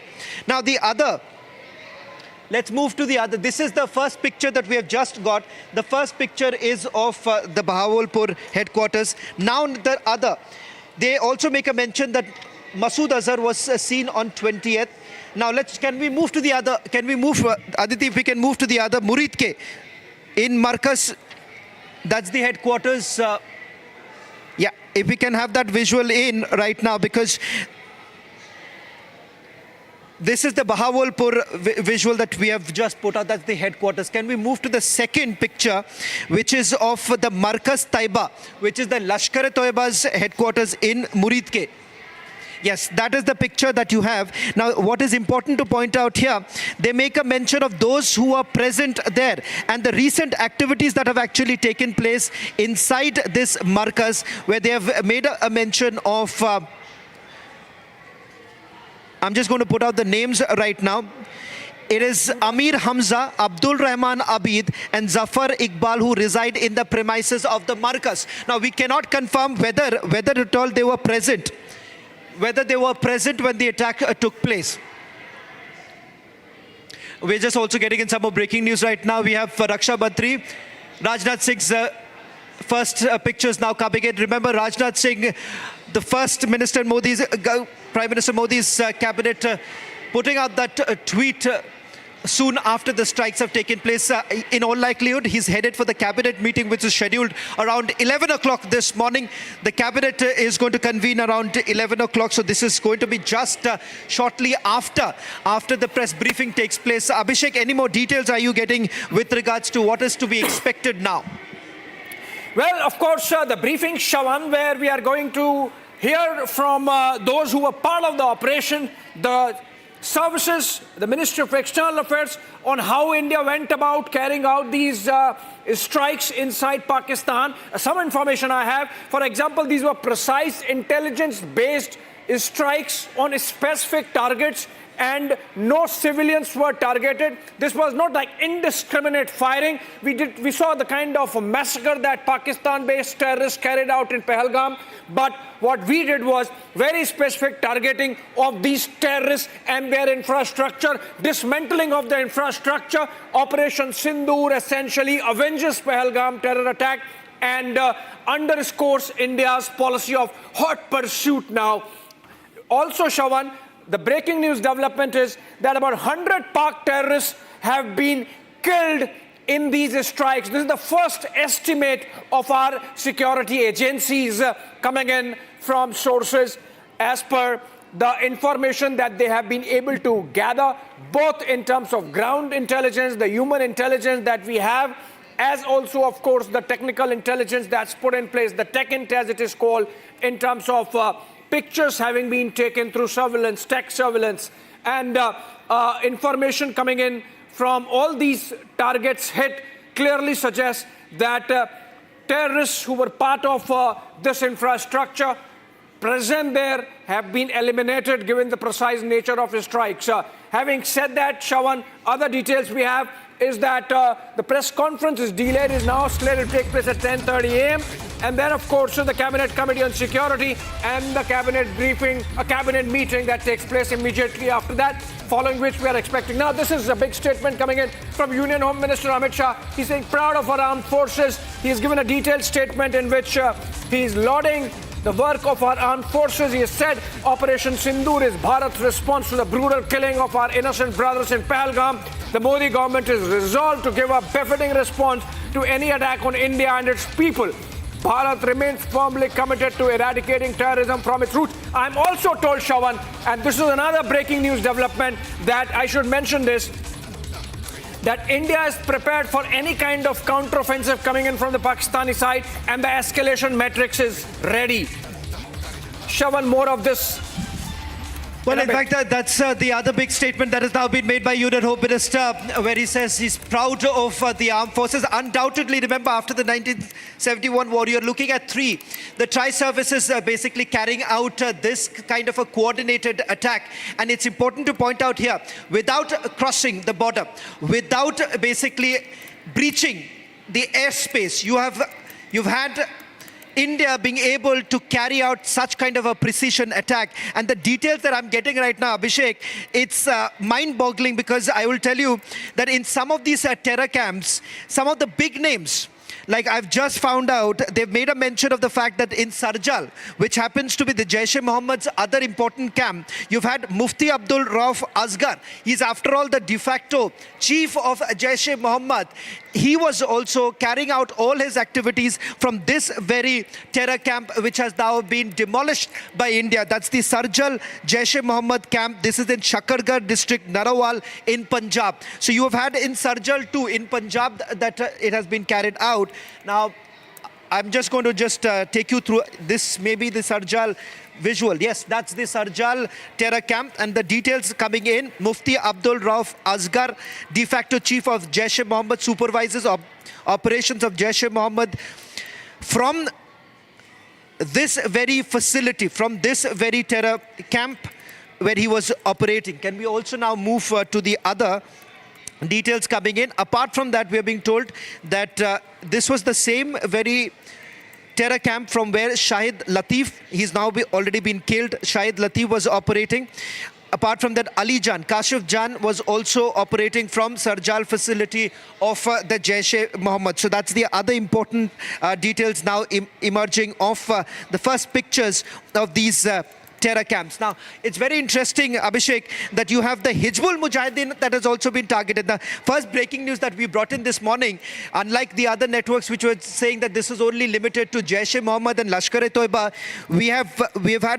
we have got a confirmation about the Hizbul Mujahideen, and in fact, their Mehmoona Joya facility was also targeted. Now, this is yes, that's the Mehmoona Joya facility, that's of the Hizbul Mujahideen, and the confirmation now coming in that when the reconnaissance was carried out by our security agencies, Muhammad Irfan Tanda, which is the commander of the Hizbul Mujahideen facility, was actually present in this particular facility, was operating out of it. Just a caveat here, Abhishek. Now, this is part of the reconnaissance, so we do not know whether they have now been eliminated or not. But this is the last known intelligence input about the presence of these terrorists at these very facilities. So it's important to point out here that the reason why they were selected, how they were selected, and what has essentially happened. The other important is coming in from Markaz Al-Hadith, that's in Barnala, that's a Lashkar-e-Toiba camp, that's in Bimbar district of Pakistan occupied Kashmir. And here we are being told that two of them who are part of the Lashkar-e-Toiba, and they were operating from this Markaz. That's LET terror operatives Qasim Gujjar and Qasim Khanda. Anas Jarar were operating from this Markaz, and they were residing in its vicinity. So that's another. These names are now coming in of each of those locations where the attacks have taken place. All right, another round of breaking news development coming in, Shawan. We keep breaking very crucial information connected with Operation Sindoor, which is that coming from very top sources, that in case Pakistan indulges in any misadventure, India is ready with its escalation metrics. We have our retaliatory response ready. In fact, there is an Operation Sindoor 2 which is in place, and the war rooms are buzzing and our forces are at it, and that in case Pakistan indulges in any kind of military response, they will hear it from us again. Well, absolutely. And as we are bringing this broadcast, just want to put one more point here that Abhishek, I'm informed you've been speaking to the highest levels of the government and they've given you some information. Would you like to share, what you've heard without, of course, naming any of your sources, please? Well, yes, Arnab, so what we were told is that this was a very precise intelligence-based operation. It was very, very specific information. And the intelligence for this selection of targets went in for about 5 to 6 days. And in fact, I was told that this operation could have happened maybe 3-4 days earlier also, but then it was delayed because we were looking at very specific location of certain targets that we were after. Are there any human targets here? Yes, there were, and in fact we are told that in a bit we should be hearing about the scale of achievement in terms of what we hit and whom we hit. That information is still being gathered. Yeah, and there's a briefing going on. Prime Minister Narendra Modi is speaking right now to Rajnath Singh. Ladies and gentlemen, Rajnath Singh is briefing the Prime Minister, but the man who's really at the center of all of this, who's executed this for the Prime Minister, is Ajit Doval. He's done a great job. He's coordinated the Tri-Series sort of operation out here. Rajnath Singh is meeting the Prime Minister on Operation Sindoor. This is breaking news coverage here on Republic TV. Ladies and gentlemen, the key terror targets which have been hit under Operation Sindoor are, and those are pictures of the Prime Minister's residence and Rajnath Singh just about going in. He's going in or coming out right now? He seems like he's going in, parking the car. Okay, he's going in to meet the Prime Minister. Big press conference delayed to about 10:30 p.m. today. Ladies and gentlemen, only fast and quick news here on Republic. I'd like to give the list once again of the key terror targets which have been hit under Operation Sindoor. Back on the screen. 1. Markaz Subhan Allah, Bahawalpur, Pakistan. Operational since 2015. This is a 15-acre Jaish-e-Mohammed headquarters, which is the nerve center for the training, radicalization and operations. And it hosts all the top leadership, including Masood Azhar, Abdul Rauf Asghar and Maulana Amar. Now, do we have any information here yet on whether Masood Azhar has been killed or Abdul Rauf Asghar or Maulana Amar have been killed? We haven't been told yet. But I suspect that in 38 minutes from now, we should be able to get you very specific information on that. Shawan is more breaking. Shawan. In each of these facilities, what has happened is that in the last reconnaissance that was done, they have named out each of the terrorists. Like in Bahawalpur, the last known location of Maulana Masood Azhar was on 30th of November, and thereafter he has made 2 such more visits. There are other operatives also, we are being told, who are present at Bahawalpur. Now they have specifically named, as far as Murid is concerned, there they have named 2 of them. That's Amir Hamza, Abdul Rahman Abid, Zafar Iqbal, who were present at the Markaz, and that is the reason why Murid was actually chosen. Then you have, similarly, in each of these locations, they've named out the handlers who were coming in and going, and that's how they have selected. As far as Mehmooma is concerned, importantly, you've had Abu Lala, Maz Bhai, as well as Irfan Tanda, who are present there. In fact, all of this is based on the reconnaissance that was done before the precision attacks were carried out. So these are some of the details we're getting in. We've got specific names for each of the targets. We have got pictures of each of these targets now. Now, also the Hizbul Mujahideen has also been hit here, Shawan. We need to mention the Hizbul Mujahideen target here, which is also, been very much on the radar. We are speaking about the Markaz Abbas. The Markaz Abbas is the center of the Jaish-e-Mohammed in Kotli. But there's also centers of the Hizbul Mujahideen which have not been spared either, have they, by this attack? Can I just share this? This morning, all the other networks were largely saying that this was only about Jaish and Lashkar.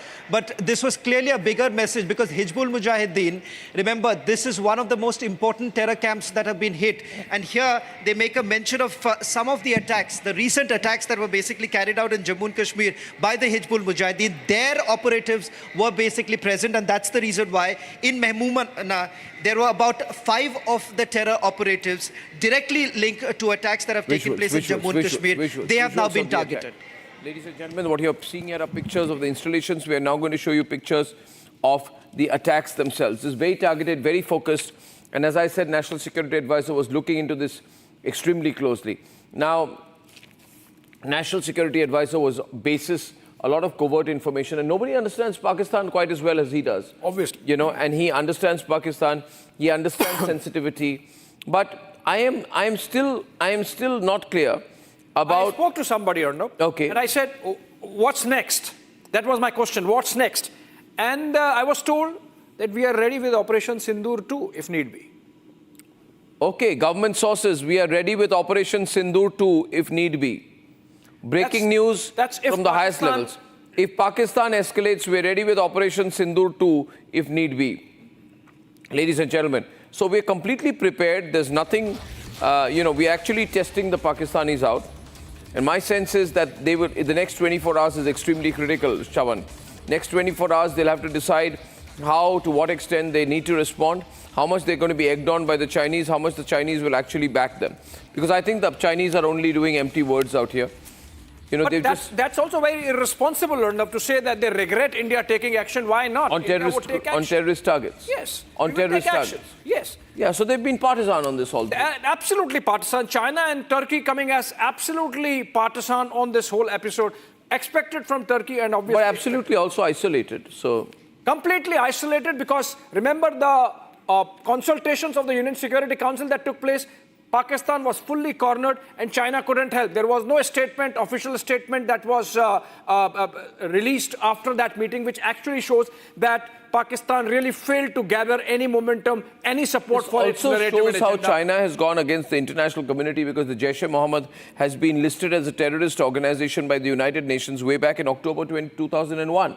And as far as Maulana Masood Azhar himself is, who is the chief of the Jaish-e-Mohammed, he's been designated under the UN Security Council resolutions 1267 in May 2019. And we are hearing Pakistan has Pakistan has again gone to the UN Security Council crying that India has carried out these strikes. Obviously, again for the Sabut gang or no, Pakistan itself making it official that it has been struck by India. Those targets have been struck and they are going to the United Nations. So obviously, while Pakistan focuses on internationalization, the point is that these strikes have been carried out and those asking for proof shouldn't be asking anymore. We have a guest here. Now we are looking at the present situation 33 minutes from the breaking news press conference of the Ministry of External Affairs and the Ministry of Defense. That's going to be a big press conference. We have hit multiple targets under Operation Sindoor. I'd like to recap it once again. We have Markaz Subhanallah, Bahawalpur, Pakistan.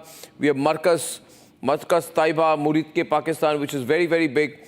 This is the primary base of the Lashkar-e-Toiba, established in 2000, funded partially by Osama bin Laden. Trains 1,000 hardened terrorists annually. This is where David Headley was trained. This is where Tahabur Rana was trained. And this whole center includes mosques and combat training centers. And that's why the Pakistanis are trying to say, oh, mosques have been targeted. No, the mosques have been targeted in the primary base of the Lashkar-e-Toiba. Ladies and gentlemen, another place which has been targeted is in Narowal in Pakistan, Sarjal Tehra Kalan launching facility. This is a covert Jaish-e-Mohammed launch pad disguised as a primary health center. It's 6 kilometers from the international border. It's made out to be some kind of a primary health center, but this is the place which is used to dig cross-border tunnels, launch drones, and do all kinds of narcotic smuggling. I think this is Ajit Doval's stamp all over it. Absolutely, 100%. This has got Ajit Doval's stamp all over it. This is a covert-led overt operation. Would that be a fair way to put it? This is a covert-led overt operation. It is as overt as can be and as covert as like that with him. But the fact of the matter is that tremendous amount of care has been taken to make sure that we are not hitting the civilians, unlike the cowardly terror attacks that emanate from Pakistan, which target civilians. Okay, let's go back to the valley and let's get Rakshita before we go back to Shawan. Rakshita is live from Srinagar Airport. Rakshita, any movement there? Well, there is security movement. It's just... Yes, there is security movement, of course, we cannot exactly show, but yes, there is a presence of the BSF, of course, it's always there at the airport here, and also the CRPF, the SOG of Jammu and Kashmir Police, also we've seen them entering the airport. The civilian air traffic is, of course, halted until further notice, and there were people, of course, wondering that when they can take their next flight, can they take the route or not. So yes, there has been, of course, a disruption as far as the travel is concerned. It is completely the security forces have taken over the Srinagar airport and the Srinagar air base as well. That has been completely sealed and taken over by the Air Force and security personnel. Other security forces are also present over there. And as we speak, we continue to track more developments. But yes, the flights have been cancelled right now until further notice, because as we were talking about, the enemy, of course, continues to fire and target the civilians. The latest we have to understand is that what will be the next move, what will be India's next move, and Operation Sindoor 2 is also on the cards. That is something we are also prepared with. The forces will be detailing out the entire operation, how they carried out this attack, Operation Sindoor, how the terrorists had wiped off mercilessly the Sindoor of those innocent women. And yes, it's a dastardly attack that has been avenged, but we have to be prepared in every sense. As we were talking about how missiles were used in the drones, the use of modern warfare, Arnab, becomes very important here. That is what we have been discussing all this while with the defense experts as well. We will have more details from the Ministry of Defense and the Indian Army and the Indian Air Force in this impending press conference also. But yes, the role of the drones, the loitering drones, how they hover around, as Abhishek was pointing out, that it could have taken place 3 to 4 days back. But they continue to hover around and hit the target with precision. So 100% precision is right now one of the biggest takeaways as far as this operation is concerned. And with that, the security has been briefed up all across Jammu and Kashmir. There are checkposts installed all across Srinagar and adjacent areas. Wherever we have visited in the past 1 week, there has been a checking. All the vehicles, especially the trucks, each and every fruit basket, everything is being checked by the SOG of Jammu and Kashmir Police. The operations have also been tracked by Republic TV from several areas along the LOC, near the LOC. And as we speak, the situation is right now calm where I'm standing right now, because there is a full security. Security is on high alert, and yes, everybody is waiting for the details of this historic, tri-service, this united effort by the Indian forces to carry out this successful Operation Sindoor. Well, how will the tacit? We have Tilak Deveshwar with us. Tilak Deveshwar ji is one of India's best security experts. Worked in various areas, covert and overt. Tilak ji, can you hear me? In this particular situation that we are in, Mr. Deveshwar, how do you factor in the Pakistani response? We would have game planned it, but what are their options, if any, now? No, thank you, Arnab, for having me on your show. You see, Pakistan has a problem. They have to respond within 24 to 36 hours. I'm very clear that they will respond. But what do they respond to? There are no terror training camps in India.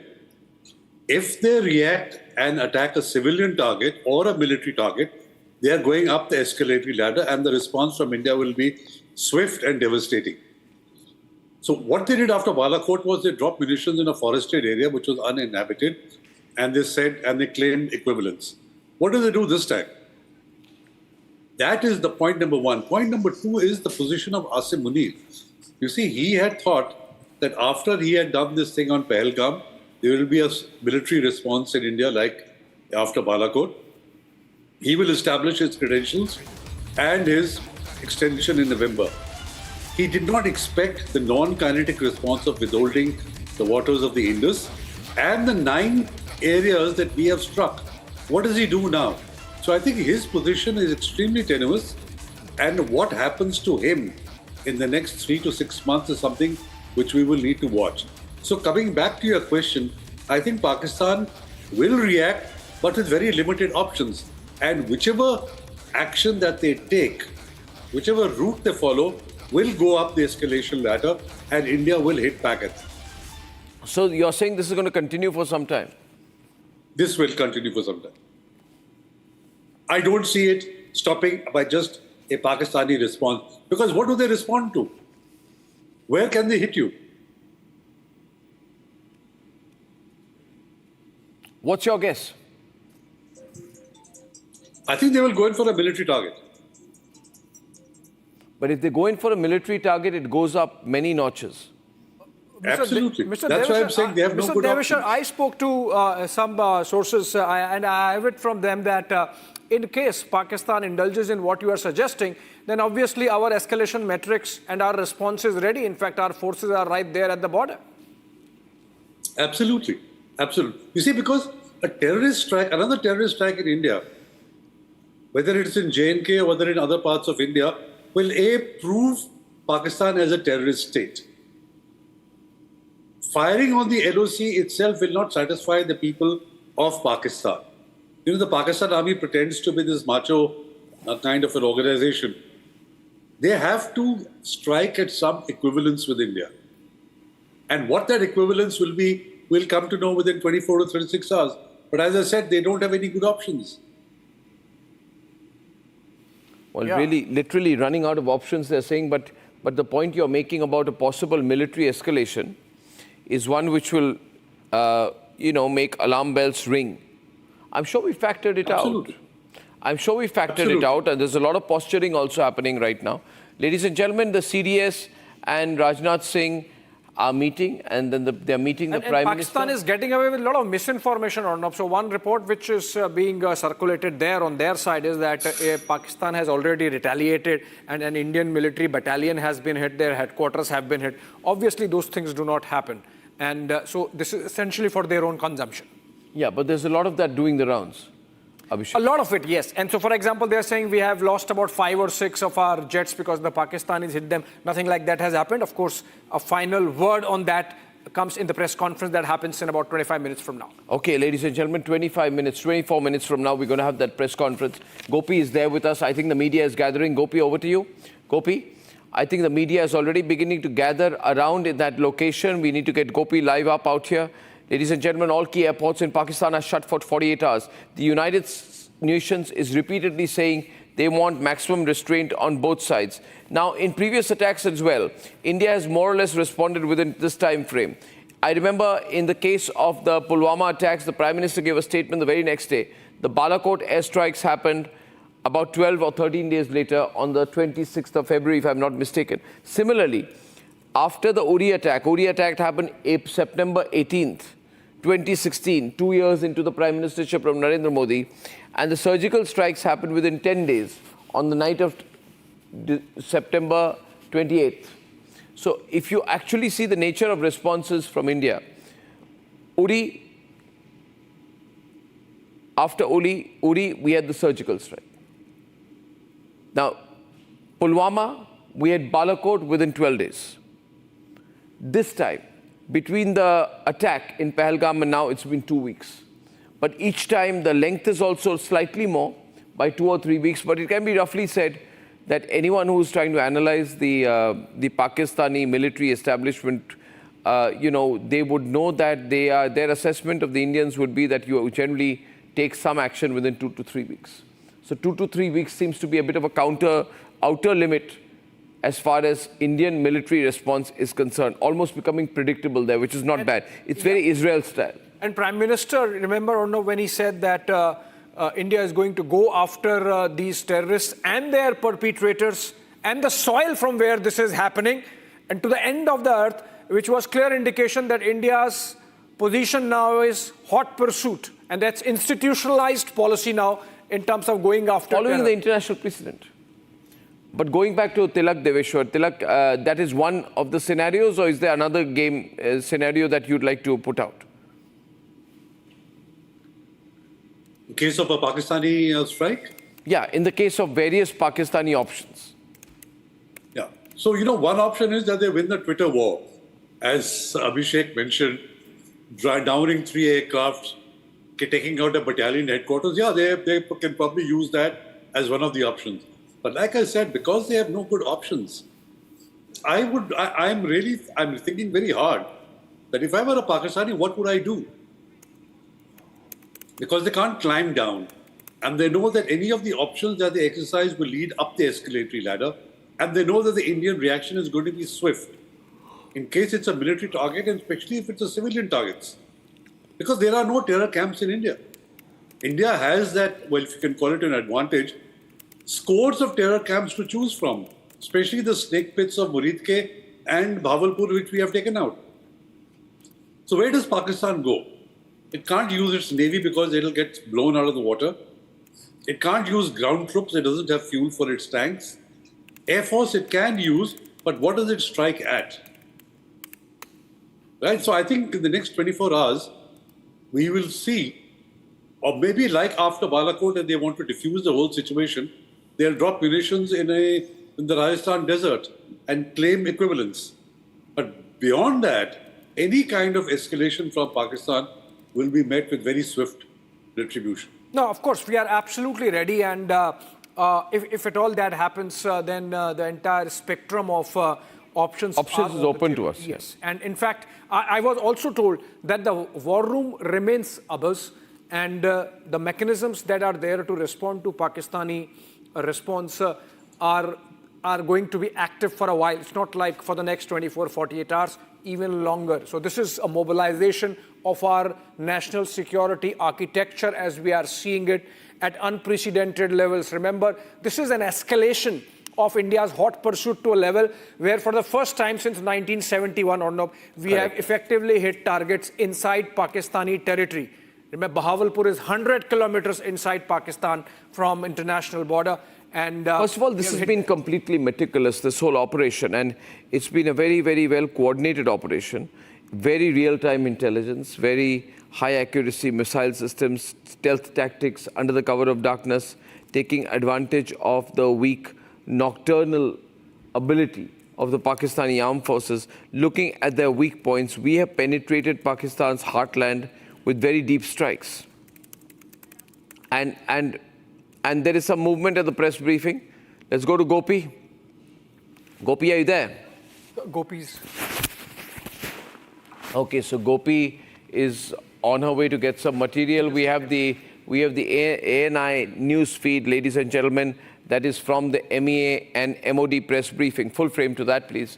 Now, these press briefings usually, are most unexpected, but I can see that there's a full screen put behind, which means there is going to be some visual elements which are going to be shared in the press briefing.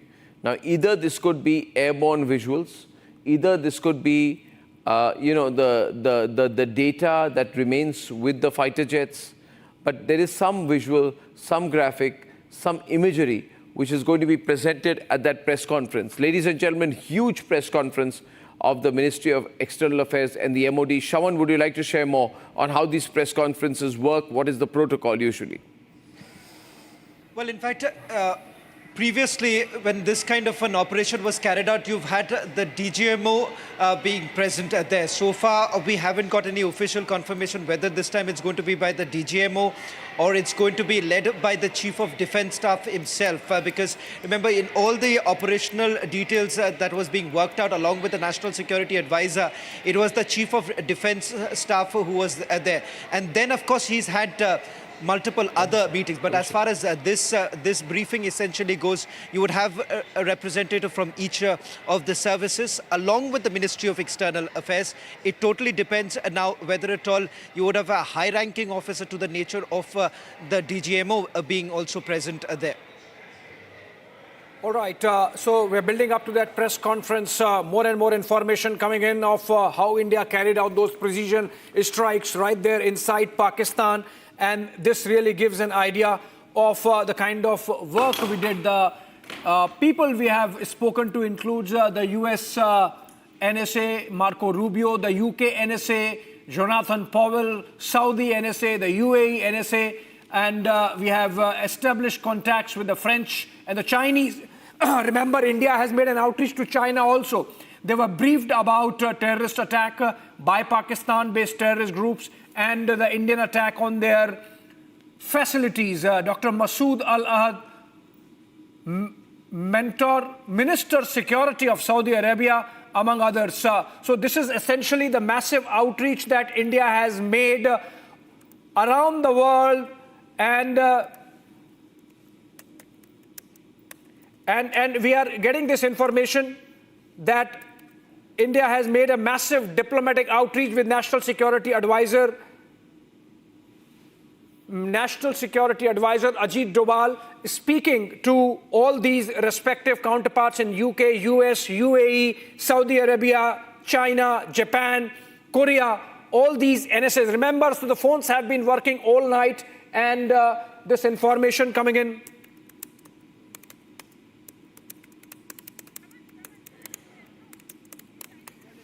All right, so can we break this information? Yeah, Abhishek, I'll just help you out. Yes.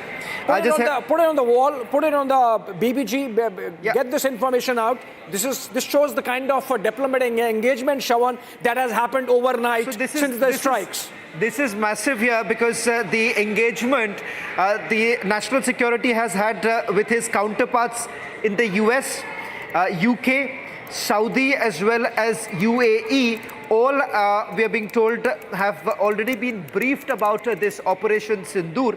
Contacts have also been established with the French as well as Chinese NSA. Now that's important to point out here that the attempt that is being also made by India to let the Chinese know that we are going to carry out this attack, and the fact that this was basically to eliminate what the Prime Minister has been saying, the terror ecosystem that exists within Pakistan right now. They were all briefed about the terrorist attack by Pakistan-based terrorist groups and the Indian attack on their facilities. In fact, we are being told that the Minister of Security of Saudi Arabia, Dr. Masood Al-Ahad, was also briefed by the National Security Advisor. Foreign NSAs all have been briefed. So we can just put this out that the National Security Advisor, that's on our screens right now, the breaking news coming in, the National Security Advisor has already briefed US, UK, Saudi Arabia and UAE. That's the engagement that has happened between the National Security Advisor and his counterparts in the other countries. Contacts have also been established with the French as well as the Chinese. We do not know whether at all there has been any communication any further with the French and the Chinese as of now. But as far as the national security advisors in these countries are concerned, they were all basically told, they were briefed about the involvement of the Pakistani groups in the attack that was carried out on 22nd of April. Basically, India has now put out all the evidence in abundance to show how Pakistan was basically involved. Two of these terrorists who were basically involved in the Pahalgam attack have been directly linked to the Pakistani terrorist groups. And that is the reason why India has essentially said that this is a justified action. Remember, several of these countries have said that it is a right for India to essentially ensure that justice is provided to those who have suffered. And that is the reason why. General G.D. Bakshi is also joining us on this broadcast. General G.D. Bakshi, it's a diplomatic strike also. If you really look at the way the National Security Advisor has conceptualized this, it's a clear imprint of the National Security Advisor. Of course, you also have the three services playing a very, very important role.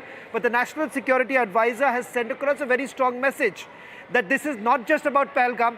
All terrorist attacks linked to Pakistan will have to pay for each one of them.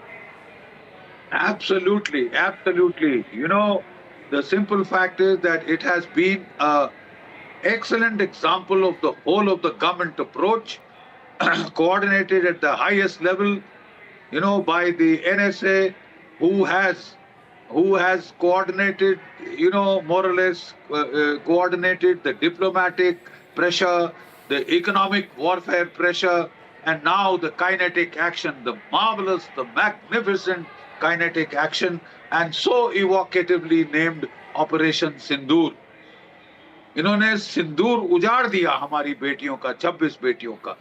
But they will pay for each with compound interest. They have paid already. And our response has been, in terms of the just war theory, very just in its cause, just in bello, just causes, and very proportionate in its response. It was non-escalatory response because we struck only the terror targets, very legitimate terror targets, the headquarters of the Lashkar-e-Taiba, the headquarters of the Jaish-e-Mohammed.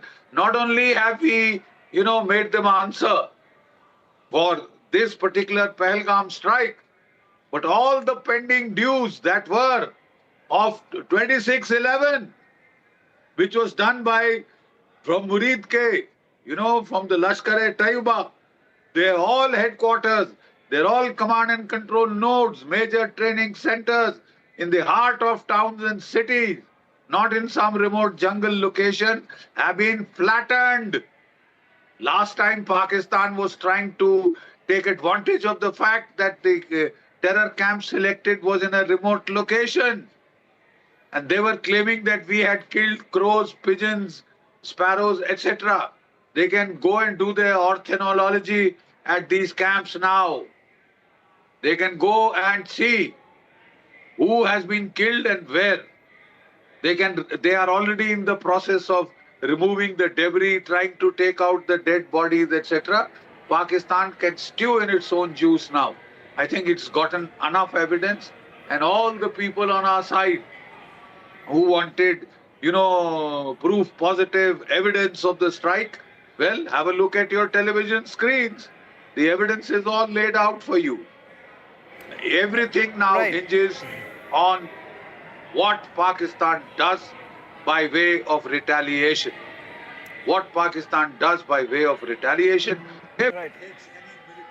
Well, in fact, General G.D. Bakshi, be with us because it's just 9 minutes and you would have that official briefing to take place. In fact, India is all set to tell the world that this is a strong messaging that we are essentially doing right now, and the fact that a country which has essentially relied on non-state actors, a country which has basically relied on terrorism as part of their foreign policy, it is time to basically show them the mirror, it's time to show them their place. In fact, we'll just quickly take you through some. And I repeat for that thing, just for a matter of fact, I repeat it. It clearly states that this is a press brief. As of now, in this press brief, no questions will be taken. So I request you, please adhere to it. And 10:25 we start. Request to please settle down. Thank you.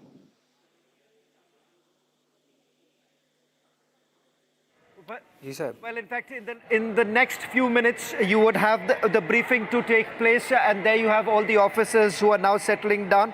The latest information now coming in as far as those officers who will be involved in a briefing. You have 2 young women officers, Colonel Sophia Qureshi, Wing Commander Vyomika Singh.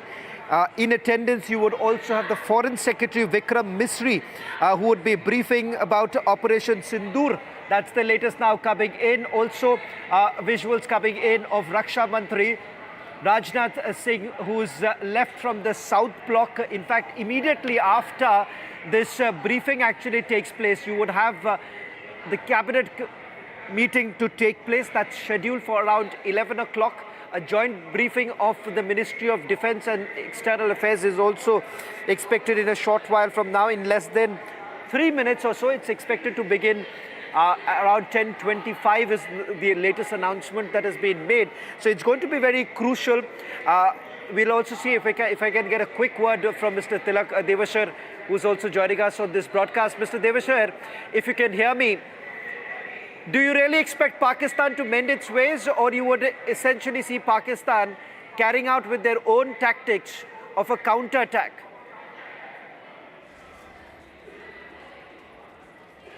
unless it is forced to.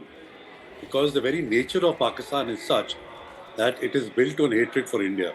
So it will not change its spots as far as India is concerned.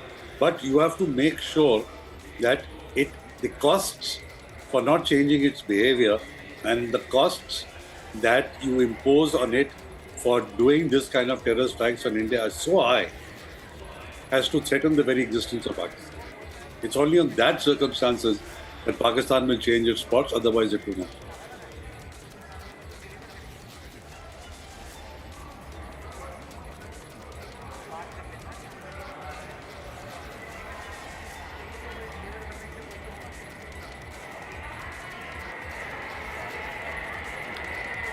In fact, development coming in, which is that the briefing that's going to take place in a while from now, there also India is going to make a big statement. And the statement is that the official briefing would be done by two young officers, one each of the Indian Army and the Air Force.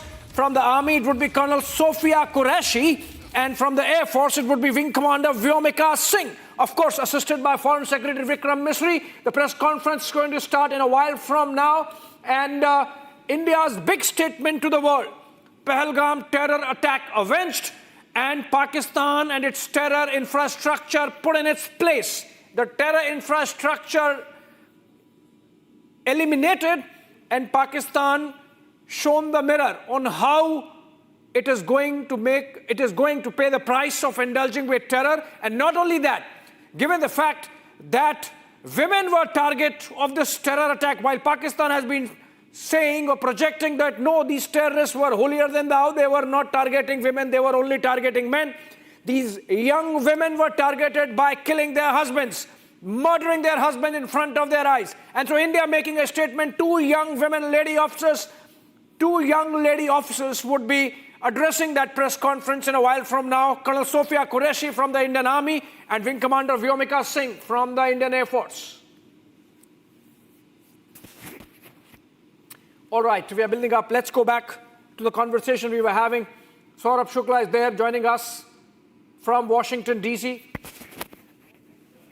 Okay, I go back to Shawan. Shawan is in the newsroom. Shawan, coming back to you.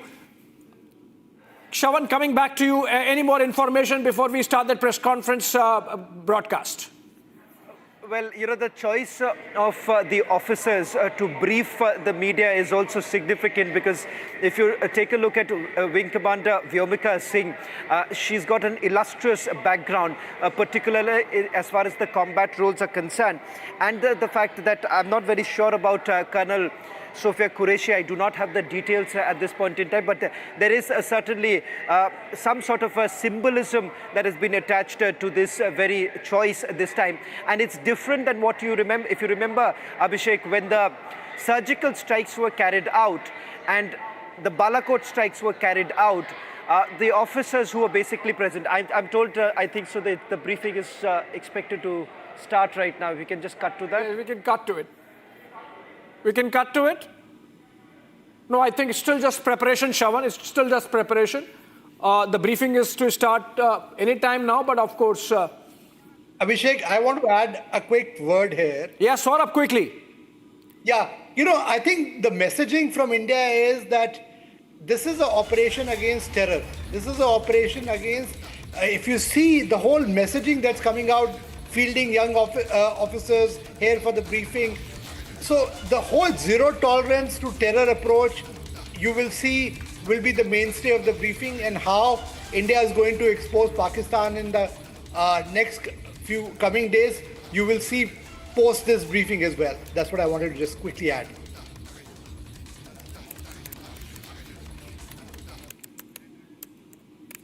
Abhishek? Yes, thank you so much, Saurabh. In fact, we have a breaking news development, which is that Union Home Minister Amit Shah has spoken to Omar Abdullah, the Chief Minister of Jammu and Kashmir. This is important because, remember, internal security aspects are also under the focus now of our government. And while today is the day we are carrying out mass mock drills of civil defense to make sure that there is a whole of the nation approach in defending India, and the citizens are also involved in this entire exercise, sensitized to what they need to do whenever, if at all, there are military escalations building up, given India's response.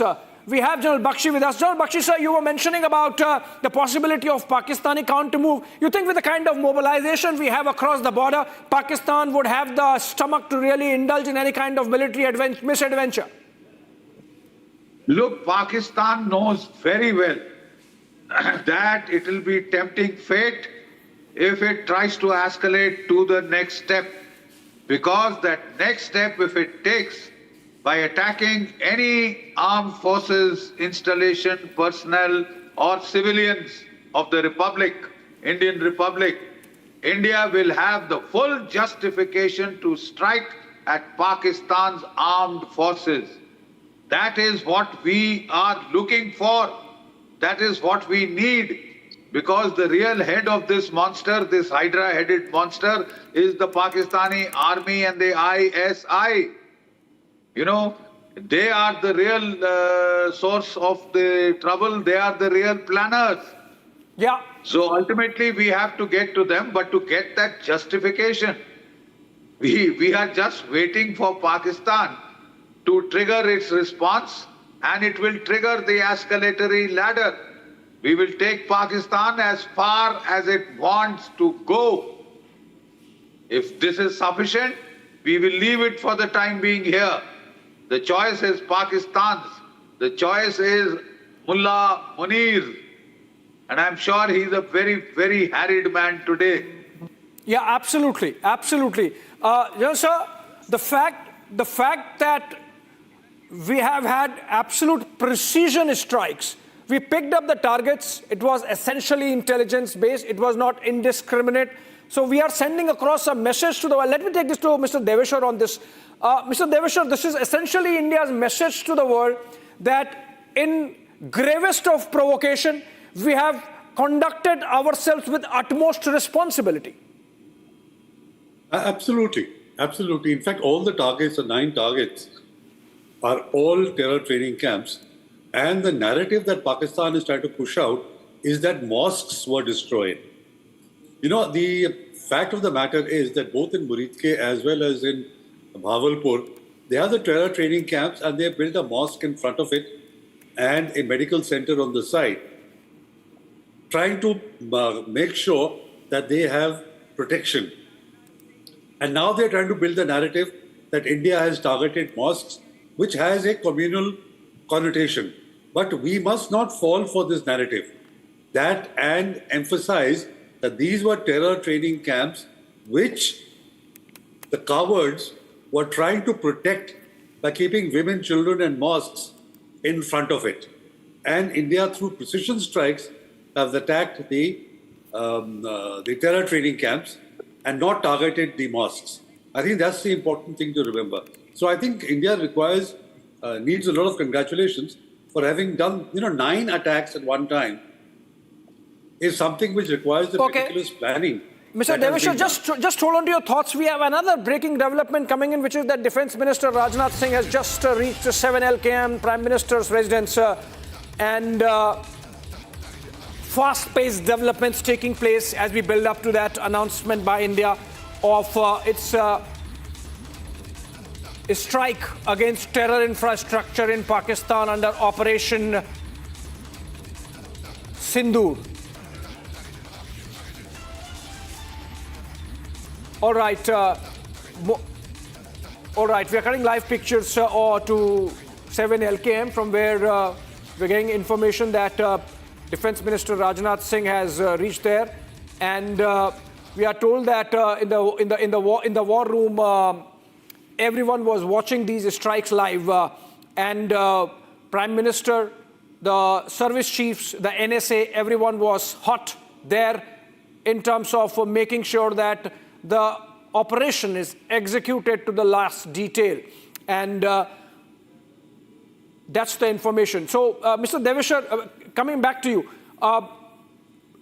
huge lessons there for India's national security architecture in terms of how to execute and escalate and yet be in control.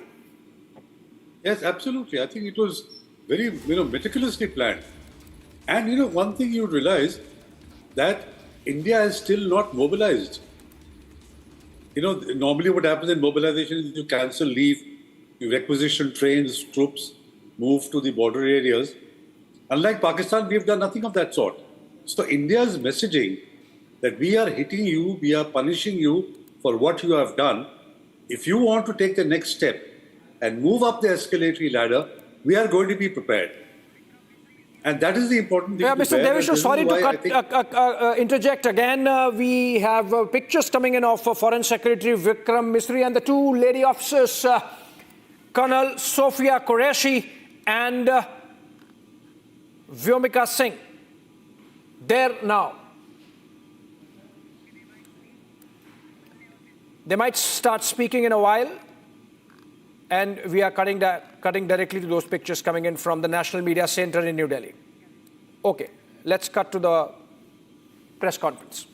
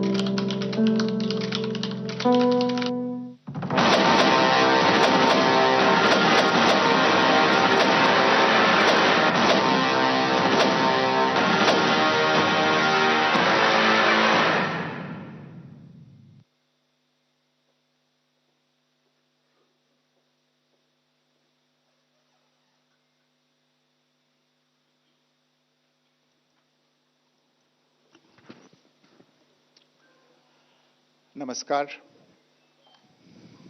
इस briefing में शामिल होने के लिए आप सभी का धन्यवाद। जैसा कि आप सभी जानते हैं, 22 अप्रैल 2025 को लश्कर तैयबा से संबंधित पाकिस्तानी और पाकिस्तान प्रशिक्षित आतंकवादियों ने भारत में जम्मू और कश्मीर के पहलगाम में भारतीय पर्यटकों पर बर्बरतापूर्ण हमला किया। 25 भारतीयों और एक नेपाली नागरिक को कायरतापूर्ण मौत के घाट उतार दिया गया। मुंबई के 26 नवंबर 2008 के हमलों के बाद यह भारत में हुई किसी आतंकवादी हमले में मारे गए आम नागरिकों की संख्या की दृष्टि से सबसे गंभीर घटना है। पहलगाम का हमला अत्यधिक बर्बरतापूर्ण था, जिसमें वहां मौजूद लोगों को करीब से और उनके परिवारों के सामने सिर पर गोली मारी गई। हत्या के इस तरीके से परिवार के सदस्यों को जानबूझकर आघात पहुंचाया गया। साथ ही उन्हें यह नसीहत भी दी गई कि वे वापस जाकर इस संदेश को पहुंचा दें। यह हमला स्पष्ट रूप से जम्मू और कश्मीर में बहाल हो रही सामान्य स्थिति को बाधित करने के उद्देश्य से किया गया था। चूंकि पर्यटन फिर से अर्थव्यवस्था का मुख्य आधार बन रहा था, इस हमले का मुख्य उद्देश्य इसे प्रतिकूल रूप से प्रभावित करना था। पिछले वर्ष आप सभी जानते हैं 2.25 करोड़ से अधिक पर्यटक कश्मीर आए थे। इस हमले का मुख्य उद्देश्य इसलिए संभवतः यह था कि इस संघ राज्य क्षेत्र में विकास और प्रगति को नुकसान पहुंचाकर इसे पिछड़ा बनाए रखा जाए और पाकिस्तान से लगातार होने वाले सीमा पार आतंकवाद के लिए उपजाऊ जमीन बनाने में सहायता की जाए। हमले का यह तरीका जम्मू और कश्मीर और शेष राष्ट्र दोनों में सांप्रदायिक दंगे भड़काने के उद्देश्य से भी प्रेरित था। इसका श्रेय सरकार और भारत के सभी नागरिकों को दिया जाना चाहिए कि इन प्रयासों को विफल कर दिया गया। एक समूह ने खुद को रेजिस्टेंस फ्रंट टीआरएफ कहते हुए इस हमले की जिम्मेदारी ली है। यह समूह संयुक्त राष्ट्र द्वारा प्रतिबंधित पाकिस्तानी आतंकवादी समूह लश्कर ए तैयबा से जुड़ा हुआ है। यह उल्लेखनीय है कि भारत ने मई और नवंबर 2024 में संयुक्त राष्ट्र की 1267 कमेटी की सैंक्शंस मॉनिटरिंग टीम को अर्धवार्षिक रिपोर्ट प्रस्तुत की थी, जिसमें टीआरएफ के बारे में साफ इनपुट दिए गए थे। इससे पाकिस्तान स्थित आतंकवादी समूहों के लिए कवर के रूप में टीआरएफ की भूमिका सामने आई थी। इससे पहले भी दिसंबर 2023 में भारत ने इस टीम को लश्कर ए तैयबा और जैश ए मोहम्मद के बारे में सूचित किया था, जो टीआरएफ जैसे छोटे आतंकवादी समूहों के माध्यम से अपनी गतिविधियों को संचालित कर रहे हैं। इस संबंध में 25 अप्रैल को यूएन सिक्योरिटी काउंसिल प्रेस वक्तव्य में टीआरएफ के संदर्भ को हटाने के लिए पाकिस्तान के दबाव पर भी ध्यान दिया जाना चाहिए। पहलगाम आतंकवादी हमले की जांच से पाकिस्तान के साथ आतंकवादियों के संपर्क उजागर हुए हैं।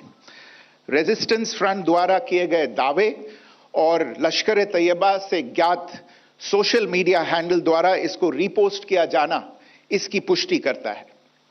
चश्मदीद गवाहों और विभिन्न जांच एजेंसियों को उपलब्ध अन्य सूचनाओं के आधार पर हमलावरों की पहचान भी हुई है। हमारी इंटेलिजेंस ने इस टीम के योजनाकारों और उनके समर्थकों की जानकारी जुटाई है। इस हमले की रूपरेखा भारत में सीमा पार आतंकवाद को अंजाम देने के पाकिस्तान के लंबे ट्रैक रिकॉर्ड से भी जुड़ी हुई है, जिसके लिखित और स्पष्ट दस्तावेज उपलब्ध हैं। पाकिस्तान दुनिया भर में आतंकवादियों के लिए एक शरण स्थल के रूप में पहचान बना चुका है। यहां अंतर्राष्ट्रीय स्तर पर प्रतिबंधित आतंकवादी सजा पाने से बचे रहते हैं।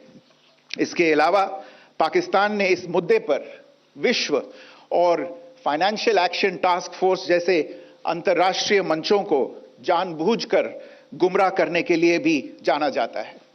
साजिद मीर का मामला, जिसमें इस आतंकवादी को पाकिस्तान ने मृत घोषित कर दिया था और फिर अंतर्राष्ट्रीय दबाव के परिणाम स्वरूप वो जीवित पाया गया, इसका सबसे स्पष्ट उदाहरण है। यह स्वाभाविक है कि पहलगाम में हुए इस हमले से जम्मू और कश्मीर के साथ साथ भारत के अन्य भागों में भी आक्रोश देखा गया। हमलों के बाद भारत सरकार ने स्वाभाविक रूप से पाकिस्तान के साथ संबंधों को लेकर कुछ कदम उठाए। आप सभी उन निर्णयों से अवगत हैं जिसकी घोषणा 23 अप्रैल को की गई थी। तथापि यह आवश्यक समझा गया कि 22 अप्रैल के हमले के अपराधियों और उनके योजनाकारों को न्याय के कटघरे में लाया जाए। हमलों के एक पखवाड़े के बाद भी पाकिस्तान द्वारा अपने क्षेत्र या अपने नियंत्रण वाले क्षेत्रों में आतंकवादियों की इंफ्रास्ट्रक्चर के विरुद्ध कार्रवाई करने के लिए कोई स्पष्ट कदम नहीं उठाया गया है।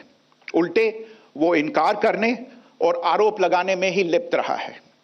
पाकिस्तान आधारित आतंकवादी मॉड्यूल्स पर हमारी खुफिया निगरानी ने संकेत दिया है कि भारत के विरुद्ध आगे भी हमले हो सकते हैं।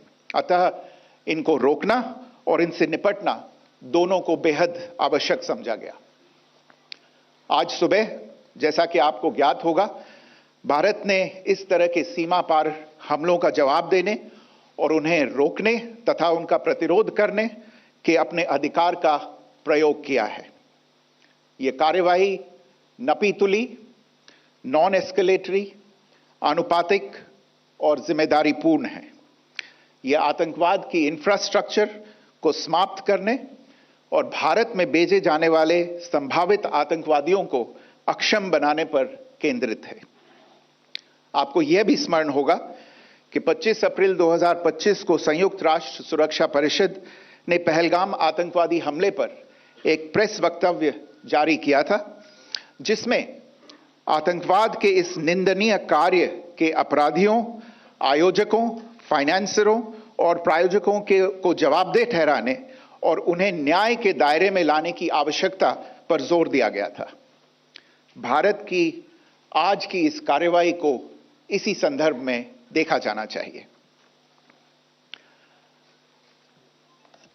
Good morning. Thank you all for joining this briefing. As you are all aware, on April 22, 2025, Pakistani and Pakistan-trained terrorists belonging to the Lashkar-e-Taiba carried out a savage attack on Indian tourists at Pahalgam in Jammu and Kashmir in India. They murdered 26 people, including one national of Nepal, causing the largest number of civilian casualties in a terrorist attack in India since the 26 November 2008 attacks in Mumbai. The attack in Pahalgam was marked by extreme barbarity, with the victims mostly killed with headshots from close range and in front of their families. Family members were deliberately traumatized through the manner of the killing, accompanied by the exhortation that they should take back the message. The attack was clearly driven by the objective of undermining the normalcy returning to Jammu and Kashmir. In particular, it was designed to impact the mainstay of the economy, tourism, with a record 23 million tourists visiting the valley last year. The calculation, presumably, was that harming growth and development in the Union territory would help keep it backward and create fertile ground for continued cross-border terrorism from Pakistan. The manner of the attack was also driven by an objective of provoking communal discord, both in Jammu and Kashmir and the rest of the nation. It is to the credit of the government and the people of India that these designs were foiled. A group calling itself the Resistance Front has claimed responsibility for the attack. This group is a front for the UN-proscribed Pakistani terrorist group Lashkar-e-Taiba. It is notable that India had given inputs about the TRF in the half-yearly report to the monitoring team of the UN's 1267 Sanctions Committee in May and November 2024, bringing out its role as a cover for Pakistan-based terrorist groups. Earlier too, in December 2023, India had informed the monitoring team about Lashkar and Jaish-e-Mohammed operating through small terror groups such as the TRF. Pakistan's pressure to remove references to TRF in the April 25 UN Security Council press statement is notable in this regard. Investigations into the Pahalgam terror attack have brought out the communication notes of terrorists in and to Pakistan. The claims made by the Resistance Front and their reposting by known social media handles of the Lashkar-e-Taiba speak for themselves. Identification of the attackers based on eyewitness accounts as well as other information available to law enforcement agencies has also progressed. Our intelligence has developed an accurate picture of the planners and backers of this team. The features of this attack also tie in with Pakistan's long track record of perpetrating cross-border terror in India, which is well documented and beyond question. Pakistan also has a well-deserved reputation as a haven for terrorists from around the world, with internationally proscribed terrorists enjoying impunity there. In addition, Pakistan has been known to willfully mislead the world and international forums, such as the Financial Action Task Force, on this issue. The Sajid Mir case, in which this terrorist was declared dead and then, in response to international pressure, brought back to life, found alive and arrested, is the most glaring example. The latest attack in Pahalgam has understandably generated deep anger in Jammu and Kashmir and in other parts of India. Following the attacks, the government of India naturally responded with a set of initial measures relating to our engagement with Pakistan. You're all aware of the decisions that were announced on the 23rd of April. However, it was deemed essential that the perpetrators and planners of the 22nd April attack be brought to justice. Despite a fortnight having passed since the attacks, there has been no demonstrable step from Pakistan to take action against the terrorist infrastructure on its territory or on territory under its control. Instead, all it has indulged in are denials and allegations. Our intelligence monitoring of Pakistan-based terrorist modules indicated that further attacks against India were impending. There was thus a compulsion both to deter and to preempt. Earlier this morning, as you would be aware, India exercised its right to respond and preempt as well as deter more such cross-border attacks. These actions were measured, non-escalatory, proportionate, and responsible. They focused on dismantling the terrorist infrastructure and disabling terrorists likely to be sent across to India. You would also recall that the Security Council on 25th April 2025 had issued a press statement on the Pahalgam terror attack, underlining, and I quote, the need to hold perpetrators, organizers, financiers, and sponsors of this reprehensible act of terrorism accountable and bring them to justice, unquote. India's latest actions should be seen in this context. Joining me for this briefing on our actions earlier this morning are Colonel Sophia Qureshi and Wing Commander Vyomika Singh. I will request them to share some details regarding Operation Sindoor with all of you.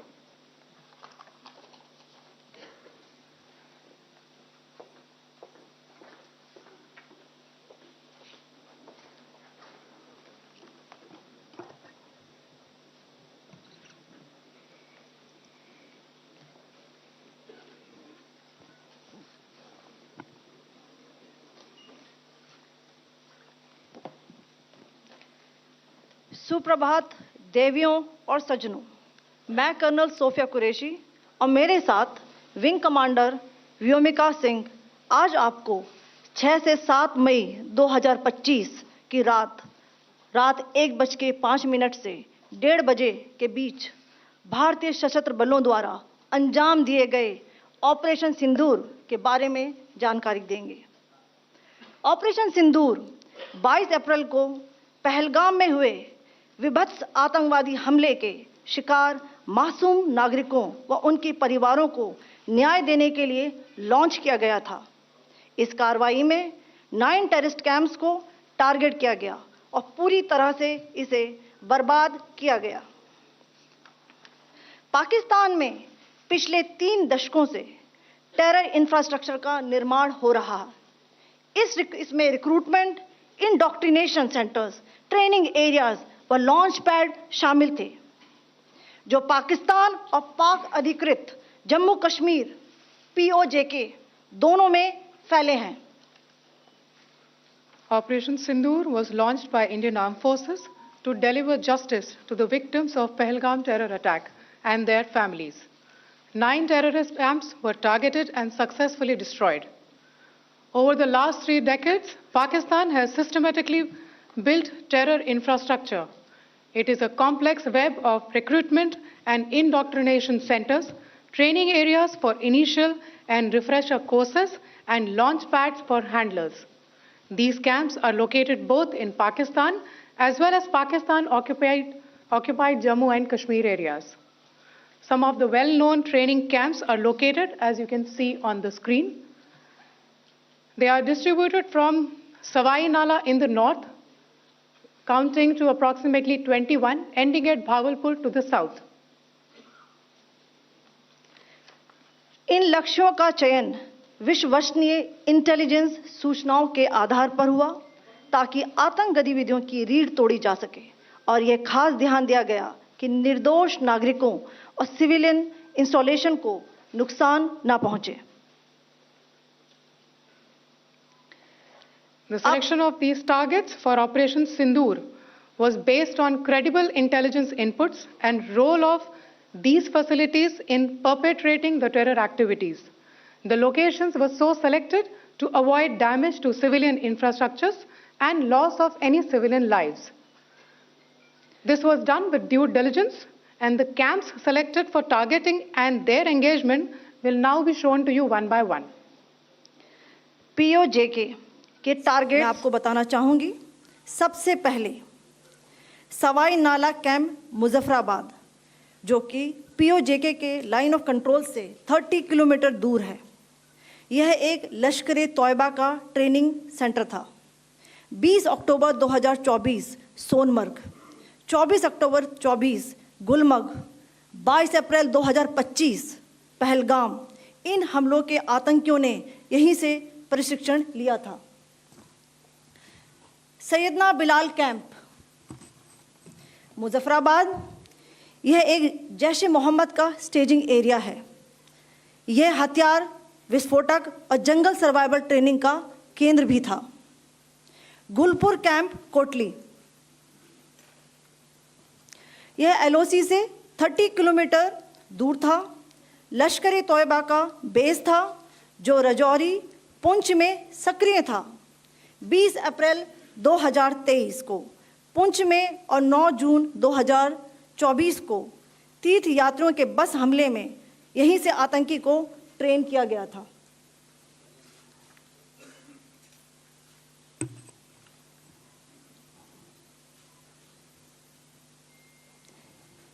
Barnala camp बिम्बर, ये LOC से 9 kilometre दूर है। यहाँ पर हथियार, handling, IED व जंगल survival का प्रशिक्षण केंद्र था। अब्बास कैंप कोटली,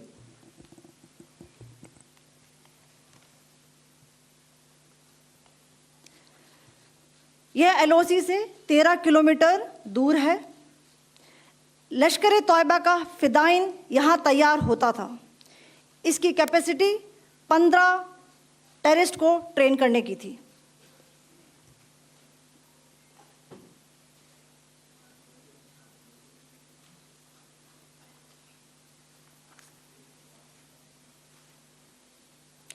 अब मैं पाकिस्तान के अंदर के टारगेट से अवगत कराना चाहूंगी।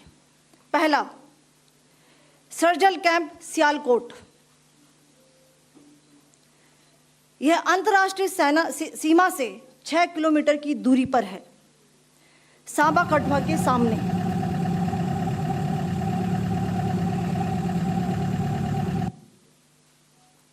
मार्च 2025 में जम्मू एंड कश्मीर पुलिस के 4 जवानों को की जो हत्या की गई थी, उन आतंकवादियों को इसी जगह पर ट्रेन किया गया था।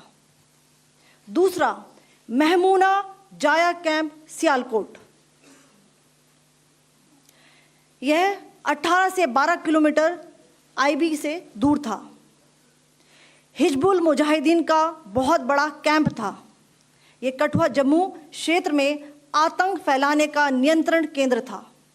पठानकोट एयरफोर्स बेस पर किया गया हमला भी इसी कैंप से प्लान और डायरेक्ट किया गया था। मरकज ताइबा मुरीद के, यह IB से 18 से 25 किलोमीटर दूरी पर है। 2008 के मुंबई हमले के आतंकी भी यहीं से प्रशिक्षित हुए थे। अजमल कसब व डेविड हेडली भी यहाँ ट्रेन हुए थे।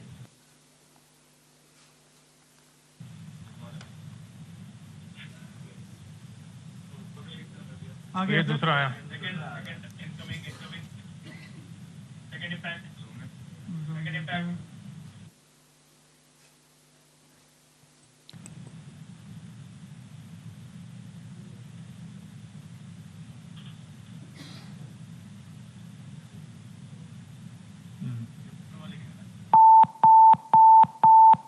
टारगेट 10 हुआ है सर अभी।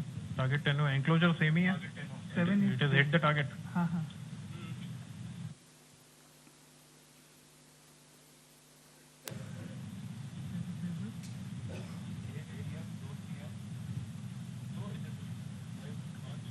आ गया सर, इम्पैक्ट।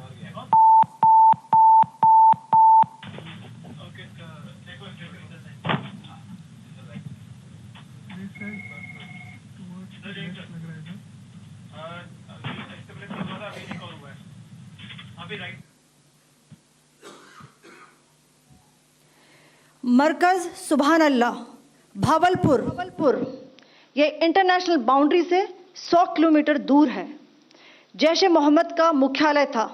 यहाँ पर रिक्रूटमेंट, ट्रेनिंग व इंडॉक्ट्रिनेशन का केंद्र भी था। शीर्ष आतंकी अक्सर यहाँ आते थे। मैं आप सबको बताना चाहती हूँ कि किसी भी सैन्य ठिकाने का निशाना नहीं बनाया गया और अभी तक किसी तरह की नागरिक क्षति की रिपोर्ट नहीं है। धन्यवाद। जय Hind. The strike on the terror camps were undertaken through precision capability, as shown to you. A niche technology weapons with careful selection of warheads was ensured so that there will be no collateral damage. The point of impact in each of the target was a specific building or a group of buildings. All the targets were neutralized with clinical efficiency, and the results reiterate the professionalism of the Indian Armed Forces in the planning and execution of their operations. No military establishments were targeted. India has demonstrated considerable restraint in its response. However, it must be said that the Indian Armed Forces are fully prepared to respond to Pakistani misadventures, if any, that will escalate the situation. Jai Hind, and thank you very much. Ladies and gentlemen, friends in the media, I ask your indulgence today in view of the fact that this is still an evolving situation. We will therefore not be able to take questions and answers today, but we will come back for more updates and more briefings shortly. Thank you all very much for joining us this morning. Thank you. Jai Hind.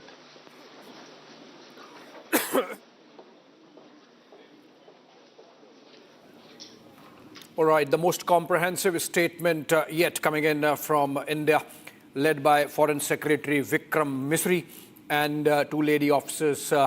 We had Colonel Sophia Qureshi of the Indian Army and Wing Commander Vyomika Singh of the Indian Air Force briefing there. Now, a couple of points that become clear. We had this was essentially an intelligence-based precision operation targeting the terror infrastructure both inside Pakistan and in PoJK. Terror pads, terror headquarters, and essentially terror headquarters of Pakistan-based terror organizations, Jaish-e-Mohammed, Lashkar-e-Taiba, Hizbul Mujahideen, all targeted. And those were precision-guided bombs, missiles, and kamikaze drones that were used. And India making it clear that no military installation or infrastructure was hit, that no civilian casualties have been reported, and India inflicting costs of terror on Pakistan, making it sure that the world hears it loud and clear that we are not going to let go of an opportunity to inflict costs of terror at the soil from where the terror emanates. Saurabh Shukla continues to be with us. That was a huge statement, Saurabh, coming in from India, that we have demolished terror infrastructure, we have targeted all terror organizations, and we have gone deep inside Pakistan. 100 kilometers is where Bahawalpur and the headquarters of Jaish-e-Mohammed in Bahawalpur is, and we have targeted that. India also making a diplomatic statement there with two lady officers making that statement. Saurabh, your first comment. Absolutely. Abhishek, unequivocal message from India that this is a strike for zero tolerance on terrorism. This is a strike for which India was well within its right. India was well within its international obligation to save its people. Saurabh, the fact that we made sure that there is no collateral damage. The weapons, in fact, the choice of weapons was such that there is no collateral damage. The fact that India is ready to respond to any Pakistani misadventure. The fact that Foreign Secretary Vikram Misri ended by saying that this is still an evolving situation, and that is the reason why we are not taking questions, not for any other reason, that there is a likelihood that we might have to respond even further or escalate even further if need arises. I think, and the fact that the Foreign Secretary sort of mentioned more than a couple of times the UNSC statement and many UN resolutions under which India has carried out this strike as a right to defend itself. Also the fact that Foreign Secretary mentioned that there was intelligence that further terror operations were being planned or were being conspired to from all these locations, and that is why those places have been targeted. Abhishek, there is a reason why he said that, because Pakistan, in all likelihood, will try to take this issue to the UN Security Council. This is India's preemptive diplomatic strike as well. India has declared very smartly by having this briefing that this was a targeted campaign against terrorism. It was not a strike against Pakistani military. It was not a strike against Pakistani civilian. This was a pure play strike against terrorism, and that's what India has done, for which India was well within its right. It has defended its citizens. So when Pakistan tries to play foul and go to UNSC, India already has a counter to it. So I think it's a very smart strategy to have a briefing like this, and I'm sure in the days to come, India will have a briefing, a follow-up where they will field questions. But I thought it was a very, very fine-tuned and a well-calibrated diplomatic strategy after a fine, I would say, Operation Sindoor, which happened yesterday. Absolutely, Abhishek. absolutely. I'm going through some of the pointers that come out really of that briefing by MOD and MEA. We have General Bakshi continuing with us. Essentially, Jaish-e-Mohammed's Tehra Kala facility destroyed, Hizbul Mujahideen's Mehmoona Joya facility destroyed, by MOD and MEA. Lashkar's Markaz Hadith Barnala in PoK destroyed, Jaish-e-Mohammed's Markaz-e-Abbas destroyed in Kotli, that's the Kotli terror camp, and we have Lashkar-e-Tayyiba's Markaz-e-Tayyiba Indoctrination Center destroyed, JEM's Markaz-e-Subhan Allah destroyed, terror camps selected for strikes exposed in that briefing by the joint briefing by the Ministry of Defense and the Ministry of External Affairs. And as it was mentioned, the strikes were based on credible inputs accessed by India through its technical intelligence and, of course, ground human intelligence. Remember, we have deep sources there also in Pakistan. And we ensured that civil installations or civil infrastructure or even civilians were not targeted. Even military installations or military infrastructure was not targeted. It was out and out an attack on the terror infrastructure on the Pakistani soil. Go back to the statement made by Prime Minister Modi that we will go after these terrorists to the end of the earth and make sure that the soil from which it emanates is targeted. I think Prime Minister could not have been more forthright, General Bakshi, in making that statement that we are going to do what we are going to do. I mean, there was no sort of, hiding behind the cowardice, hiding behind in any manner like the Pakistanis do, in the cowardly manner that they do behind these non-state actors.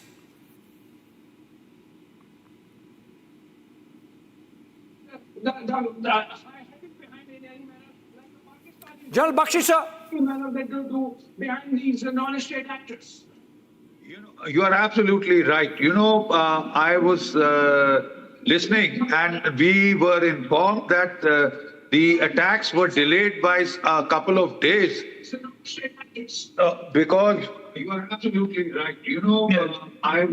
The attacks were delayed by a couple of days because we were trying to gather precise intelligence, because the Pakistanis were in absolute panic and they were scampering, trying to hide their terrorist minions, merge them with the civilian population, merge them with the women and children so as to keep them safe, get them the human shields. That is why, there was so much turbulence in the terrorist infrastructure. And we had to keep a precise eye, minute by minute eye on who was moving where. That is why even the strikes were delayed up to a fortnight. But I think when they have come at a precise, very precise time, because we are going to be entering into the monsoon shortly, the rains, etc. So quite obviously, we had to do it within the correct weather window. We have exploited that weather window, that Met window. Yeah. We have hit 9 terror camps. And most of these are well-established terror camps.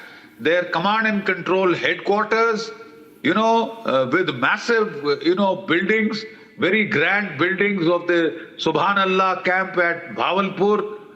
They have been reduced to rubble. They've been reduced to rubble.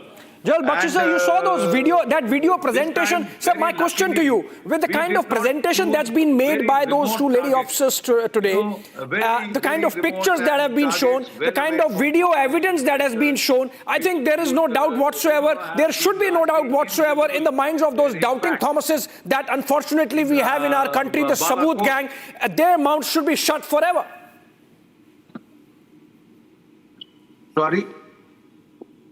Sorry, I couldn't catch what you said.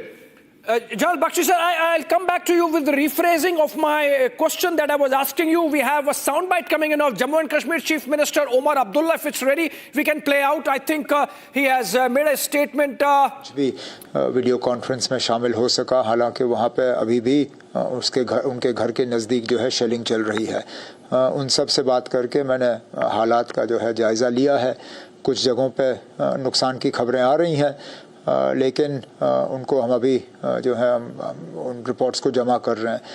फ़िलहाल एक contingency fund के तौर पे मैंने कुछ पैसे जो हैं डीसीज़ को रिलीज़ किए हैं, तमाम डीसीज़ को, लेकिन बिलखसूस जो एलओसी और बॉर्डर के नज़दीक है उनको थोड़ा ज़्यादा, ताकि कोई भी All right, that was Jammu and Kashmir Chief Minister Omar Abdullah suggesting that there is a lot of damage happening because of the Pakistani shelling, which is of course being responded to in strong measure by the Indian side. Coming back to you, General Bakshi sir, the kind of precision strikes we have carried out, we are getting information that even Maulana Masood Azhar's house has been targeted, sir. That's a big one.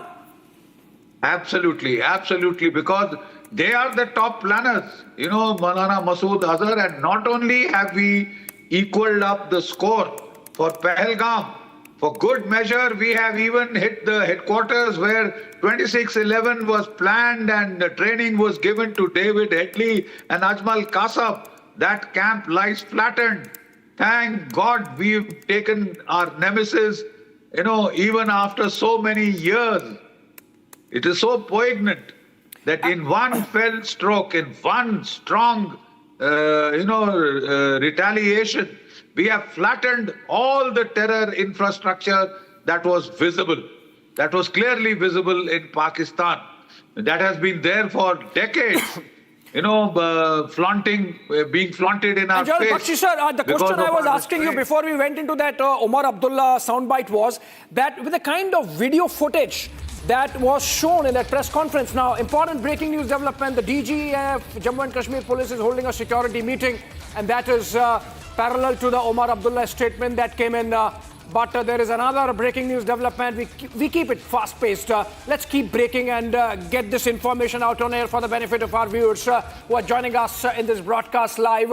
And the information is that apart from carrying out this strike on 9 targeted locations of terror infrastructure, one specific target of which India should be proud of is the residence or the living quarters of Maulana Masood Azhar inside the Jaish-e-Mohammed headquarters in Bahawalpur. We are yet to ascertain whether Masood Azhar was there at that time. Most likely not, given the fact that he's seen as a prized asset by the Pakistani state. So it's likely that Hafiz Saeed, as also Masood Azhar, were whisked away to safe houses because obviously we had made it clear that we are going to strike. But this is another breaking news development coming in. Coming back to you, General Bakshi sir, the kind of footage that is on air, which was shown in that briefing by the two lady officers, there should be no doubt left in the minds of those doubting Thomases, the unfortunate Saboot gang that we have in India, that we actually carried out this strike. That is precisely what I was saying, that in 2019, when we did the airstrike with our Mirages and Spice Jets, we had hit the Balakot training camp. We had killed about 200 terrorists under training in that massive camp.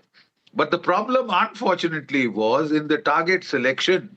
that this was a very remote area, remote locality, no population around, very little human beings, human habitation around. So, largely the terrific impact of that attack was not visible. Except onto our, satellite imagery, etc., where we had seen the holes in the roof, where our bombs had penetrated right through and burst at the specific, stories in the multi-storied buildings that we wanted to eliminate. Yeah. But Pakistan took advantage of that to try and claim that nothing whatsoever had happened. So the simple fact was it was looking desperate excuses to not have to escalate. But when its lies were caught, it did retaliate the next day. Absolutely, sir. The simple fact is that we are now awaiting Pakistan's response. Absolutely. I'm not sure if there will be one. Absolutely, But we have to be fully prepared. And in some ways, the armed forces would welcome a Pakistan. I'm sure we are fully prepared, sir. You know it better than me, perhaps. But then I have it from sources that if need be, Operation Sindoor 2 is absolutely ready. And at the press of a button, Pakistan would have it from us. Let me take one question to Saurabh Shukla, who's there joining us from the United States. Saurabh, what do you make out of this statement coming in from President Trump saying that we hope it winds down very soon, it does not escalate. Otherwise, he's not saying anything about, peace, overtures, etc., which means the United States is absolutely okay, Saurabh, with whatever actions India has taken or needs to take to make sure that a repeat of Pahalgam does not happen again. Well, Abhishek, I can tell you, this also has, President Trump also mentioned another thing, that he saw this coming. That also indicates a very close US-India cooperation on eliminating terror swamps. It's not like previous times when US would try India for a restraint. It's very clear that US realizes that these terror camps not only pose threat to India, but also to democracies like US and other countries. So I think India has not only done an operation to avenge Pahalgam, it has also done a great service for millions of people who get impacted by Pakistan-sponsored terrorism all over the world. And that's a message coming out of this Operation Sindoor as well, Abhishek. Absolutely, Saurabh. Before I let you go, one more question. The manner in which India has revealed the pictures of the operation, not only that, the manner in which we have revealed the details of the kind of terror factory Pakistan has been running, all these terror camps, all these facilities, I think it should be an eye-opener for, those who were even trying to look the other way, insofar as Pakistan's indulgence with terror is concerned in the World Committee of Nations. Absolutely. This is a very, very clear message to anyone doubting India's proof. India had made it very clear that in the past, whenever they used to give dossiers to Pakistan, Pakistan used to erase these proofs and tried to relocate these terrorists. This time, they did not give any opportunity to Pakistan, took strategic action, took an operation which took down some of these terrorist epicenter in the heart of Pakistani territory. Don't forget, they've struck in Pakistani Punjab, from which Pakistan's Prime Minister comes. There is no way now they can get away from this, that they were hiding these terrorist leaders right in the heart of their own territory under the patronage of Pakistani army and ISI. And they have to explain it to the world. And this is what India has exposed today. Yeah, absolutely, absolutely. Going back to General Bakshi sir. General Bakshi sir, what happens next? Our Air Force is exercising in Rajasthan. Our Navy is fully deployed in the Arabian Sea. Army absolutely pounding Pakistan in retaliation of their ceasefire violations. I think there is no scope of any escalation from the Pakistani side. General Bakshi sir, what do you think? Yes, there could be. There could be, because Pakistan has always been idiotic in its approach. Absolutely non-rational and idiotic. Mullah Munir wanted this escalation, to get his, second extension. He's already gotten one, he wants his second extension, right? Like Ziaul Haq, like Parvez Musharraf, he wants to hang on for about 10 to 11 years, a decade plus, till he is either assassinated or thrown out. by the people. That might happen earlier than usual now, but the fact is that in the 2019, Pakistan had done swift retort, etc., and reacted the very next day. This time, I think they will have to think it over very carefully. They would be under pressure right now from the United States. I'm sure Foreign Secretary Marco Rubio would be putting pressure. Other American officials would be putting pressure because Donald Trump does not want escalation. We have said that we've done what we wanted to do. We have knocked out not just those camps involved in Pahalgam, but the camps that were involved even in 26/11. We paid back that old debt, and should Pakistan choose to escalate, target Indian military installations or civilian targets, Pakistan will be signing its death warrant. The simple fact is it will give us the precise justification we need to escalate to military targets in Pakistan and take on the real head of that terror infrastructure, the terror ecosystem that they have been,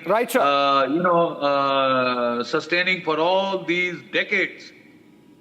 Right. So, even as we have this broadcast, there are intense rounds of meetings going on. One at 7 LKM, Prime Minister's official residence, where Union Home Minister Amit Shah and Defence Minister Rajnath Singh both are closeted with the Prime Minister, having a discussion on, obviously, the fallout of Operation Sindoor and how to take it forward. But let's look at those pictures that were shared by the Government of India in that joint press conference by the Ministry of Defence and the Ministry of External Affairs. Look at this video, which gives timeline of Pakistan's involvement in terror, going back to, of course, the Parliament attack and even earlier. Let's have a look.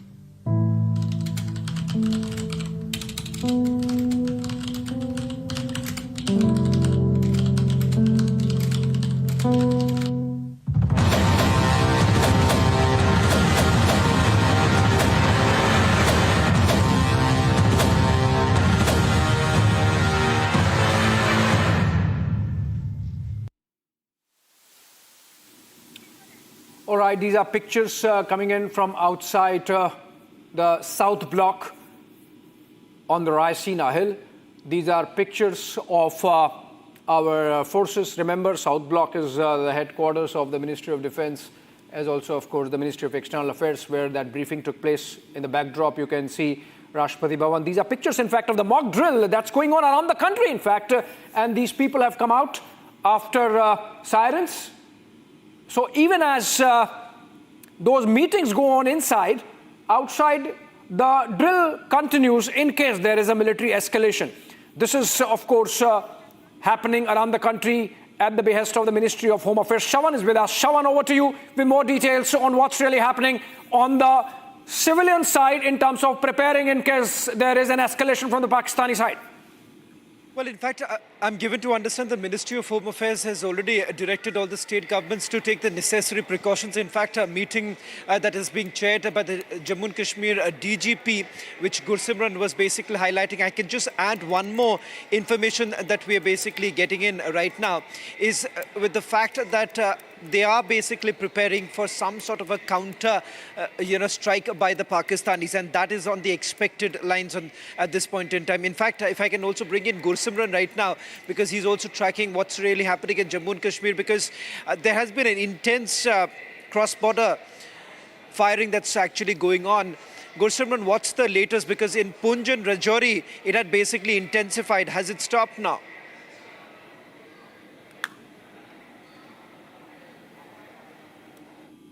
In the Rajouri and the Poonch district, but at regular intervals there have been cross-border violations that the Pakistan is resorting to, especially in the Poonch. The Poonch has been hit by the Pakistan. The civilian areas even have been hit. And as we speak, the DGP of the Jammu and Kashmir Police, Nalin Prabhat, is chairing a security assessment meeting. He is chairing it virtually from the PCR in Srinagar, in which all the district SPs and the senior officials are taking part, and the directions have been given to the officials on ground to be on standby. They have been asked to increase the security in the hinterland, reason being that the terrorists that are active in the hinterland may try to carry out some sabotage, and anti-sabotage drills are being asked to heighten. Apart from this, there have been directions given to increase the security of all the power projects, hydroelectric power projects on the river Chenab and the river Jhelum, because they could be potential target of the Pakistan, as the water flowing to the Pakistan is now being regulated by the Indian side. And as you have also mentioned that the DGP has also directed to be prepared for any eventuality. Also, that includes the possible retaliation from the Pakistan side, because the LG administration has already given directions for the evacuation of the civilians from the areas that are prone to the Pakistani shelling, because 10 precious lives have been lost in Poonch in the Pakistan's cross-border shelling, and that's why the decision was taken that the evacuation will also take place shortly from the vulnerable areas. That is what the Jammu and Kashmir Police has been asked to ensure at an earliest, Shravan.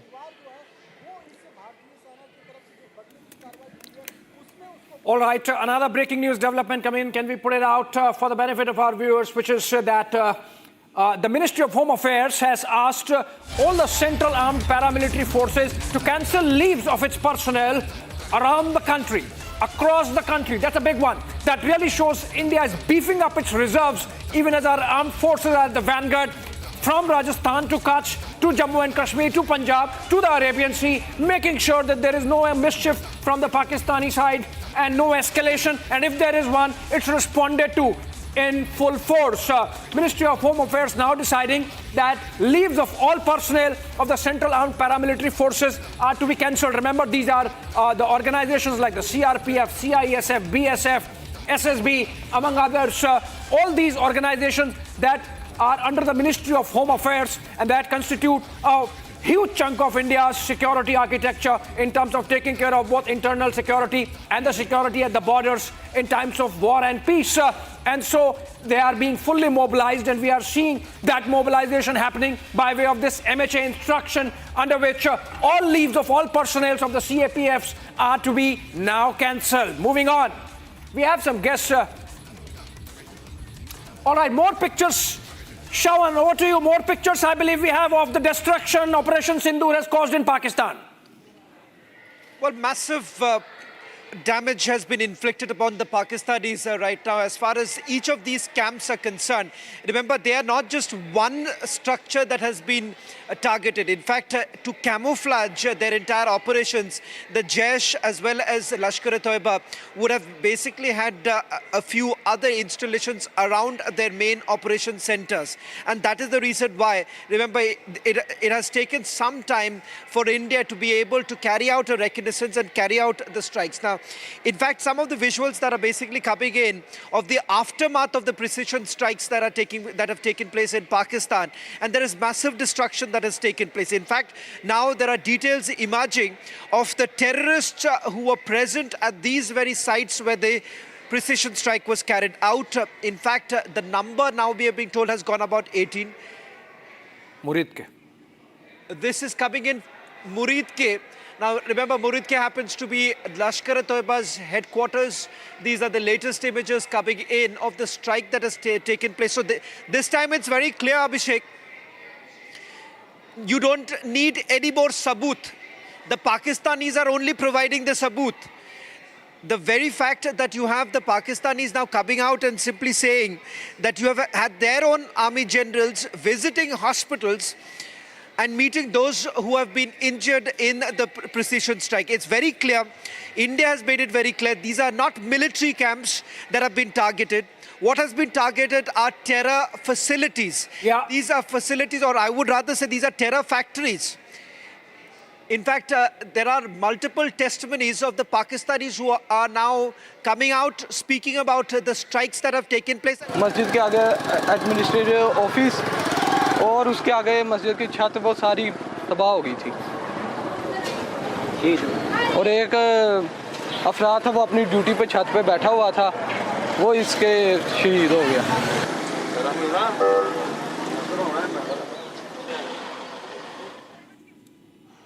Well, a clear indication of what the Pakistanis are now going through. It's very clear that these strikes have gone right deep inside.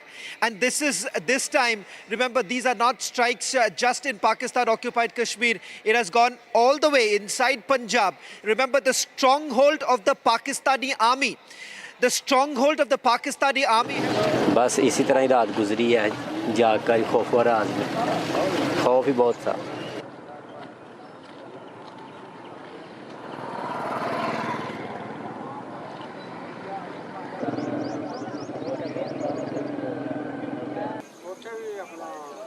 Well, in fact, the testimonies of those who were present there, who have witnessed the precision strikes that have taken place, because if you see, there are innumerable number of viewed videos that are now coming in from Pakistan, which shows the extent of damage, the extent of pain that has been inflicted upon the Pakistanis, sending across a very strong message that this time it is no longer acceptable. And if you really look at it, each of these sites, the 9 sites which have been selected, they are the same very places which have been used by some of the top commanders of Lashkar-e-Toiba, Jaish-e-Mohammed, as well as Hizbul Mujahideen. All right, in the studios, Shawan, we have Colonel Shailendra Singh continues to be with us, and we have. Okay, fine. So let me begin with Colonel Shailendra Singh first. Colonel Singh, you have been watching these developments over the last couple of hours. We are hearing from the Pakistani side that there is a lot of damage that has happened. They are admitting, unlike earlier, in the case of Uri surgical strikes and the Balakot air strikes, they were saying nothing has happened. Now they are admitting that India hit 24 missiles inside their territory, that we hit 9 targets, that we killed some people. Obviously terrorists, because these are terrorists, that this is terrorist infrastructure. So there is no doubt whatsoever now that this has happened. Jai Hind, Namaskar, Abhishek ji. I can only tell you one thing in my language. Na bhulenge aur na chodenge. Ab hum sirf tumhe todenge. I think India is right now going on that. And that is why you are finding first time Pakistan is accepting that the damages are there. Why? Why will they accept? This country doesn't accept anything. It doesn't accept its soldiers, it doesn't accept its government, it doesn't accept its own population. What to do? Why? Because they want to kill this topic here now. Yeah. Because they know it, that if we say nothing, and to show their awam that, okay, now we are going into India, they will suffer more damages. Yeah. There will be much more damage. What they are trying to do is, which is a very smart act, I will agree to that. Pakistanis are smart enough that way, that bhai sahab, अब यहीं पर बात खत्म कर दीजिए. Don't come again for another 90 targets. Yeah. The bigger problem for Pakistan is 9 targets they can bear. They can bear the losses. पिछले बार 2 कौवे मरे थे, इस बार 10 कौवे मरे हैं. कोई बड़ी बात नहीं है. बड़ी बात यह है that they will get stuck with us if they get into any kind of conventional or even non-conventional. They will be stuck. Right. Let me take this to Colonel Anurag Shukla, who's also there with us in the studios. Colonel Shukla, what's next? What happens next? You think Pakistan would have the temerity really to do any counteroffensive, to indulge in any kind of counteroffensive? They should be shaken. They must be scared now. That has already been evident. That you see their statement which is going going on. Their own defense ministry admitting, and they are trying to cool down the situation. And internationally, they have been isolated on this particular situation where they have been exposed. Now, wherever India has tried, they have tried in such a places where anybody can pinpoint and say what exactly has been targeted. It is coming out to be terror locations. So they are stuck. But what exactly you are asking, what is going to be the next, that is up to them to decide, because India is a very great mood. We want to destroy. If you want to come out, we are ready to destroy you, and we will be ready to annex our own territory, which you have been occupied for quite a long time. Absolutely. Maybe, the kind of... Yes. Give me a second. Constant, quickly, yes. When you say counter-offensive, it's this big a word. Yeah. You dare not. They cannot. Yeah, and the kind of mobilization we have across the frontier, across the borders, from the Arabian Sea to the Gulf of Kutch, to the border in Kutch, to Rajasthan, to Punjab, to Jammu and Kashmir, everywhere, full-scale mobilization. And obviously, that's something which presents a kind of wall which should scare the Pakistanis. They are already doing dummy deployments. My regiment has observed, I had given them a, drone only for observation post ke liye.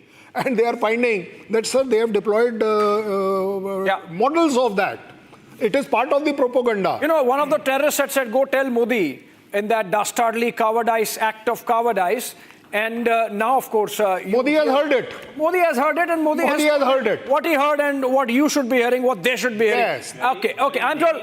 Very naming of this operation says what Modi has heard and what has been conveyed. Absolutely. Modi has heard and Modi has responded. And let's go to Erawat Miraz. He's reporting from the line of control in Uri sector, somewhere there. Erawat, we are told that Pakistanis are trying to make the LC hot by violation of ceasefire agreement. How is our response? How is it going there on the ground, Erawat?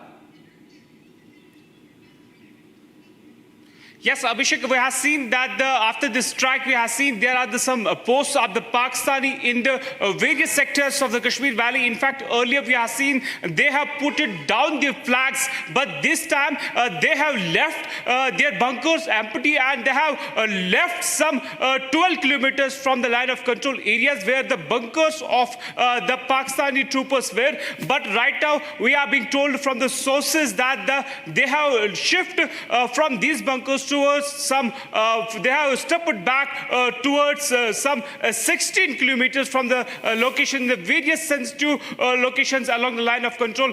For the security reasons, we will not mention exactly where the ongoing operations are going on across the Jammu and Kashmir. As we have seen after the strike, there are desperate attempts from the terrorists and the Pakistani troopers to target the civilians, but we have seen our forces are alert. We have seen yesterday night how our forces are alert, and they have given them the befitting reply after the deadly terror attack in the South Kashmir's Pahalgam, in which we have seen that the 26 civil lost. But this time we have seen the chaos is in Pakistan after the strike, and also we have been told that some bunkers along the line of control area, they have stepped back in the Uri sector and South Kashmir. Also we have been told from the sources in the defense that they have stepped back towards some 16 to 20 kilometers back. Yes, Abhishek.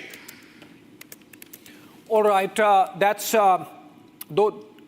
are the details coming in from the ground. Colonel Singh, Colonel Shukla, please stay with us. Let's listen once again to Foreign Secretary Vikram Misri when he made that statement about India's strikes on Pakistan, inside Pakistani territory, to target the terror infrastructure as part of Operation Sindoor. Listen.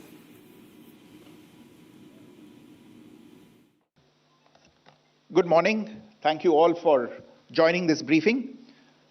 As you are all aware, on April 22, 2025, Pakistani and Pakistan-trained terrorists belonging to the Lashkar-e-Taiba carried out a savage attack on Indian tourists at Pahalgam in Jammu and Kashmir in India. They murdered 26 people, including one national of Nepal, causing the largest number of civilian casualties in a terrorist attack in India since the 26 November 2008 attacks in Mumbai.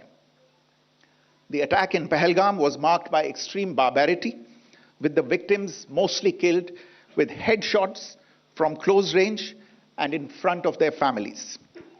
Family members were deliberately traumatized through the manner of the killing, accompanied by the exhortation that they should take back the message. The attack was clearly driven by the objective of undermining the normalcy returning to Jammu and Kashmir. In particular, it was designed to impact the mainstay of the economy, tourism, with a record 23 million tourists visiting the valley last year.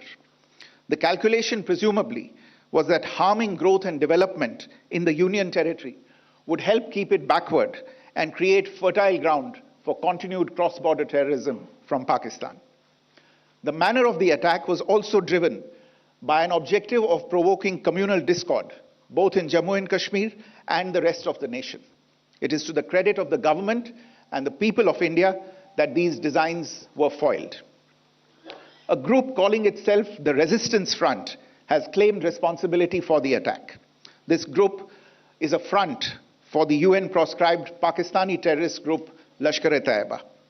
It is notable that India had given inputs about the TRF in the half-yearly report to the monitoring team of the UN's 1267 Sanctions Committee in May and November 2024, bringing out its role as a cover for Pakistan-based terrorist groups.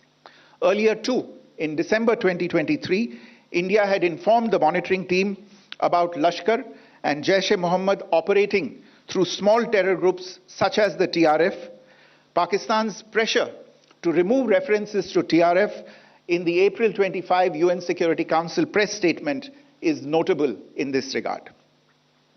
Investigations into the Pahalgam terror attack have brought out the communication notes of terrorists in and to Pakistan. The claims made by the Resistance Front and their reposting by known social media handles of the Lashkar-e-Taiba speak for themselves. Identification of the attackers based on eyewitness accounts as well as other information available to law enforcement agencies has also progressed. Our intelligence has developed an accurate picture of the planners and backers of this team.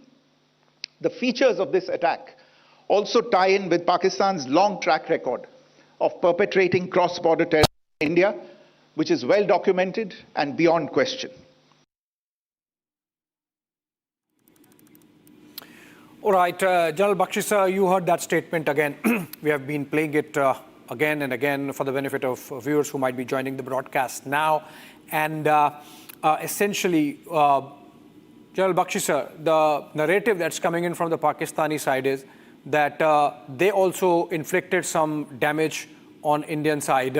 They are claiming, for example, that they downed some of our aircrafts. Is it not essentially for the consumption of their own population, just fooling them around? It is utter crap. The simple fact is that our aircraft have used standoff fire. They have fired from this side of the border and destroyed these targets, incinerated these bloody targets. But it has been done from one side of the border. So this crap that they started giving the disinformation, they have downed 2 aircraft, is absolute, fact checks prove it is absolute nonsense. The other fact is they are claiming, the ISPR was claiming that they have opened artillery fire on the line of control. They claim to have hit one of our brigade headquarters and one forward post. So far we've seen no damage, got no reports. Yes, they are targeting the civilian population, all right.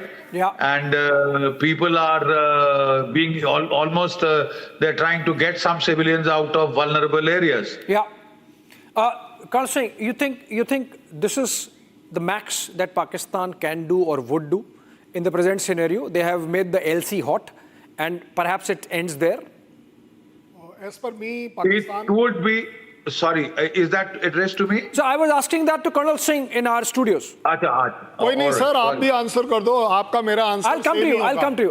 But I must tell you this. Luckily, I have my regiment there. That's how I can tell you. Last 10 days has been bad. Otherwise also, but we had made it worse for them. So if we are expecting that only making a LC hot and by injuring 20-30 civilians, this is the part of the nature of Pakistan fire. They don't fire at us because they know if they fire to any of our battalion headquarters, even to the extent company headquarters, they know it that the fire coming back is nearly, if they fire 10, then there are 100 rounds coming from us. I can afford it, whether he can afford it or not. Bigger question is this, that whether he will take it up or not. It exactly depends. Yeah. It exactly depends that what does Pakistan want. Yeah. Does it want an international hue and cry? Yeah. It will strike in a bigger way. Yeah. So that they are able to prove that something wrong has happened. Yeah. They'll strike our civilian areas more. Yeah. Because they know it, that beyond that they cannot do much damage. Absolutely. If we are also there on LC, we also know how to be underground. Yeah. ऐसा तो है नहीं that we will stand and you allow them to shoot. Obviously. So it is entirely... And we have tremendous amount of artillery backing it up. Huge artillery, I believe. It is mind-boggling, unimaginative. I can't tell you that what my regiment has stocked in the gun area. And you always mention that artillery is the god of... It is absolutely god of worth in the world. Yeah. I'm a proud member of that, and I dare say, if somebody can say that, no, this is not true. But the spare this time were the kamikaze drones. And, you know, I want to really discuss that military strategy with General Bakshi, sir. Sir, give me just a moment before I come to you, because let's listen to those two lady officers who presented India's case before the world in that briefing. We go to Colonel Sophia Qureshi and Wing Commander Vyomika Singh, and the way they narrated Operation Sindoor details, and then I come back. सबसे पहले सवाई नाला camp Muzaffarabad, जो कि PoJK के line of control से 30 kilometre दूर है, यह एक लश्कर तौयबा का ट्रेनिंग सेंटर था। 20 अक्टूबर 2024 सोनमर्ग, 24 अक्टूबर 24 गुलमर्ग, 22 अप्रैल 2025 पहलगाम, इन हमलों के आतंकियों ने यहीं से प्रशिक्षण लिया था। सैयदना बिलाल कैंप मुजफ्फराबाद, यह एक जैश मोहम्मद का स्टेजिंग एरिया है। यह हथियार, विस्फोटक और जंगल सर्वाइवल ट्रेनिंग का केंद्र भी था।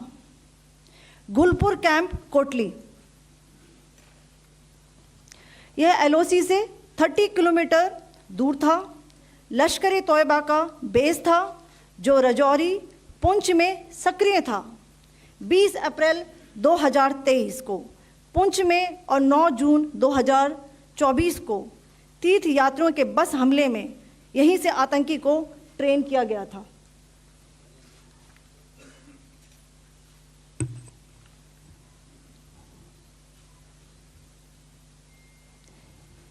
बरनाला कैंप बिम्बर, ये LOC से 9 किलोमीटर दूर है।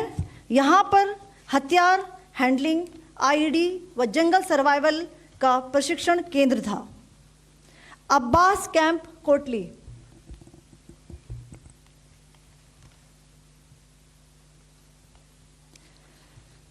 यह LOC से 13 किलोमीटर दूर है। लश्कर तौयबा का फिदाइन यहाँ तैयार होता था। इसकी कैपेसिटी 15 टेररिस्ट को ट्रेन करने की थी।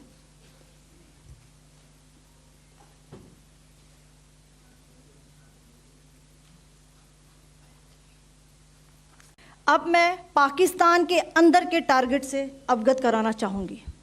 पहला, सर्जल कैंप सियालकोट, यह अंतर्राष्ट्रीय सीमा से 6 किलोमीटर की दूरी पर है, सांबा कठवा के सामने।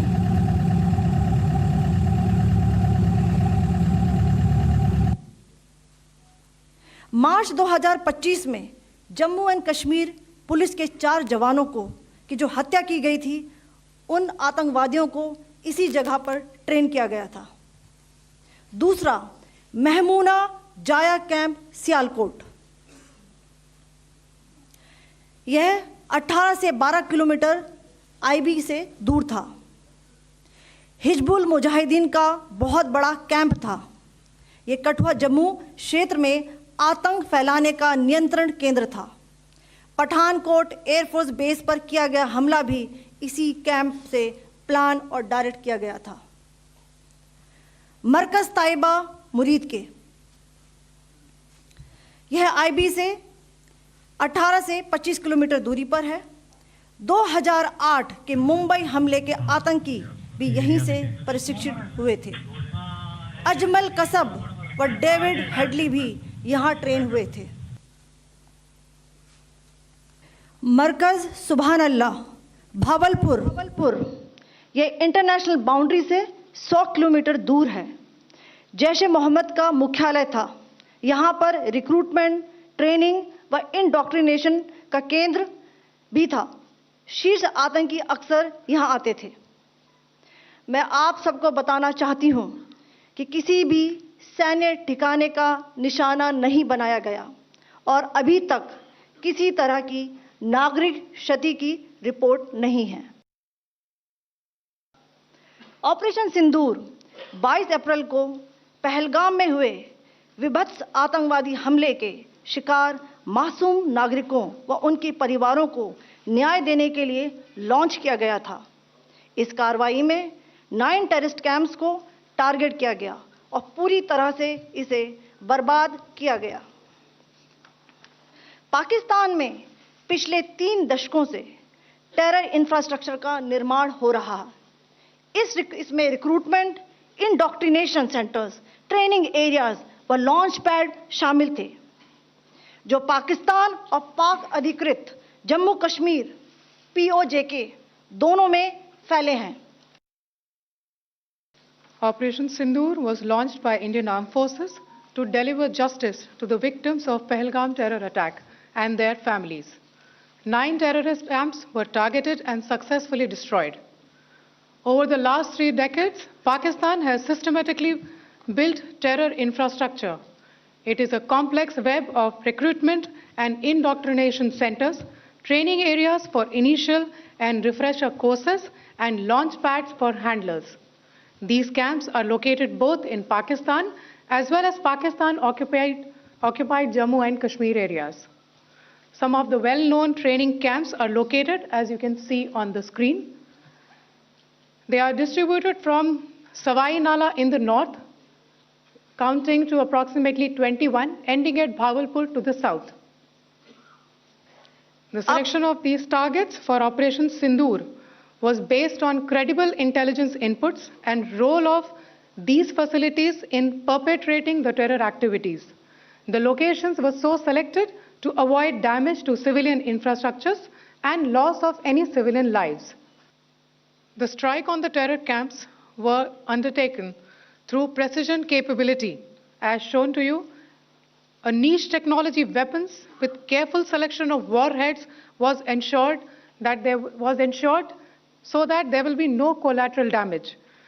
The point of impact in each of the target was a specific building or a group of buildings.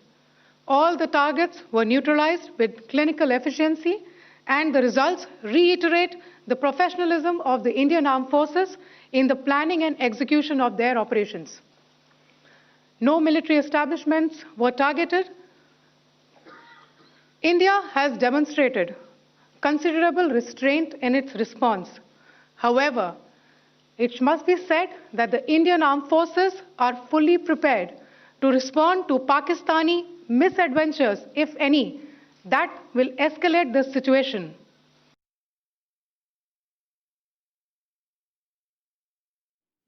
Okay, those were the details of how India picked up those targets and the precision with which those were eliminated by our forces as part of Operation Sindoor. Let's look at the timeline that was provided by Foreign Secretary Vikram Misri in the same press conference, and then I come back to the studios for a conversation.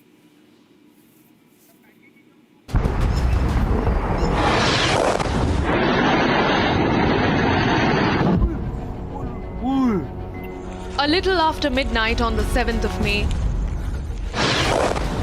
9 targets struck inside Pakistan. Nobody saw it coming. Not even those in this video.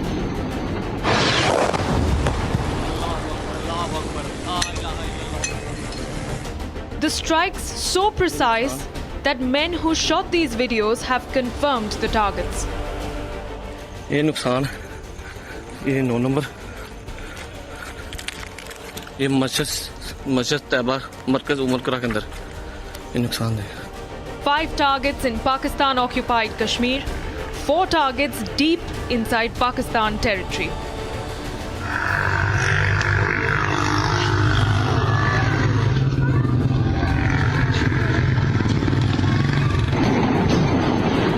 Terror camps struck with multiple hits on some targets.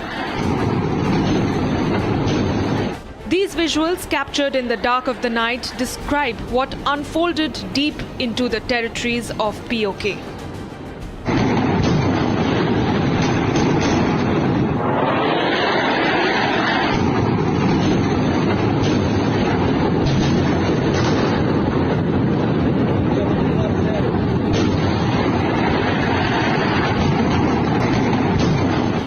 Precision strikes that turned the skies red.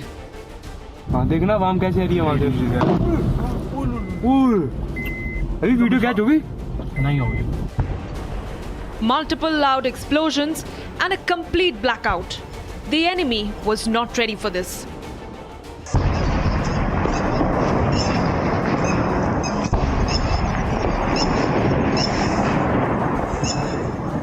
Indian fighter jets hovered over the valley. 14 days after the Pahalgam killings, India has hit Islamabad hard. And as the world wakes up to Operation Sindoor, it's only the beginning of the end for the terror ecosystem of Pakistan.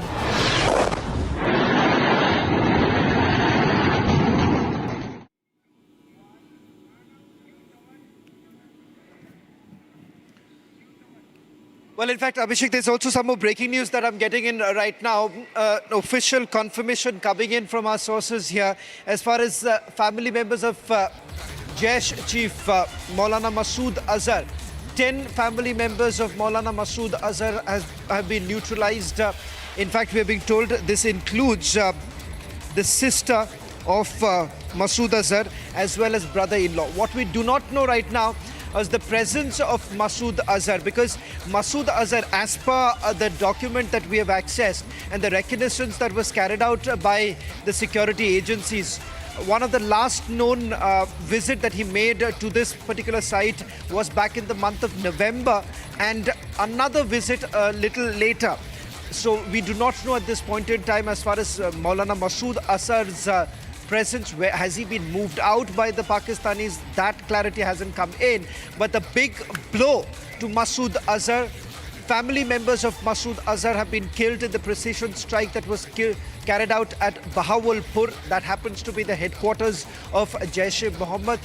Now we're getting in more details of the family members who have been killed. Remember, Jaish Chief, his appearances also had actually reduced, Abhishek, and the fact that certain movements that were made by Masood Azhar was under heavy security of the Pakistani army. Well, yes, naturally so, Shawan, because the likes of Masood Azhar and Hafiz Saeed, terrorists for India and for the world, are seen as some kind of prized asset. The Kohinoors of Pakistani deep state. And on that, let me come to Colonel Shukla and Colonel Singh with us in the studios. Colonel Shukla, you watched that video. The kind of precision and the exactness with which those targets were picked. We have pictures of them, videos of them, and marked out targets, the individuals associated with those terror factories, the fact that the likes of Headley and Kasab were trained there. I think this should be an eye-opener for the world as to Pakistan's cohabitation with terror. Sure, we can see the balance of military here. Like Pakistan has been ready for this strike for last 15 days. They were anticipating the same. But today, when the time came, none of our missiles were able to get interrupted. Every missile which was launched from our side, it landed at the spot where we wanted to drop. So this is the military supremacy, you can say, the amount of weapons we have got. We can fire those weapons to the location at our will, at our time. So that way I will say that India has come long way. If you see what happened in 2019 after Balakot strike, today we have come a long way. We have got a so much sophisticated weapon where we can strike at our own will and at the location we want. There was a full AD deployed from Pakistan side, but none was able to track or interrupt.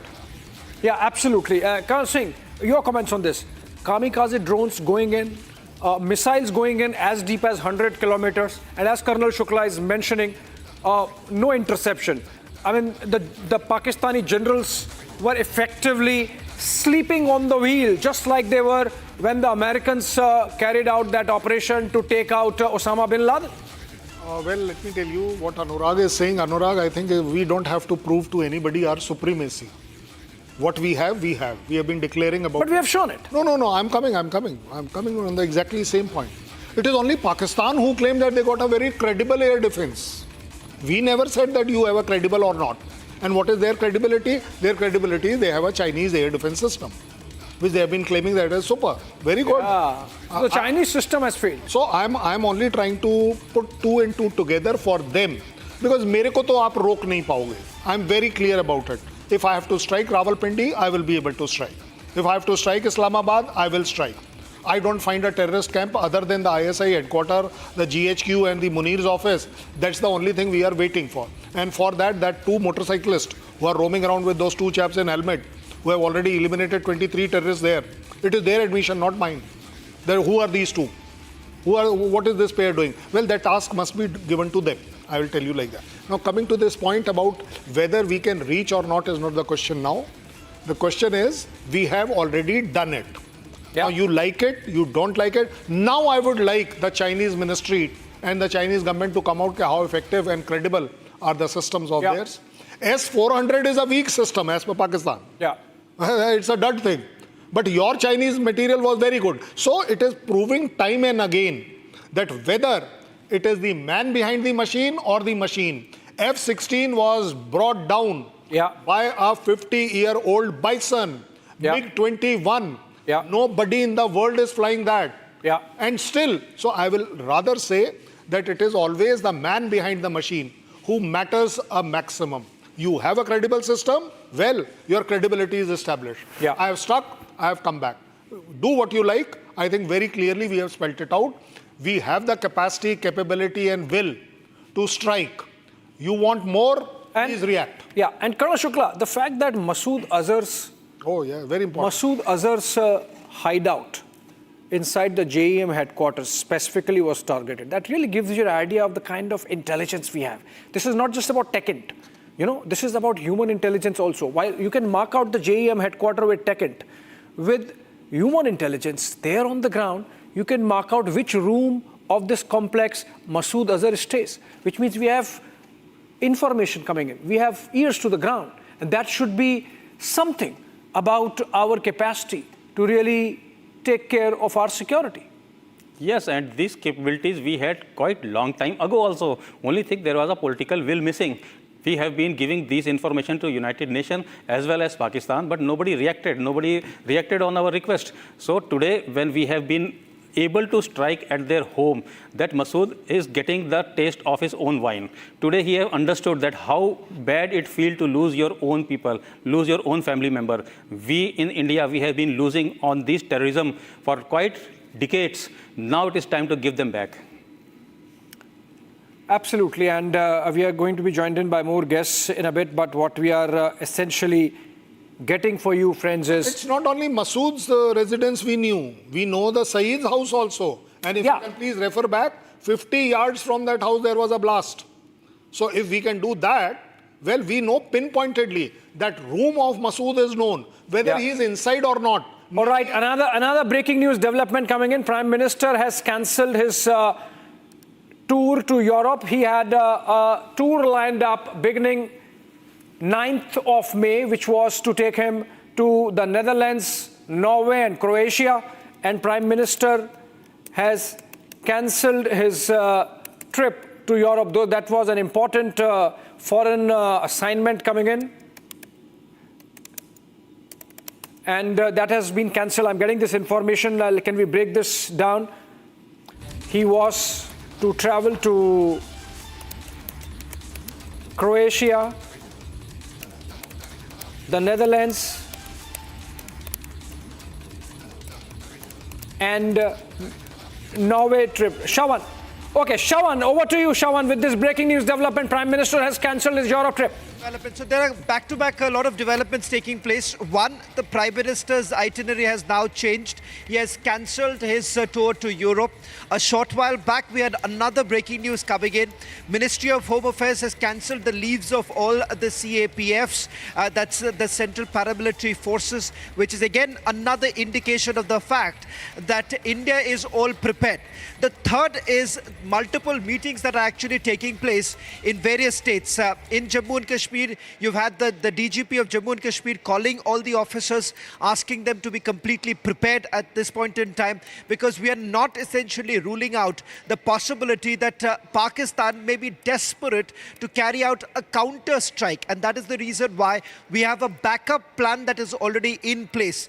One of the key things that we are basically focusing right now is, one, the cross-border firing that is basically underway. A short while back, we were given to understand that there is a pause right now as far as the cross-border firing is concerned. But there to remember, Pakistan has actually faced a humiliating loss. Several of the Pakistani posts have been targeted by India. In fact, what has happened is that as a response to the precision attack, Abhishek, you had the Pakistanis basically resorting to heavy artillery firing. That was also responded by India with a heavy artillery firing. But what has essentially happened is that Pakistani posts have also been destroyed. So it's a humiliating experience right now for the Pakistanis. One, you have their entire terror factory, which has been completely dismantled. The terror factory from where several of the attacks in Jammu and Kashmir were basically planned, they were hatched. All of it, remember, happening within these very facilities. In fact, if we can also go back to some of the visuals of the strikes that were carried out. In fact, this time, the strategy of the Indian Army has also been very different. And Colonel Shailendra, if I can come to you, a quick check with regards to the tactics that have been employed by the armed forces. You have all the three forces carrying out a coordinated assault. Of course, a large part of it has been taken care by the Indian Army and the Air Force, but the Navy too has played a pivotal role, is what we are picking up. The tact is very different than what we saw during the surgical strikes and then the Balakot strike. This time, the idea was to have a demonstrable experience. Tactical, operations at tactical level are always evaluated as per the success. I think with this kind of success, nobody should even ask whether it was a good tactical operation or not. This is number one. Number two, what we had done at a strategic level, that is what confused Pakistan. At strategic level, we had so much of movement in the Navy. And Pakistan was getting nearly sure that somewhere around the Karachi or maybe toward the Sargodha side, we have some interest. The way our aircrafts are moving around, and typically the Pakistan Army assesses that India may ground action zarur hoga, that the Indian Army will come, special forces will come, vagera vagera. They were least expecting, and this is where the tactics comes in. That yes, when we have decided at whichever level, highest level, lowest level, that is for the country to decide and the government to decide. But as far as I am concerned, that we could deceive them, we could keep them guessing that where are we coming. And that is where all about the tactical operations success lie. You project yourself at 100 places, but you strike at one. Enemy cannot imagine. You prepare yourself at only 5 places and strike at one. The enemy is prepared for 5 places. This is where exactly we have gone right. The kind of deployment, the kind of overall movements we had done, the kind of aircraft movements were shown, that was keeping the enemy confused and guessing that where exactly are we coming, in what quantity we are coming. And above all, I must tell you that Pakistan was expecting that there will be a much deeper strike, because we were creating that. And thanks to the media also, that the way we had gone about, that this time there is a full-fledged war. And, this was claimed by Pakistan, which we projected to them also and to us also. So overall, if you ask me, a tactical operation is absolutely only successful after succeeding. After you succeed, it becomes a